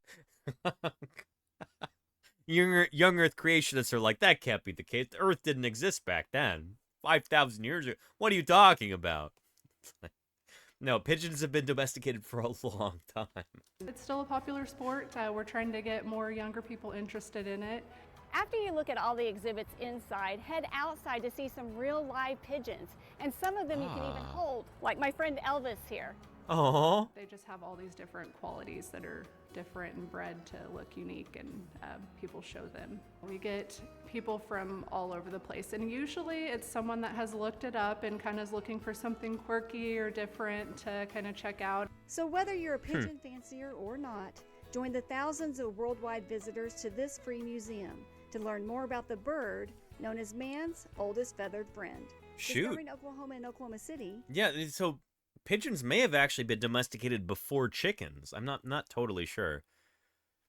But I wouldn't be shocked because chickens are descendants of the Asian red jungle fowl. Pigeons originally came from Africa. And so humans originated in Africa. I would not be shocked if pigeons were domesticated before chickens, if they are the oldest domesticated bird in the world. That's really cool. I'm Deanne Stein. If I am ever in the U.S. state of Oklahoma, I will make sure I visit the Oklahoma Pigeon Museum. Feist. Ontogeny. Chickens taste good fried. Cool, Feist. Thank you for the 29 months. I really appreciate that. I think they look cooler when they're not fried. Yeah, I don't know. I'm not really into tasting them. But that's just me. To each their own. And Mia Miyakoto says, it's a must visit. Very cool little place. I will make sure I do. That's really neat. Yeah. Yeah. Good stuff. Good stuff. Thank you for sharing there, Miyakoto. And Slappy is beautiful. What a gorgeous little theropod there. Has he got really short wings? He or she? I'm trying to figure out where the name Slappy comes from. He was aptly named. Cool. And Thagamismer says a years-old picture of a seagull doing what they do best, staring humans in the eye whilst they defy them. And how good for them. There you go. Is he sitting on top of some anti-bird spikes? You know, row, fight the power.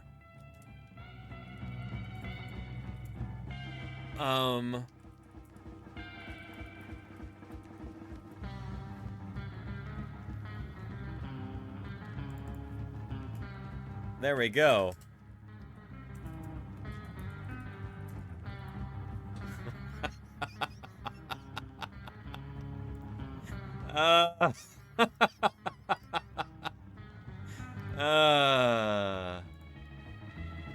Yeah, it reminds me of this. Yes! Fight the power. I assume this is not a real photo. Like, it's too perfect. But, good stuff. Good stuff indeed. Yeah. But it looks like this bird is sitting on top of some anti-bird spikes, right? Is that right? Looks like it. Shoot. I love birds so much too, Mia Miyakota. That's wonderful. It really is.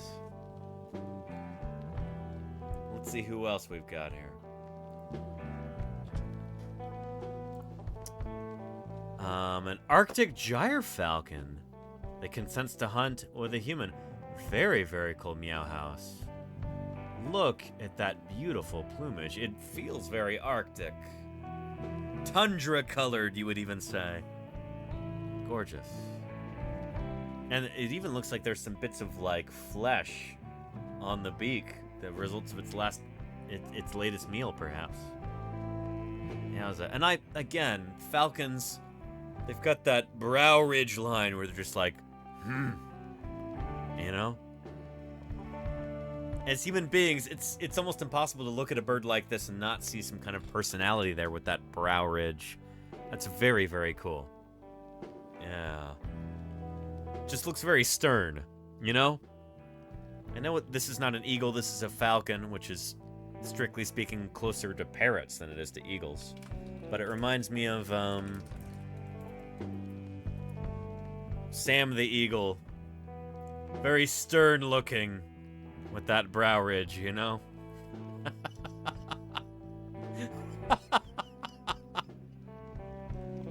Yeah. Yeah, you know? It's hard not to anthropomorphize them. Yeah. And there you go, HD. Yeah, drinks indeed. There you go. Yeah. Yeah, very stern-looking bird, not amused. But that's just how they always look, because that's, like, they don't have those expression muscles in their face like we do. Yeah. And found this red-tailed hawk trapped in a fence. I hope you rescued the hawk there, Shogun.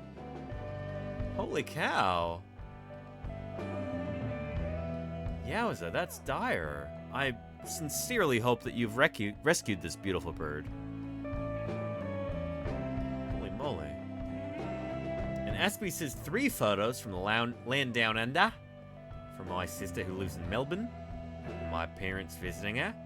My sister's newly acquired chickens. Those are some good looking chickens there. They're beautiful there. Thank you, Espy. Lena Cockatoo. Very nice. How you going, Cockatoo? Beautiful. And then, a laughing kookaburra. Very nice. Very nice indeed. That's beautiful, Espy. All kidding aside. Beautiful birds that you have down there in Australia. I'll try to dig up some of my own Quebec bird photos next Tuesday. We have so many bird feeders around the cabin, you can always count on a loon's call to wake you up in the morning on the lake. A loon's call. Wait, what? A loon like a loon? Do you have those in Australia? Is that a thing? Here we go. Here's a neat little video from Vox about this, about loons and their calls, and you don't mean this kind of loon, do you?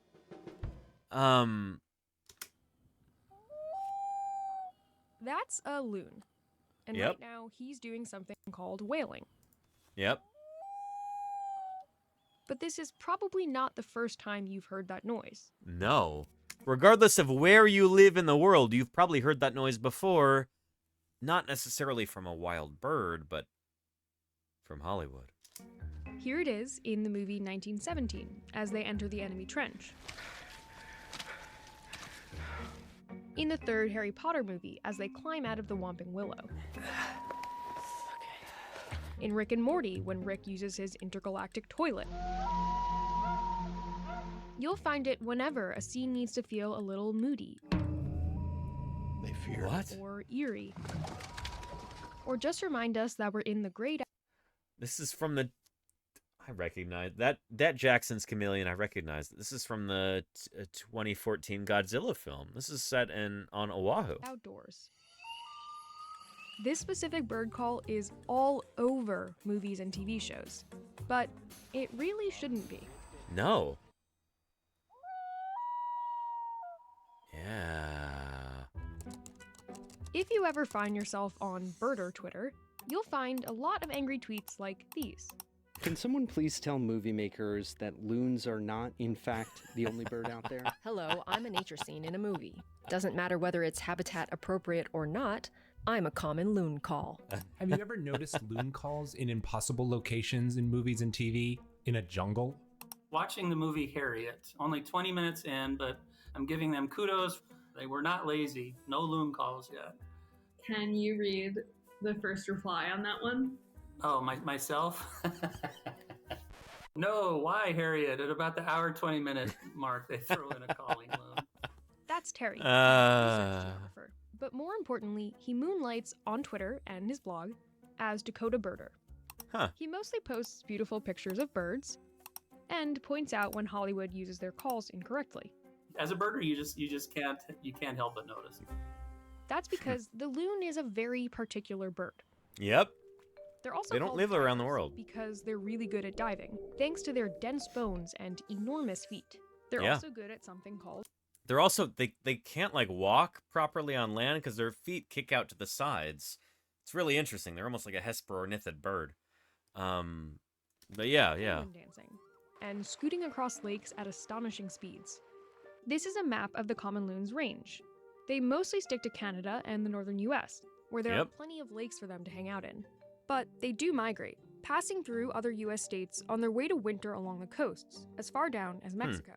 And here's a very unscientific map of all the places I found a common loon call in movies and TV. I certainly wouldn't expect a common loon in Hawaii or in Bolivia or in South Africa. And geographic location isn't the only thing that's wrong. A loon might be found in California, but not during the summer, like Becky in Finding Dory. Lads, meet Becky. And unlike what this clip from the TV show Rome implies, you'd never find a loon in a desert. No, they need water. And quite a lot of it. If you've ever seen a loon try to fly, it takes them a little while to get going. They're actually really clumsy on land. So look at them. They can't actually walk on land. They like scoot along on their bellies and they kick with their feet because their legs go out to the sides like this. They can't just walk. It takes them a little while to get going. They're actually really clumsy on land. So you also wouldn't find them in the Vietnamese jungle, like in the movie Platoon. Oh, it's in Platoon also? Oh boy. And then there's this clip from Kubo and the Two Strings. Golden heron. Yeah, that happens a lot. It's one thing to, use the wrong bird call as a background noise. It's another to actually show a picture of the bird and use a wrong call. And even if those were loons, that movie takes place in Japan. Oh boy. Mayor's Space's a loon takeoff is about as graceful as an albatross landing. There you go, Mayor's Space. That's a topic for another time, yeah. Which is at least on planet Earth, unlike Avengers Infinity War. The big baddie, Thanos, he returns to his home planet, and so they pan to an overview of the planet, and the first noise you hear is a common loon. That's a long migration there, holy cow. It just ruined the moment. Some credit this 1981 movie, On Golden Pond, as the first to use loon calls. Oh. The loons. Oh, look, I've spotted the loons. It did feature a lot of loons, but they used them correctly. It's set up north on a lake during the summer. Huh. Really, it's hard to tell which film kicked off Hollywood's loon obsession, or when. but it's pretty easy to... So you know what this is? This is like the Wilhelm scream of the bird world. It's just something that's used indiscriminately, or like... Actually, it's not even like the Wilhelm scream, because the Wilhelm scream was used as like an in-joke or a reference, or it was used, you know, it was a little wink to the other sound editors there. And eventually the general public, but this is just used indiscriminately, like, and naively. It's almost like a poke in the eye for every bird person watching every time it's used. To figure out why. I mean, it is a scary sound. I mean, it's just weird. It's unusual. In some Algonquin lore, and there you go, loons are Ken. messengers and supernatural companions to legendary hero Gluskub. In 1864, naturalist/philosopher Henry David Thoreau said the loon's call was singularly human. And in 1913, John Muir, another elaborately bearded naturalist/philosopher, called it strange, sad, mournful, and unearthly. But the loons aren't sad when they're wailing. They actually have 4 calls. There's the hoot, the yodel, the tremolo, and the wail. These two are both used during stressful situations, when another bird is overstepping his bounds, or when some other threat is looming. If a loon ever looks at you like this, you should probably back away. Okay. The hoot is mostly for chatting to fellow loons up close. And the famous wail, it's basically just the loon equivalent of a game of Marco Polo, a way of saying, hey, where is everybody? But to human ears, even the calmest wail sounds remarkably melancholy. I'm no musician, so I enlisted a few of my coworkers to help explain why. Like Dave, who's editing this video, and Charlie, who hosts the podcast Switched on Pop, as well as Vox's creative director, Joe, who sent me the... Oh, this is really cool. Is she going to ask some people who are into music and actually understand music theory and understand how music works to ask about why this call sounds so evocative to a human ear? This video of his interpretation. Now let me show you what it looks like in Melodyne. They helped me turn the loon wail into one of these, a chart showing pitch over time.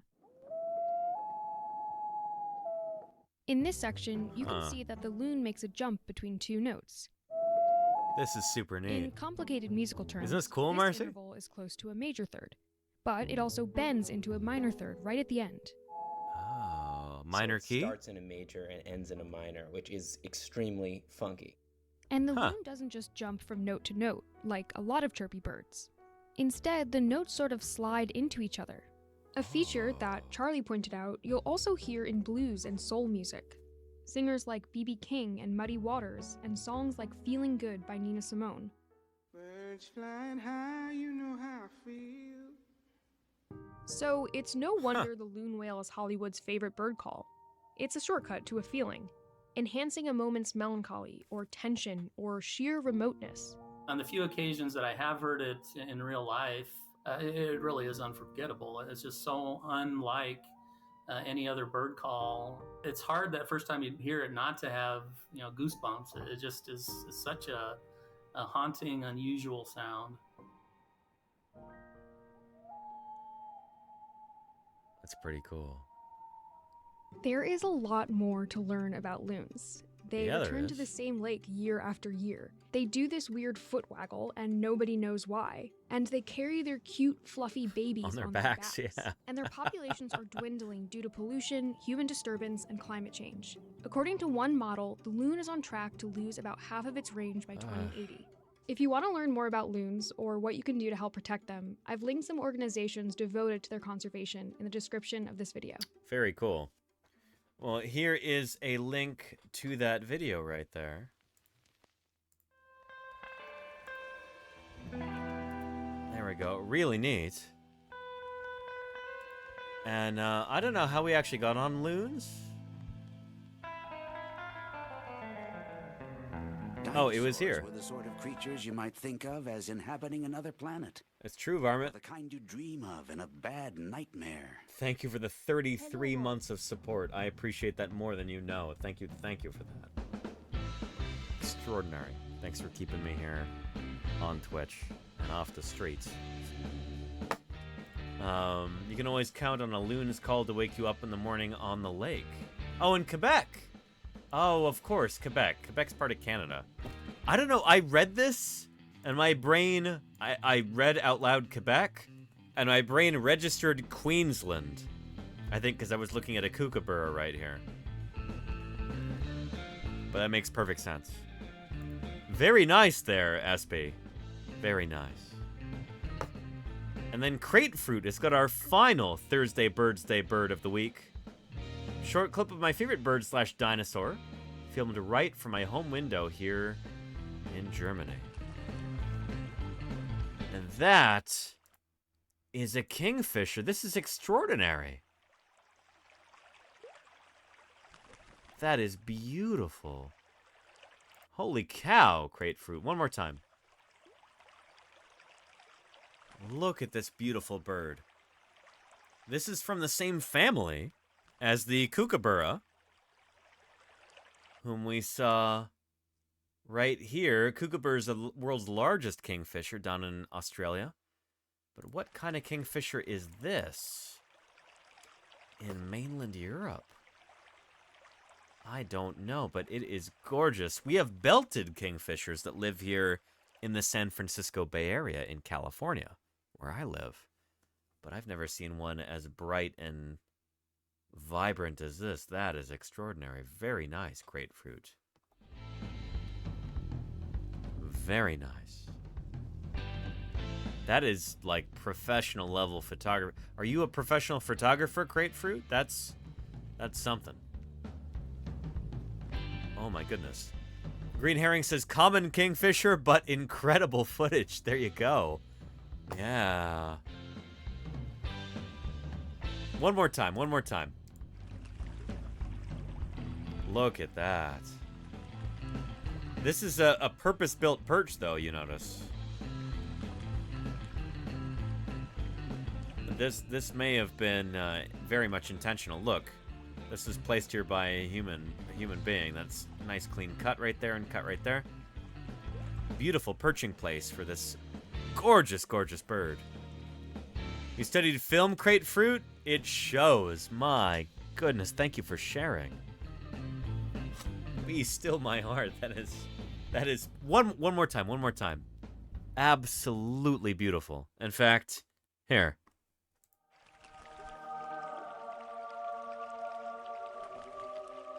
Look at that.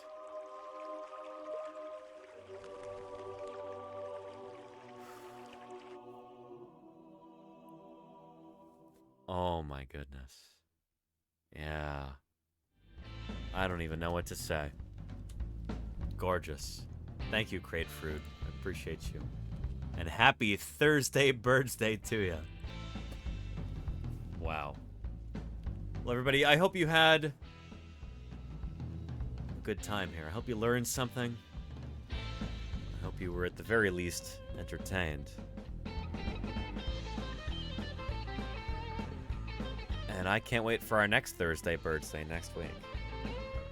But for right now, it is time for us to wrap up our stream for the day. We'll throw an Archaeopteryx there under our end credits. Don't go away just yet, though. We're gonna go see if we can raid into somebody else doing some science here. And just like that, there is Science Streams. Yes. We can ask Balint all about our, ask him if he's excited for our Scientists on Stream panel. Yeah. We'll go show Science Stream some love. Talking about some sort of hymenopteran insect. Is that a wasp? Is it a bee? Is it an ant? We'll figure that out. But thank you to everybody whose names are showing up here in the credits. I appreciate you all more than you know. Thank you to the followers and the raiders, the contributors and the lurkers and the chatters and the moderators. Thank you all so much for doing what you do. Thanks for keeping me here on the air. I was gonna say I don't know where I'd be without you. I'd be nowhere without you. So thank you for that. Thanks for your ongoing support. We're gonna have a special stream tomorrow. We're gonna have another exciting game of Who Wants to Be a Millionaire, or rather, Who Wants to Be a Paleontologist. I'm gonna have to write the questions for that, and we'll do that tomorrow at the end of stream. We'll be going over some fossil news as well, I think. So don't miss it. Until then, everybody, you take care of yourselves. Let's go right into science streams. I'll see you there. Bye-bye. This is really not what paleontology is like. Louder Bit, thank you for the follow. Lawarder Bit, welcome to the channel.